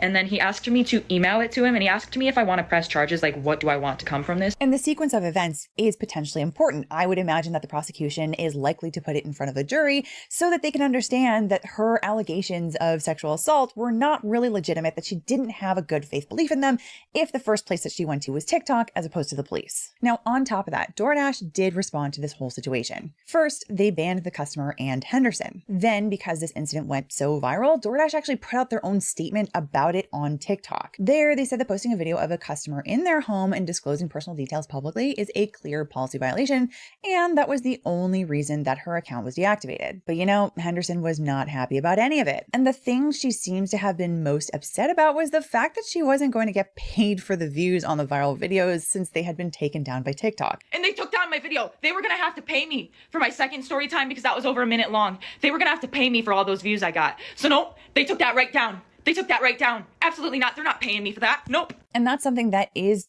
going to be probably important to show her intent in posting these videos in the first place. By the way, if you need help with a real legal issue in your life, contact us at the Bytes Law Group at bytes.law. We're partnered with firms all across the US. So if you go to the link in the description below, we can help you find quality representation in your jurisdiction. Anyway, as I was saying, I mentioned earlier that the Oswego City Police Department investigated Henderson's claims, and they said that they reviewed independent video evidence from the scene. And on top of that, the man apparently cooperated fully and gave a statement. So the police concluded through their investigation that the man was incapacitated and unconscious on his couch due to alcohol consumption, and that no sexual assault had occurred. So on November 10th, 2025, Henderson was arrested by the Oswego City Police Department for recording the man while he was naked and then uploading that recording to the internet. She was charged with 2 felonies. The first count was for unlawful surveillance. That's for the act of actually recording the man with her phone without his consent. And the second count was dissemination of an unlawful surveillance image. That's for the act of uploading that footage to the internet. Then on December 4th, 2025, Henderson showed up at Oswego City Court for her arraignment, where she pled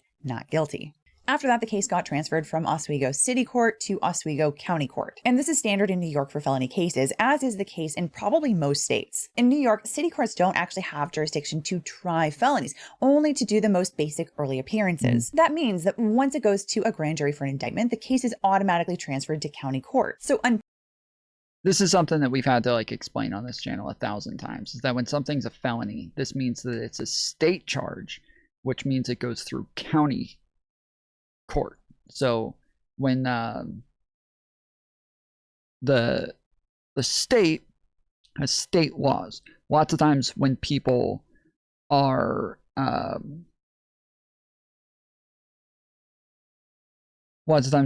complaining like, oh, the Democrats run these cities, but they still have all of these, you know, all of this crime and blah, blah, blah, and they didn't do anything to fix these laws, and they're the ones who, well, those are state fucking laws, dude. That's shit that, like, the cities can't deal with as much. They run the police force, and they can, like, deal with the,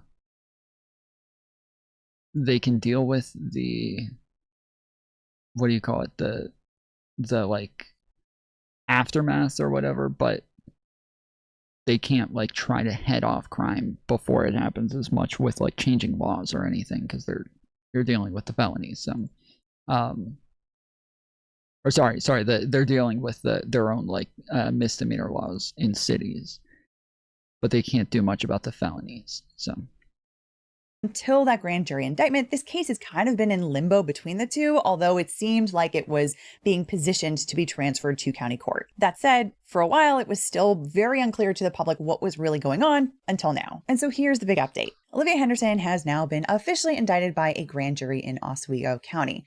As you can see from her docket here, her case is now listed in the Oswego County court system under an indictment case number. And the charges, let's take a look. As I mentioned before, they are the exact same charges that she was originally arrested for. You can see that count 1 is for dissemination of an unlawful surveillance image, which is Penal Code Section 250.60. And then there's count 2, which is unlawful surveillance brought under Penal Code Section 250.45 sub 01. So the prosecution has not diluted a thing. They didn't downgrade any charges. They didn't drop anything. They brought the exact same felonies to the grand jury. And the grand jury looked at the evidence that was presented to them and said, yep, there's enough evidence here. Proceed towards trial. So let's go over really quickly what a grand jury indictment actually is for anyone who isn't familiar. Similar to a jury that you see in a trial, a grand jury is a panel of people that are from the local community. And the job of a grand jury is to review the evidence from the DA's office and decide one simple question. Is there enough evidence to formally charge a person? Now, unlike a regular trial, grand jury proceedings are actually not open to the public. In fact, typically it's just the prosecutor there presenting evidence to the grand jury. The defense usually doesn't participate at all. So really what that means is that the grand jury only hears one side of the case here. And that's one of the reasons why indictments are pretty notoriously easy to achieve. In fact, you've probably heard of the old saying that, if you really wanted to, you can indict a ham sandwich. So that's why it is important to note that even though, yes, she has been indicted here, it doesn't necessarily mean that there is enough evidence to convict her. Keep in mind that this is in fact a criminal case, which requires proof beyond reasonable doubt. And that is a much higher bar than what the grand jury had to decide on. Now, of course, based on the evidence that we do know that's out there and the charges themselves here in this particular case, it does seem like most of the evidence is probably actually available to the public, and there probably is enough to convict, in my opinion. But I did want to note the differences between the burdens of proof in an indictment versus a trial, because that is a huge difference between the two. However, yeah, but when you get charges and a grand jury indictment, that says a lot to like the amount of evidence that exists against you in that case. Like that really says a lot to how convincing it is. So like the idea that you can indict a ham sandwich, this isn't true. This is kind of stupid, but the fact that somebody got charged and now is also dealing with an indictment. Yes, this says that there's a lot of fucking evidence against this person, because that's what it's all going to be based on, is the preponderance of evidence. So. The fact that the DA went through a full grand jury indictment here is worth paying attention to. You see, the DA also had another viable option available here, and that is called a superior court information, or an SCI. An SCI is basically a shortcut that would allow the prosecution to not need to put on a whole case in front of a grand jury. To do it, the defendant waives her right to a grand jury, and then the DA files a charging document. So basically the case moves forward without that extra step. Now, SCIs can be an indication that both sides are actively working more towards a plea deal as opposed to towards trial. That's because an SCI is much faster and simpler than a full grand jury indictment, and it does signal cooperation between the two sides. But here, it looks like the DA didn't go the SCI route. Instead, they took the time to present the case to a full grand jury. And that could mean that they are taking this case pretty seriously, which means they might be a little bit less willing to offer easy plea deals, maybe because they want to make an example here. Now, with that said, it is also totally possible. Again, plea deals are normally for people where there's like, the plea deal exists because they don't have the strongest amount of evidence, or it's not like the most convincing, meaning that like they can have really strong evidence, but it may not be convincing to a jury. So like imagine like somebody's house gets broken into, and they kill that person's son, and then as they're running out of the house, that person, the wife, the mom, chases after them and tortures and murders them. Okay, it's very unlikely that a jury is going to look at this and be like, oh yeah, let's throw the fucking mom in jail who just killed the fucking murderer that just killed their son. Like, nah, I think I would torture the motherfucker and kill him too. I don't care if it's against the law. I'm not voting to put this person in jail. I'm not doing it. Like, so when I say that, like, it's not just about evidence, it's also about like how convincing it would be to a jury. Like, that's kind of what I'm talking about. Is like, it can be that you have an insane amount of evidence and it still won't be convincing to a jury. But that's normally like what plea deals exist for. Or they exist for backups in court. So like, they might have a strong amount of evidence against you, but there's way too many people getting arrested right now, and they just don't have the amount of time to deal with each and every single case in a timely manner. So they're going to offer plea deals to make sure that you're able to just kind of get the fuck out of their way, so that they don't have to go to trial. Now, this has like a back and forth, it's a double-edged sword, because this could also make it to where innocent people are more likely to take a plea deal even though they didn't do it, because that's just an easier route. But when you think of like the way that MAGA complains all the time that the people in BLM, a lot of them got plea deals for like the rioting and shit, because they and they got like their charges downgraded and shit.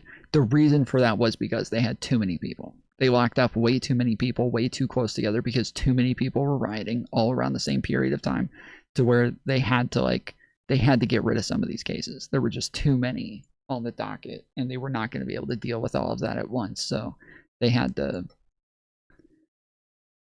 were going to be spread way too thin. So they had to, get rid of all of that shit. That Henderson was in fact offered a plea deal before the indictment and that she turned it down. But if she did, I personally think that's a pretty foolish decision, because the odds of her getting a better plea offer post-indictment are pretty slim. That's because the closer you get to trial, the less generous these offers tend to get.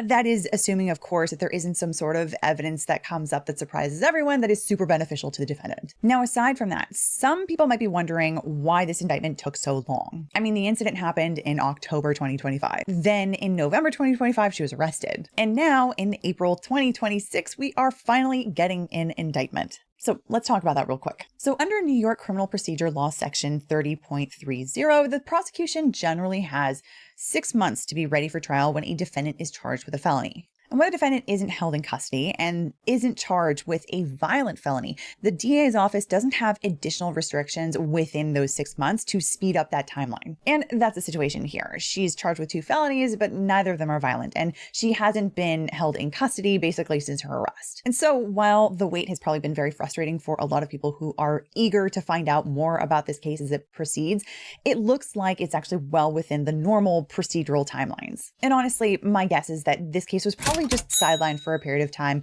Please deal, huh? How about a rap battle deal? No.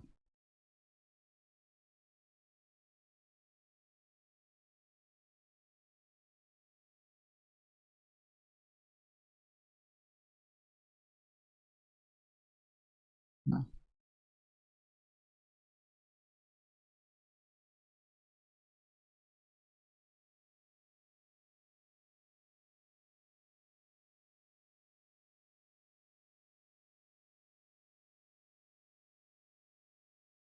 Sign him to the label, get him a deal. Yeah. He wants to be part of the Fools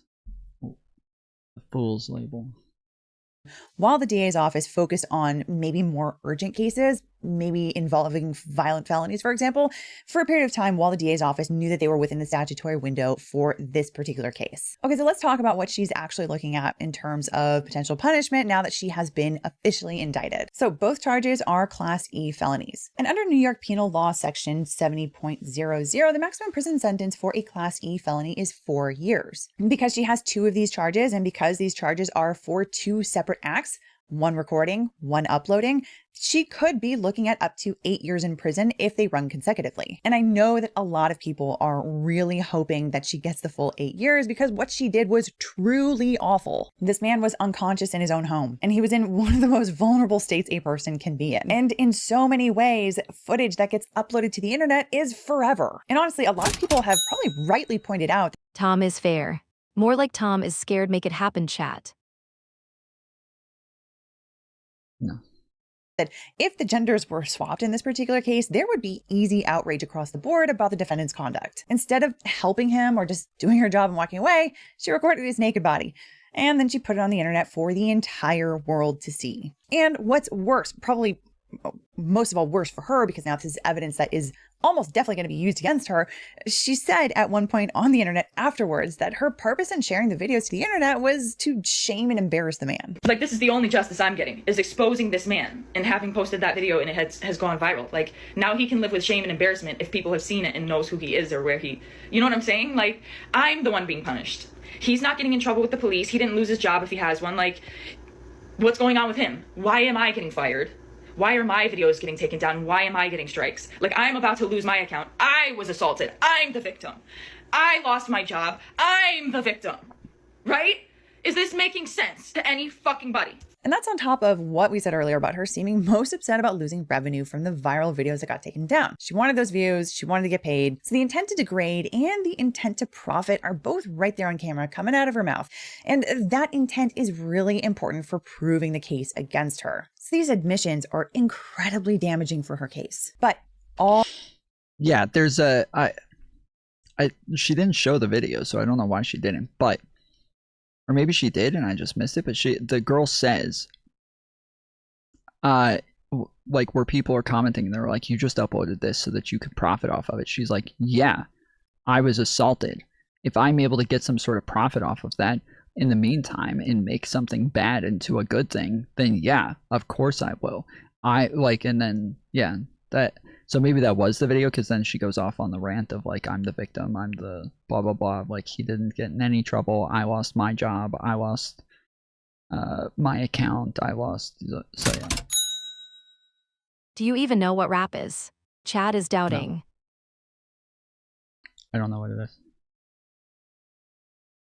All of that considered, here's the reality of sentencing. Henderson appears to have no prior criminal history. And to her credit, since her arrest, she's been fairly quiet on social media. She hasn't been making things worse for herself like many social media influencers who have run into legal trouble. And under New York law, the court has options beyond prison for sentencing. And those include probation and conditional discharge. So unless the DA and the judge really want to make an example out of her, there is a good chance that she'll probably get some form of probation. Do I personally love that result? No, but I'm simply looking at the reality of how these things tend to shake out. But consider the fact that even if she does avoid prison, if she ends up with a felony conviction on her record, it does carry real consequences. It can affect employment, housing, professional licensing if she ever tries to pursue something like that, and a whole lot more. It follows you for a long time if you can't get it off your record. And personally, I think that she should face meaningful consequences. This wasn't some kind of innocent mistake. It was a series of deliberate choices. She chose to record him, and then she chose to upload it, and then she chose to monetize it, and then she chose to falsely accuse this man of sexual assault, and she chose to double down publicly. Every single one of those choices was self-serving and at someone else's expense. And the person who paid the price was a man who was passed out on his own couch in his own living room in his own home. People can debate all day and night about whether or not the door was open, how open it was, if it was open at all, yada, yada, yada. The fact of the matter is, she is not clearly in the clear here with her conduct. Anyway, so where does the case go from here? The county court docket shows that her next court appearance is scheduled for May 1st, 2026 at 9 a.m. It was originally set for April 20th, but that got rescheduled for, I don't know, some reason. So now there are a few possible paths that go from here. Path number one is one I've mentioned, it's a plea deal. Honestly, this would be the smartest move for her at this point, in my opinion. If she accepts responsibility now, she likely gets a more favorable outcome than going to trial and losing. Because honestly, the evidence here looks pretty clear cut for the prosecution, and I think that if this case goes to trial, it ends with a conviction. And on top of that, when it comes to sentencing, judges also tend to look more favorably on defendants who take accountability. Anyway, then there's path number two. Here, her attorney could file a motion to dismiss the indictment. You can probably put two and two together here, but that is basically where the defense argues that the indictment should be thrown out entirely. Maybe they say that the evidence was insufficient, maybe they argue some kind of a procedural defect. But given the evidence, like I said, I think that is a very uphill battle. She made the video, she posted it, she talked about why she posted it extensively on the internet, to everyone, to the public, to the world. So trying to attack this indictment doesn't seem like the most successful route. Anyway, then there's path number three. If there's no plea deal and no successful motion to dismiss the indictment, then this case proceeds to discovery and eventually to trial. And you know, in my last video on this topic, I talked about how one of two things would probably happen here. Either she goes through some difficult character development and eventually decides to take a deal, or she digs in until the very end and almost certainly gets convicted with a harsher sentence. And so it seems like we are probably about to find out fairly soon which of those two paths she chooses. And I, for one, will be watching very closely. Until then, the way I see it, this could end up going either way, but at the moment it looks like things are moving forward towards trial. In my opinion, her best move at this point is to take a plea deal if one is offered. Going to trial with this mountain of self-incriminating evidence just seems like a terribly losing strategy. But those are my thoughts. What do you think? Do you think she might take a plea deal and actually accept responsibility for what she did here? Or do you think that she's going to keep digging her heels in and take this all the way to trial? And do you think that she deserves prison time, or is probation the right call here? Let us know your thoughts in the comments down below. Otherwise, I hope you enjoyed this, or at least found it interesting or informative. It's kind of hard because like it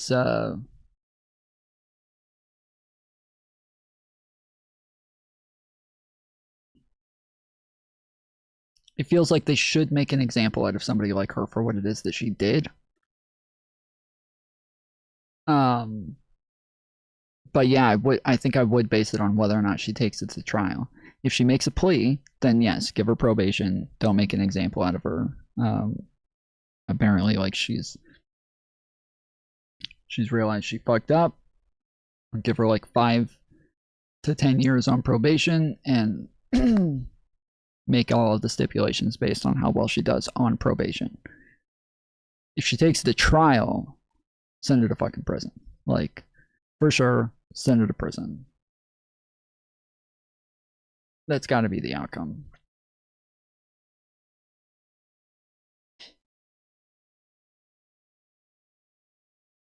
I hope we get something interesting. 0% chance of that, dude. We've been messaging for months, this man and I.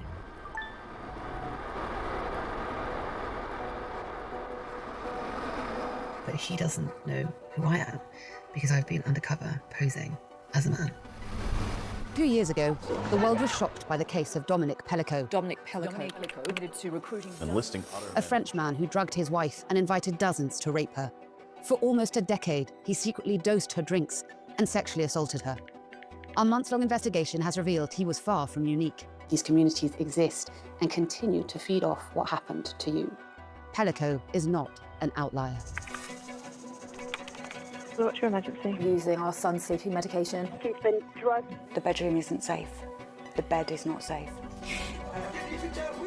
We infiltrated a vast international network hiding in plain sight.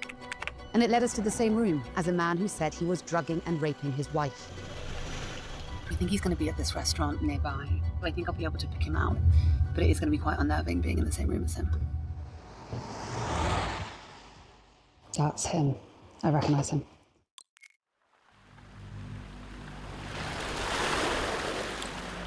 Emergency? Borderline connecting. Go ahead, caller. What's your emergency? I've just heard from my daughter. She's on her own in a house with 4 children and has just learned she's been drugged with her son's sleeping medicine. So the 62 million thing that we've been talking about lately, this is like the documentary or part of the documentary that they put out. They've uploaded it to YouTube now, and so this is like a 15-minute piece of the documentary that they put out about this like rape academy. We worry about who's coming behind us, walking down the street. We worry about going to our car late at night, but we don't worry about who we lie next to. I didn't realise I had to. Zoe Watts may never know if the videos her husband made of her being raped were ever uploaded online. But huge numbers of videos are being posted by users who claim it's non-consensual. One website profiting from this is motherless.com. Last year, we began investigating a porn site that gets over 60 million visits a month, focusing on the thousands of videos featuring women who appear unconscious during sex acts. It's home to over 20,000 videos of so-called sleep content, with hundreds of thousands of... Now, obviously, like, the first thought that you might have is like, okay, a lot of these guys probably aren't actually doing this. It's probably entertainment, like, or to like make people think that that's what the majority of porn is. There's a, like, if you think that the pizza girl showing up is actually like coming inside to have sex with the guy, then you're fucking crazy. But a lot of the people in the videos were told by reporters that this was happening, and those people did go to the cops and are charging their husbands and things like that. So there are, and since then, other people have come out with statements saying, I was one of the women who was in some of these videos and blah, blah, blah. And so it is... Tom, check the waiting room. No. of views. One popular hashtag is iCheck, a way of proving a woman is asleep. We created a fake name and soon got into a private Telegram group that's dedicated to sharing sleep content with almost 1,000 members. So some person will say, oh, I'm thinking about drugging my wife.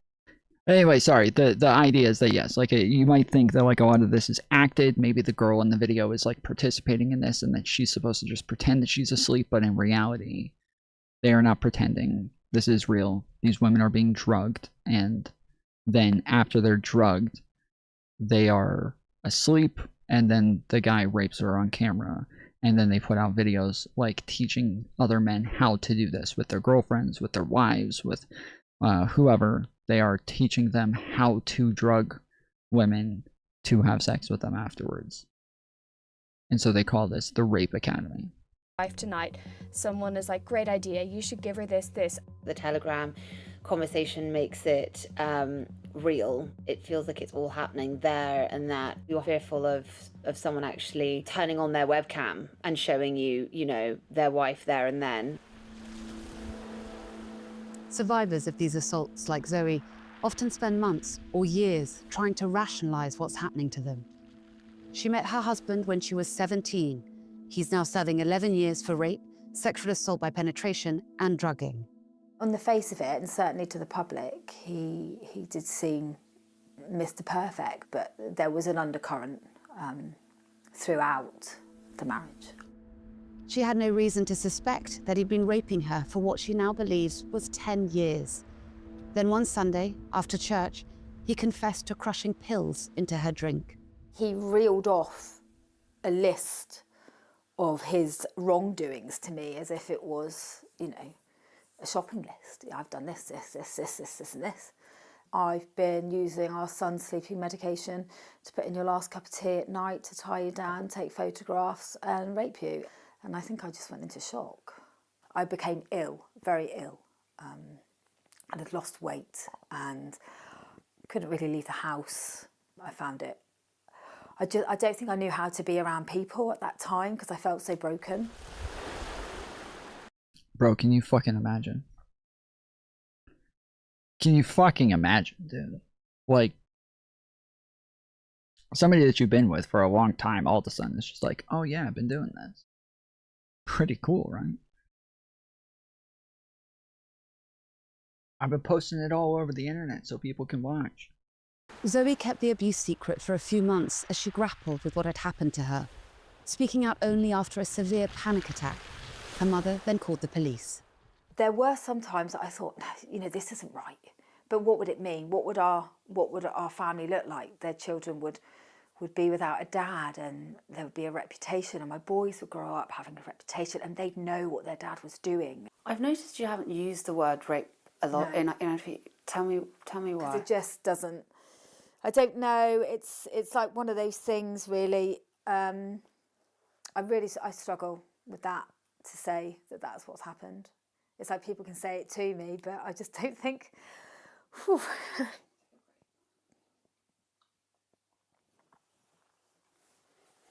You know you're not alone. Yeah. Yeah, sadly.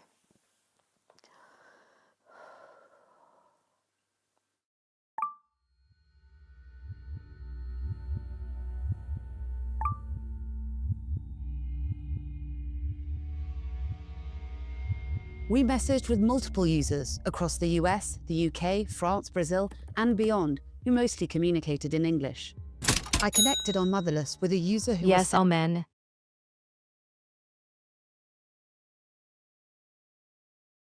That's literally been like the mantra from this is yes, all men. That's literally been like what half these motherfuckers have been saying. Yes, all men. Like,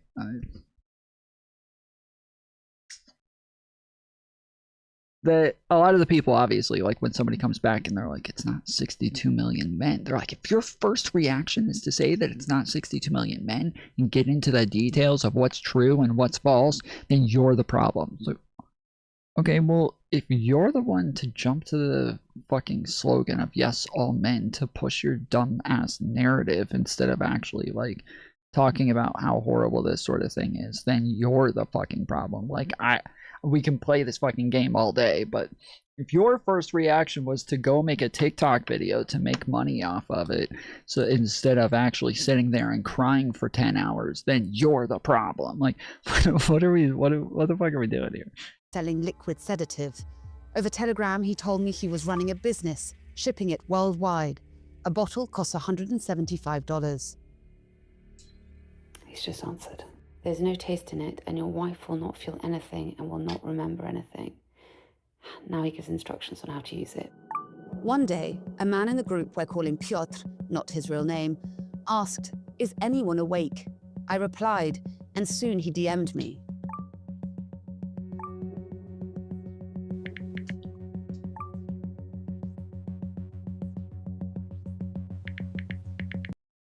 Bring me on then. No, I agree. It's all men.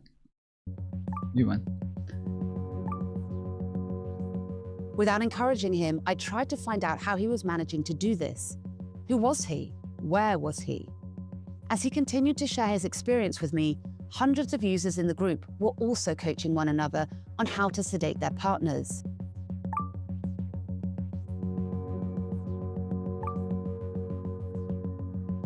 Liquids, pills, step-by-step instructions from dozens of drugs to exact dosages were all in the chat. Many of them everyday medicines. Even when women come forward, proving it can be nearly impossible.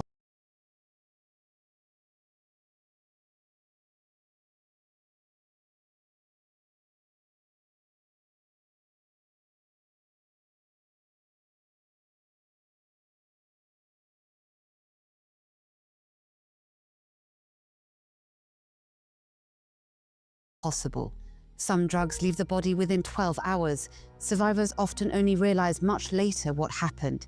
And even with the courage to speak out, there are still countless roadblocks when it comes to reporting to police or bringing a legal case. Amanda Stanhope didn't know her partner had been abusing her for 5 years. What were some of the physical signs? I'd wake up on a towel that wasn't there when I went to bed. And sometimes I'd go to bed with, I'd remember wearing shorts and a t-shirt, and they wouldn't be there when I woke up the next morning. I often found lots of bruises on my body that hadn't been there previously. Her former partner was charged with multiple counts of rape and sexual assault. The police had to look through all these videos. And what did they make of them? The one where I was absolutely horrified, and he'd performed a sexual act on my face whilst I was unconscious, and it was completely clear. And the police looked at this one and I thought, there's the evidence. And the police said to me, well, we can't use that. That isn't clear evidence because it looks like you're pretending to be asleep. In England, where survivors Amanda and Zoe live, nearly a quarter of sexual assault victims are assaulted while unconscious or asleep, and that number has risen over the last decade. Amanda's ex took his own life before the case could go to court. She's still piecing her life back together.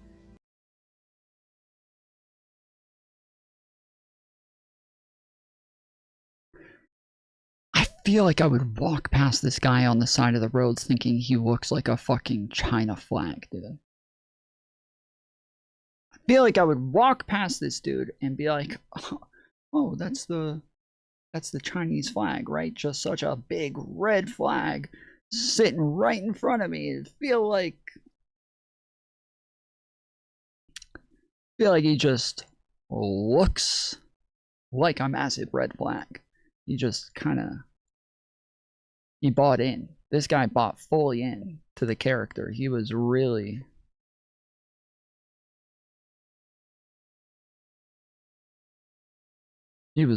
playing the part. And the shock of learning about group chats where this kind of abuse continues hasn't faded. Instantly, my whole body goes and my hands start shaking.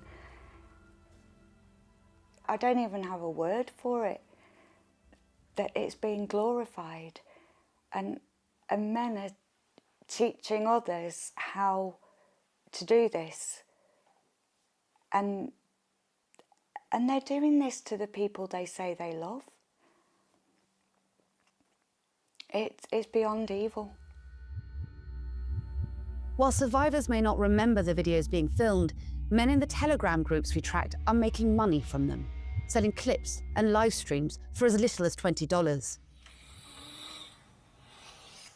You're hearing a woman snoring in a clip from a live stream advertised in this group as a way to entice users to pay for more. The user claimed it was his wife who was asleep and who he was about to rape. Processing this kind of material raises a nearly unanswerable question.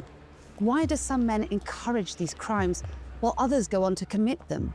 A psychologist who assessed dozens of the defendants in the Pellico case thinks they were motivated by fantasies of domination, fueled by a culture that to this day treats many women as objects to be controlled.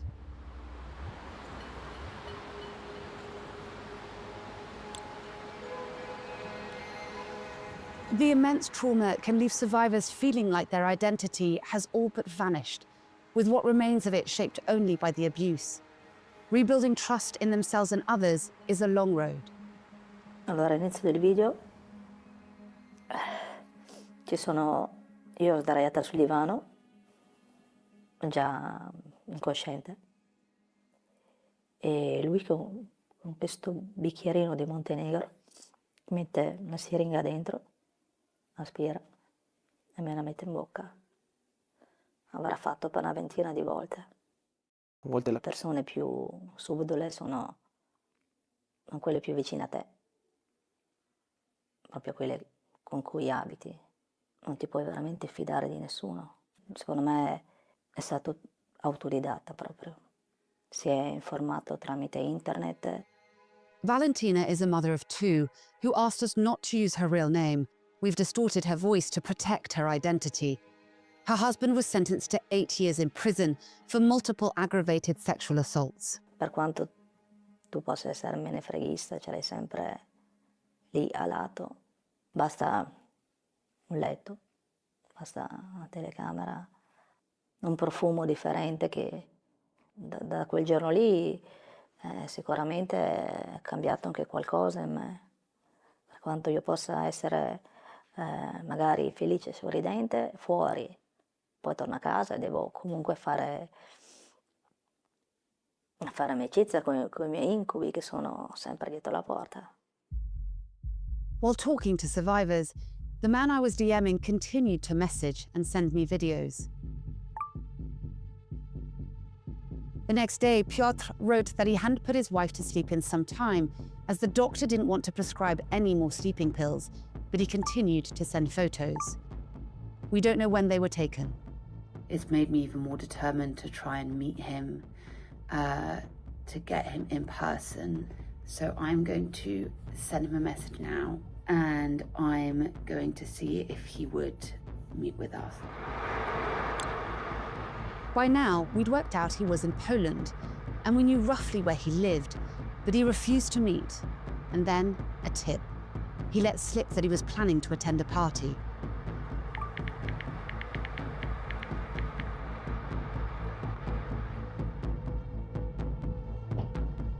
That's him.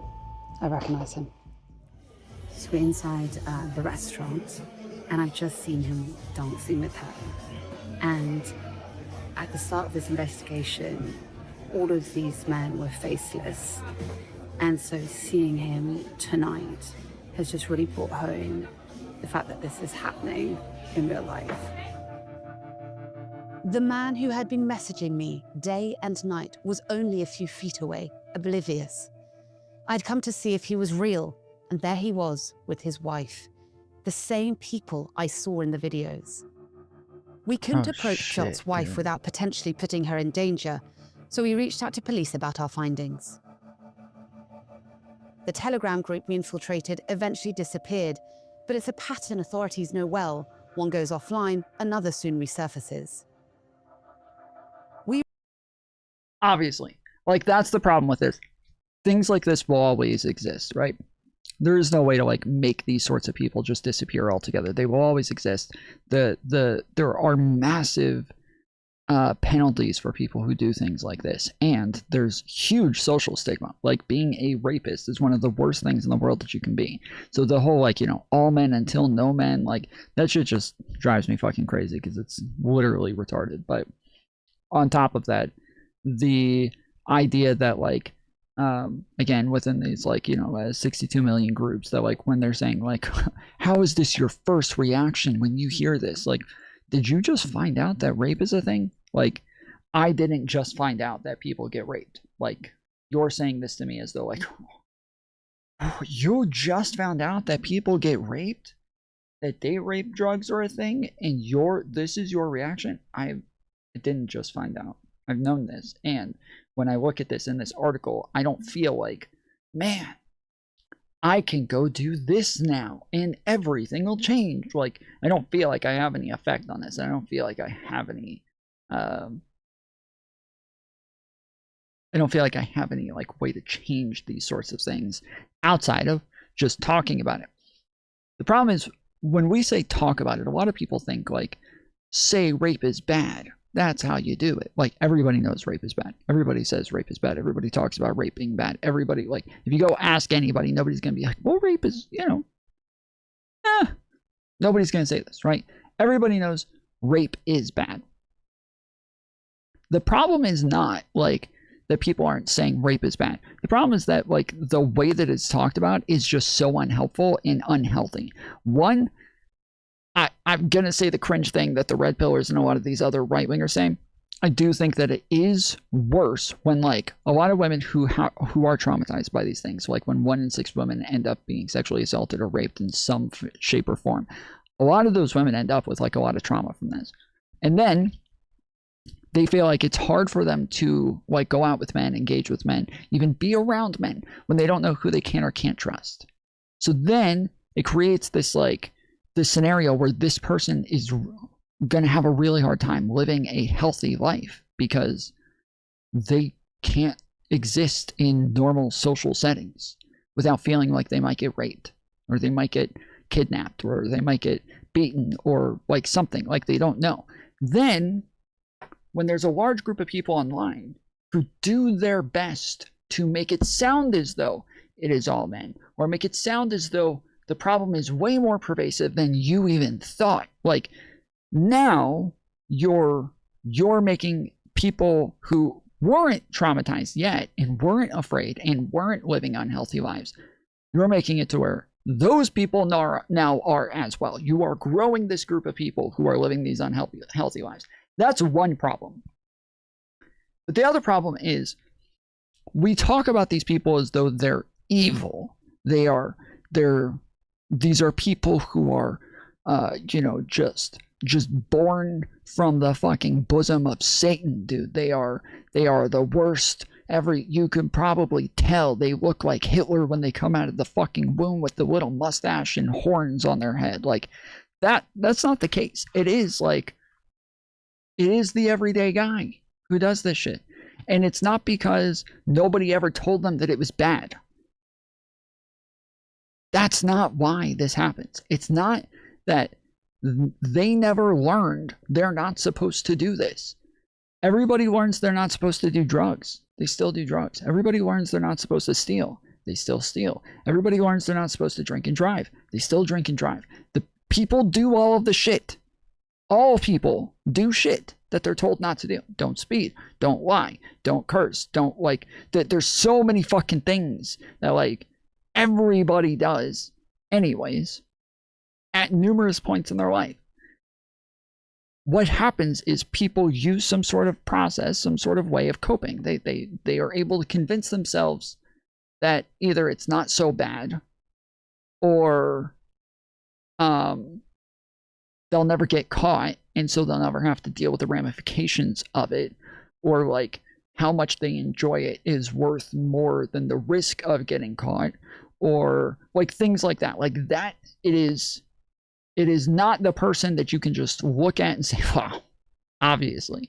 It is just every other, when they talk about college campuses and how pervasive rape culture and these sorts of things, that is what causes this. It's not the jokes in a group text. This is the example that I hear all the time. It's a guy will make a joke in a group text about women being stupid, or,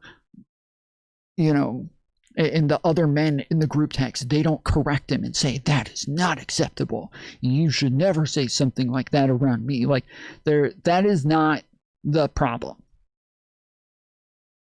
The problem is that people need to make it clear that, because even the person who does it, you guys go and watch videos of the people who commit mass murder, or they go and commit these mass shootings, or they're gangsters for a long time and are hitmen, or when they go and they sit down with this person in prison who's behind bars, and it's I'm talking to a monster today, and then you go sit down with them.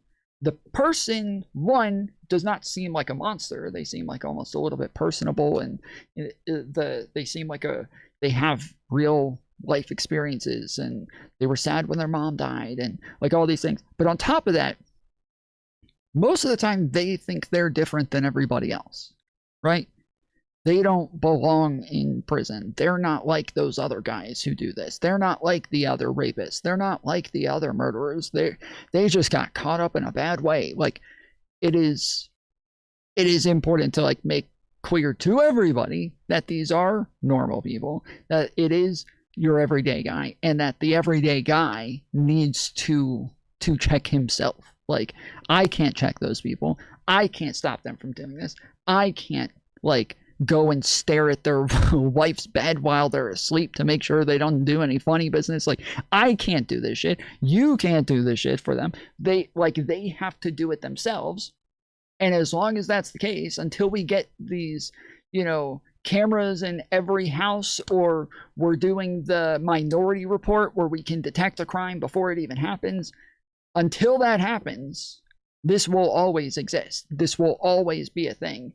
And the preventative measures are, most of the time, unfortunately, on the women. It just is. That is not to say that it's their fault. That's not to say that it's their responsibility to fix people, or anything like that. It is, or men or women, whoever. But it's it's on the people who don't want to be in those situations to try to avoid those situations in a responsible way. You can't avoid everything. You never will. It's impossible. It can still happen to just about anybody. But the I think the way that people talk about these things is just the most obtuse and dog shit way, where, yeah, don't tell the woman like not to wear a short skirt when she goes out, but tell her, hey, yeah, don't get in the guy's car if he wants to offer you a ride. And if you do get in his car, make sure you take some sort of preventative measures. Ask him for his ID first. Take a picture of it. Say you're sending it to your mom, or say give me your cell phone first, and then I'll get it. Like things like this. Like you take some sort of preventative measures if it's necessary. Video call somebody and have them stay on a video chat with you the whole time. Like there's things to do, but you can never do enough. You can never do enough. When this woman was with this guy and married to him, how long did they say? Like 15 years? And then he started doing this shit? There is no being sure ever. And that is just as scary of a world as any other, honestly. That is just as terrifying as literally anything else. Is that, yeah, there's no way you can know these things from somebody and as to whether or not they would do something like this, but it is your lawyers and your doctors and your garbage men and your cashiers and your plumbers and your politicians and your presidents and your, like, it is all of those people. Tom is a professional victim blamer, man. He invented Rape Alley just so he could do this effectively. I did invent Rape Alley, and if you guys remember the last time that I got in trouble with TikTok, I didn't respond to this part of the whole drama because it was so fucking stupid. I was not even the least bit interested in getting into that. While people are calling me a Nazi and a pedophile, I didn't even respond to this other part of the argument. That is, did you see his bear versus man video? He said women should have picked man. He's one of those guys.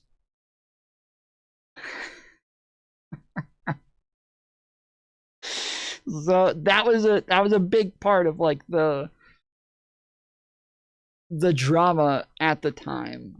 And yeah, I did not include that in my response video. I didn't comment to these people. I did not engage with those motherfuckers whatsoever, because that was just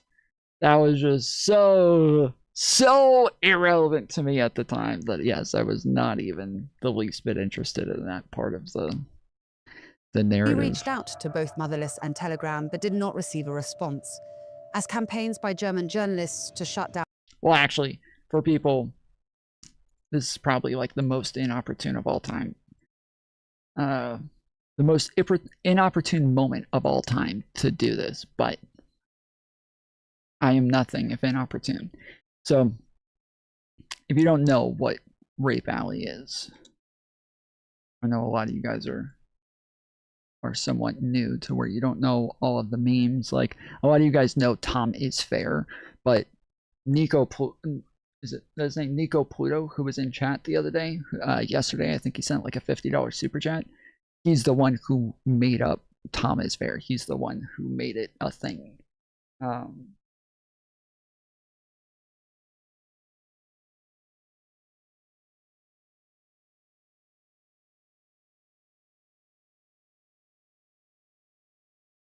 Brittany calls Hassan status quo.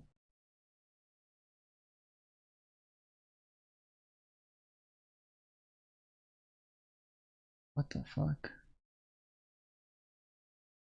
Was that the cause of the Britney breakup too? No. No, the bear versus man thing, if you remember, her and I had a conversation about it afterwards, and like she said, she was like, I was afraid, like coming into this conversation. I thought you were like really pissed at me, and I know that I said some harsh things, and I was scared that like maybe you would have taken it the wrong way, and so I feel really good about this conversation. I'm so happy we had this. This went really well, like blah blah blah. the reason for the Britney breakup, I don't know how you don't remember this. She literally did a whole fucking video on it, but it was over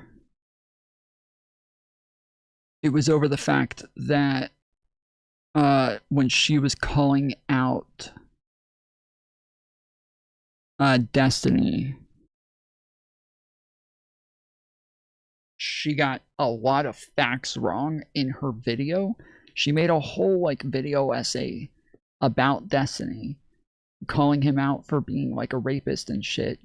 And I literally debunked like a lot of the shit that she said. And then on other things that she said, I was like, she's totally right here. Like, this is fucked up. And I've said this from the beginning. Like, this shit was very fucked up, and not enough people called this out. And because there were some things where I'm like, she's just factually wrong on all of this. That was enough for her to say that I was defending a rapist. So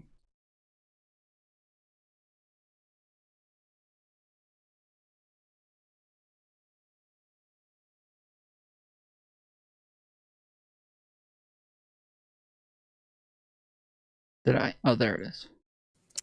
There's an alley, a dark, dank. Just a rape alley is like it's a metaphor that I came up with a while ago because I didn't like the way that people talked about victim blaming. And I felt like they really missed like the point of victim blaming and what it meant, to where they called everything victim blaming. So I came up with a hypothetical to kind of draw a distinction between what is and isn't victim blaming. There's an alley, a dark, dank alleyway. Terrifying looking. Right above the alleyway, you got this neon sign. Letters are falling off. Some of them aren't lit up all the way. And those letters say, Rape Alley. And you see just like the greasiest looking dudes just standing down that alley. Just the nastiest looking freaking perverts just standing inside that alley, okay?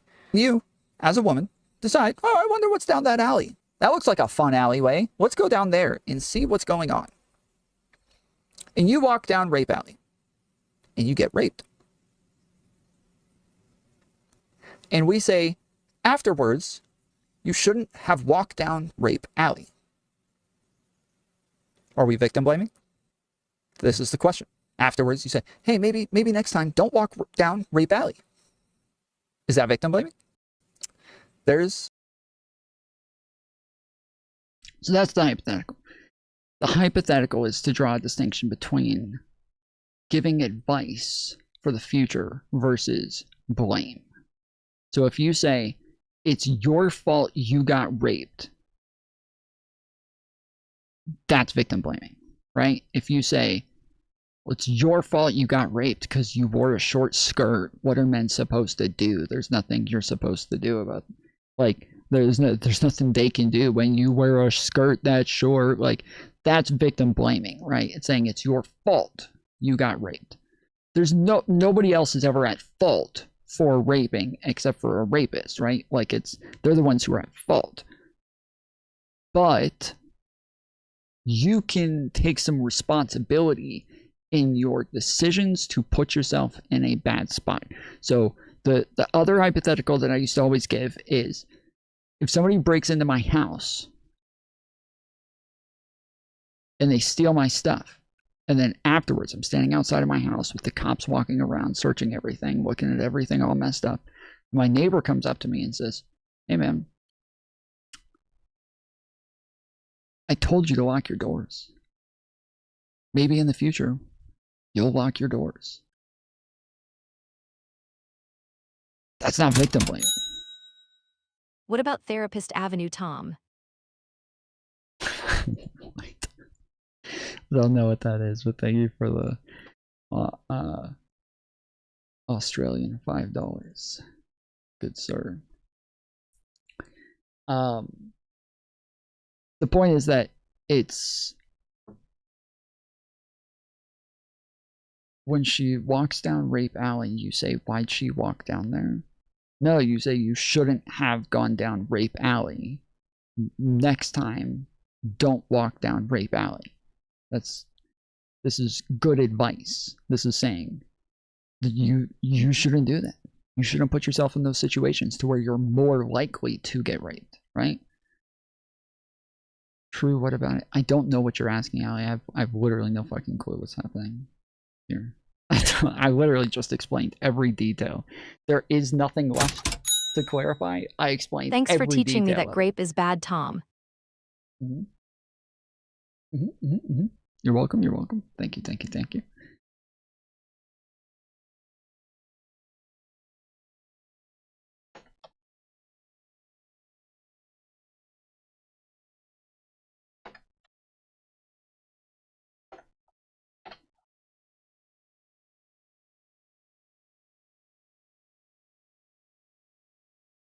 I was talking to MW's comment. Oh, okay. So yeah, so the difference is like pointing out advice versus blame. When earlier I'm saying, yes, like the best thing to do is to make sure that like you're careful, you don't get into cars without taking some precautionary measures. Don't ask for an ID, maybe get in a video chat, like, to make sure this doesn't happen. Like, giving advice to avoid those sorts of things. That's not blaming anybody. That's not blame. But people call it blame. They call it blame. They don't feel like there should be any responsibility whatsoever on the person to not put themselves in a bad situation. The problem is that this is the only time when that's the case, and it's only for women. So when I ask people about the robbery scenario where the neighbor says, I told you to lock your door. In the future, you need to make sure you lock your doors. Nobody calls that victim blaming. Nobody at any point is ever like, yeah, you're victim blaming. How dare you tell them that they should lock their doors? Like, nobody ever says that. But when it comes to rape, obviously, there's a history there, and people are a bit more touchy about it. So to some extent, it makes sense. But yes, that's not a blame. That's not blaming. There's no blame in that scenario. It is just giving good advice to avoid that sort of scenario in the future. So,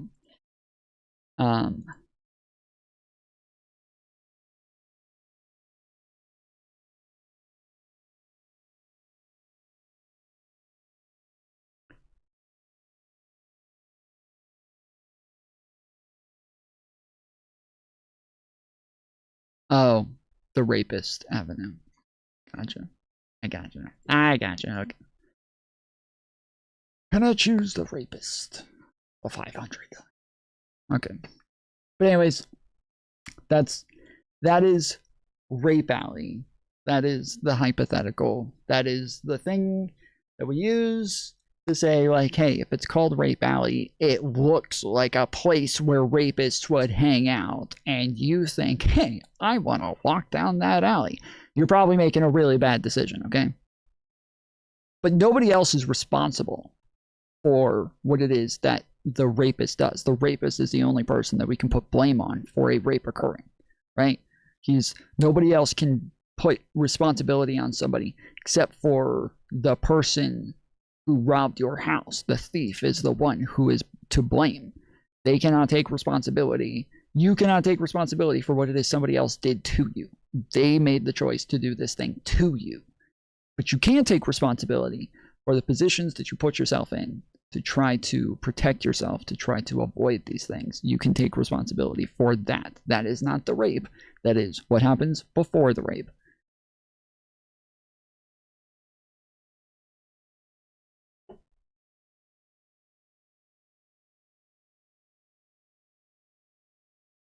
I'm going to run to the restroom real quick. I'm not going to lie. I don't have a whole lot more to get into. I was going to say I might take the last two donations and just save them for tomorrow. But we'll talk about it when I get back. Our motherless and strength and moderation on similar platforms continue, videos of women who appeared to be abused while unconscious are still being uploaded, and US safe harbor laws largely protect the site from liability. In the end, it all comes back to Giselle Pellico. With astonishing dignity, she has taken hold of her own harrowing experience. In reporting this case, we've spoken to multiple survivors who say they were drugged and raped by their husbands, and many of them see you as a source of strength. With your permission, I'd like to read you some of the messages that these survivors have sent to me to read to you. One survivor, her name is Amanda Stanhope, she lives in Wigan. Her strength inspired me to speak out. She broke the silence and shame, so many survivors are forever grateful to her. I'd love to say thank you. If she can do it, then so can I. Ça me fait pleurer. Ah, c'est magnifique. C'est des témoignages qui me bouleversent, bien sûr. Mais c'est beau de se dire qu'elles ont trouvé cette force. Et tu sais, j'ai pu leur transmettre cela, c'est gagné. Parce qu'il faut en effet qu'on soit solidaire de tout ce qui se passe. Parce que si on reste dans son coin, on ne fera jamais évoluer les consciences. Et je dis bravo, mesdames, bravo. N'ayez pas honte de l'avoir fait. Il faut que toutes les femmes puissent faire cette démarche, même si c'est très difficile, même si c'est très compliqué dans leur tête. Mais elles vont y arriver. Il faut du temps. Ça peut demander des mois, des jours, peut-être même des années, mais elles finiront par y arriver. Giselle says men can be allies and still believes society can change. But for those who think they're immune, she has a warning. Je dirais, messieurs, pensez à votre mère, pensez à votre sœur, pensez à votre fille quand vous faites ça. Est-ce qu'il y a un moment où vous allez vous dire que ce que je suis en train de faire, c'est vraiment un acte criminel? Et de dire, faites bien attention, parce qu'un jour, vous serez peut-être... on va vous surprendre. Peut-être que les compagnes lesquelles vous les soumettez, un jour, vont se réveiller et elles pourront dénoncer.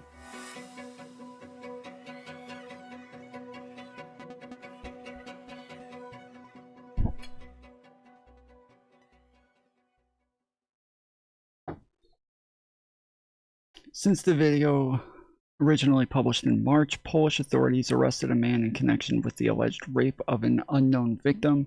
Polish media outlets have identified the man arrested as Piotr, the pseudonym given to the man at the center of this investigation.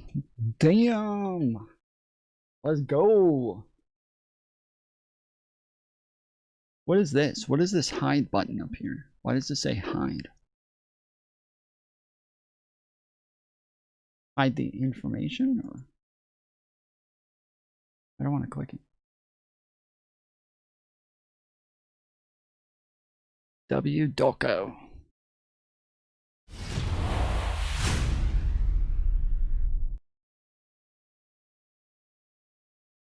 The very clear picture. Bro, there's a guy, I came across a dude, I think it was on TikTok. He's playing video games on TikTok, and he has a VTube cover, and it's Jeffrey Epstein. And it literally looks like Jeffrey Epstein sitting there playing video games the whole time.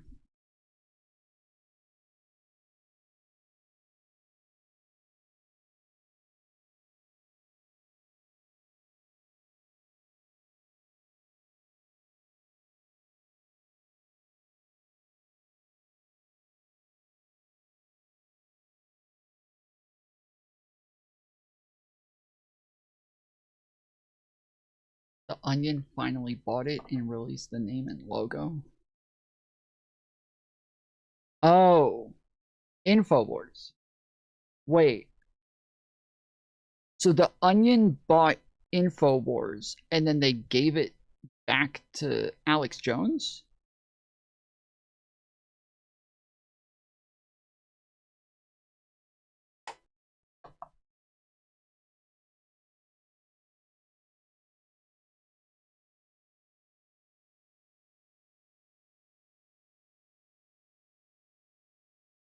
No?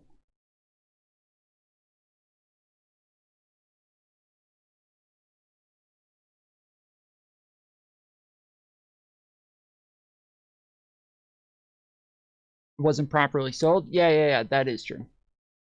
That I remember going into that, and it turned out like he looked like he had a good case. Picture of a creepy guy and a really clear question.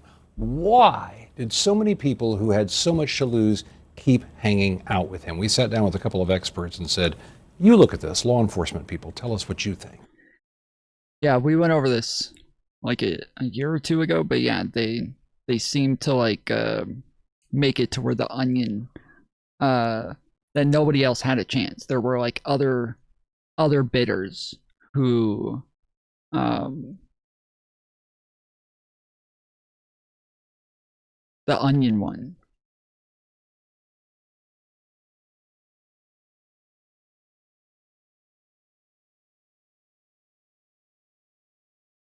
Okay.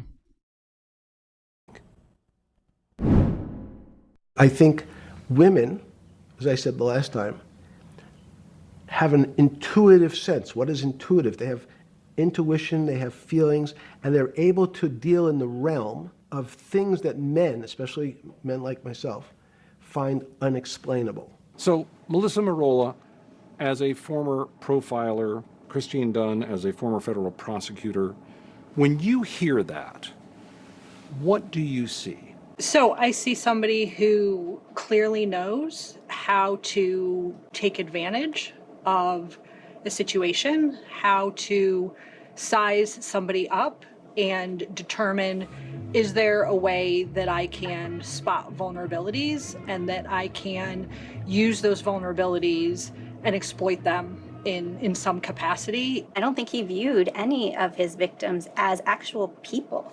They were, things to be used by him. To what degree do you think this lavish lifestyle that he exposed people to was also just part of the whole equation? We know that most of his victims were vulnerable individuals. And so they see something like this and they think, this is opportunity for me to get ahead, to have a stable income.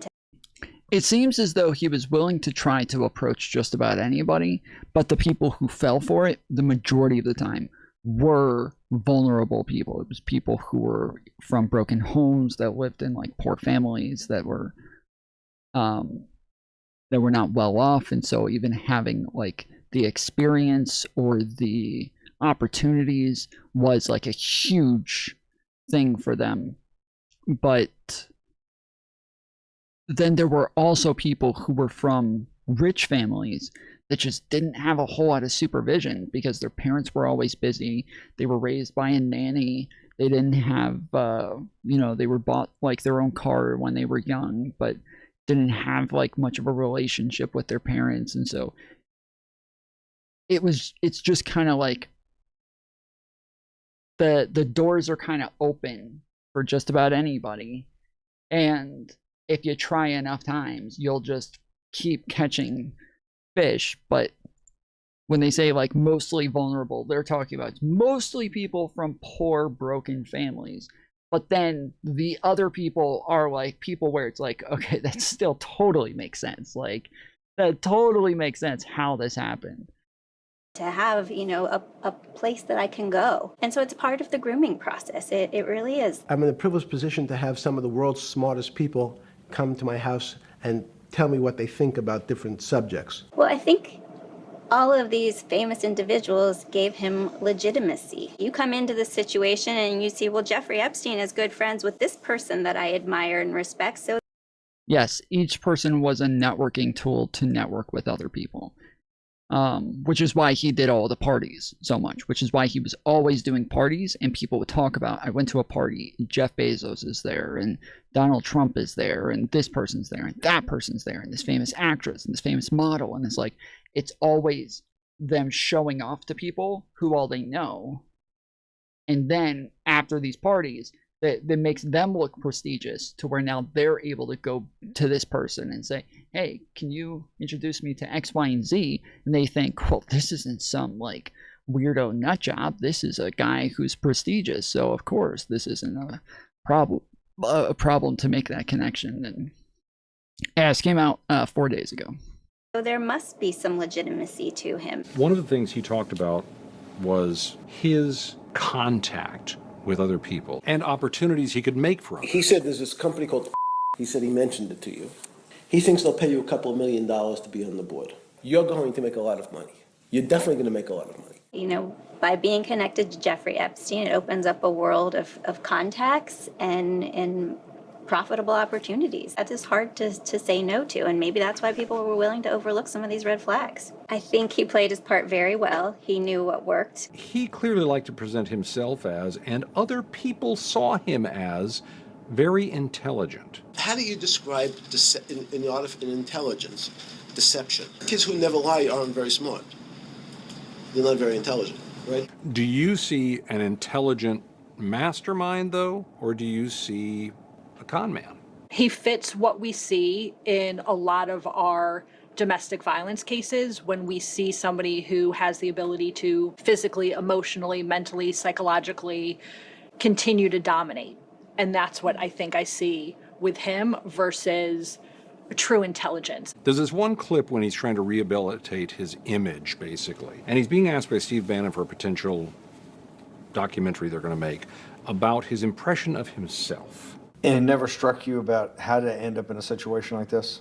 No, that would be probably means I would be too self-aware. You're suggesting I was sort of somewhat depressed, and how could this happen to me? I'm not saying depressed. I'm saying a moment of awareness of how could I get myself into this situation? No, I would just say how strange that this happens.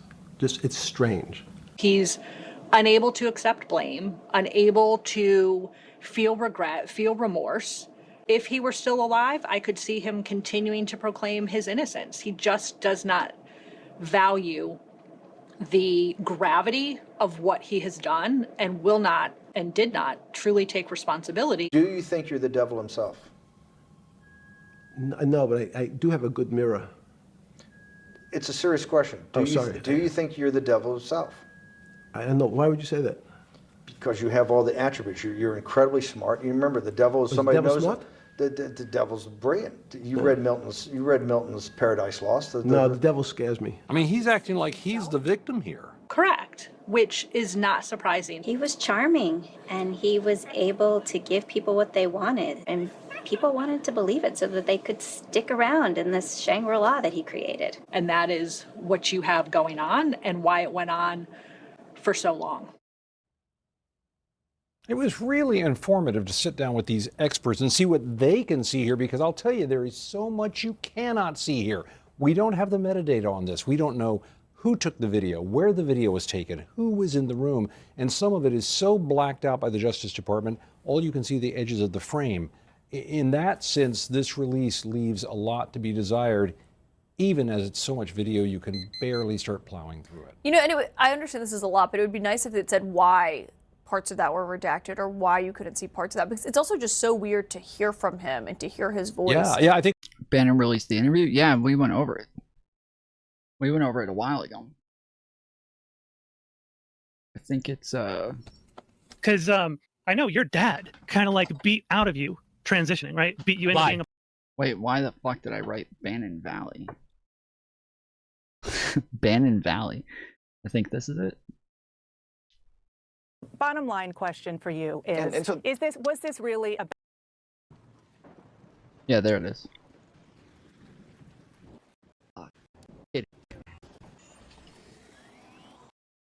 Just get the same email pattern model that we all have.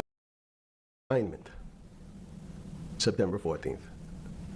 And again, some of the public stories about the wonderful time I had in jail and of my work release, which didn't come till months after. I'd been there since June. Listen to this, guys. Yesterday,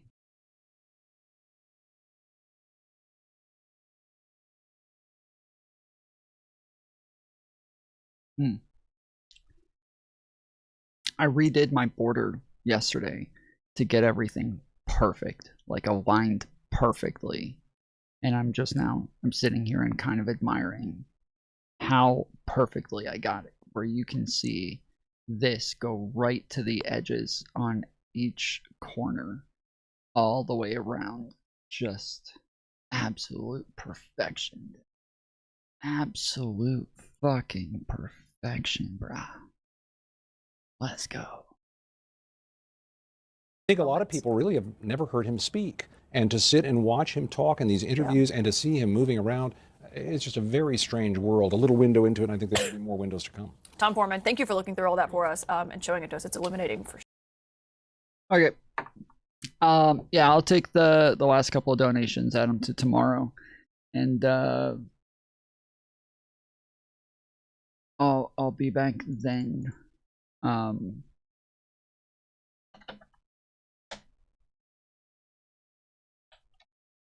Add it before I get off because I'll forget tomorrow.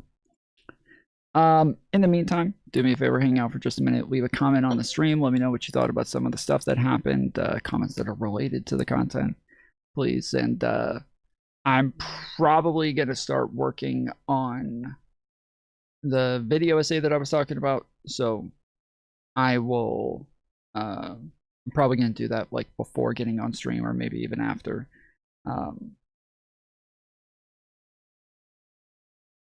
But yeah, I think I'll probably go to the I have the onion thing on my list for tomorrow, so we'll have that as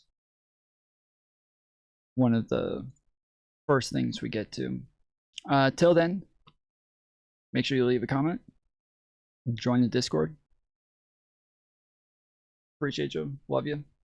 See you next time. Later, fools.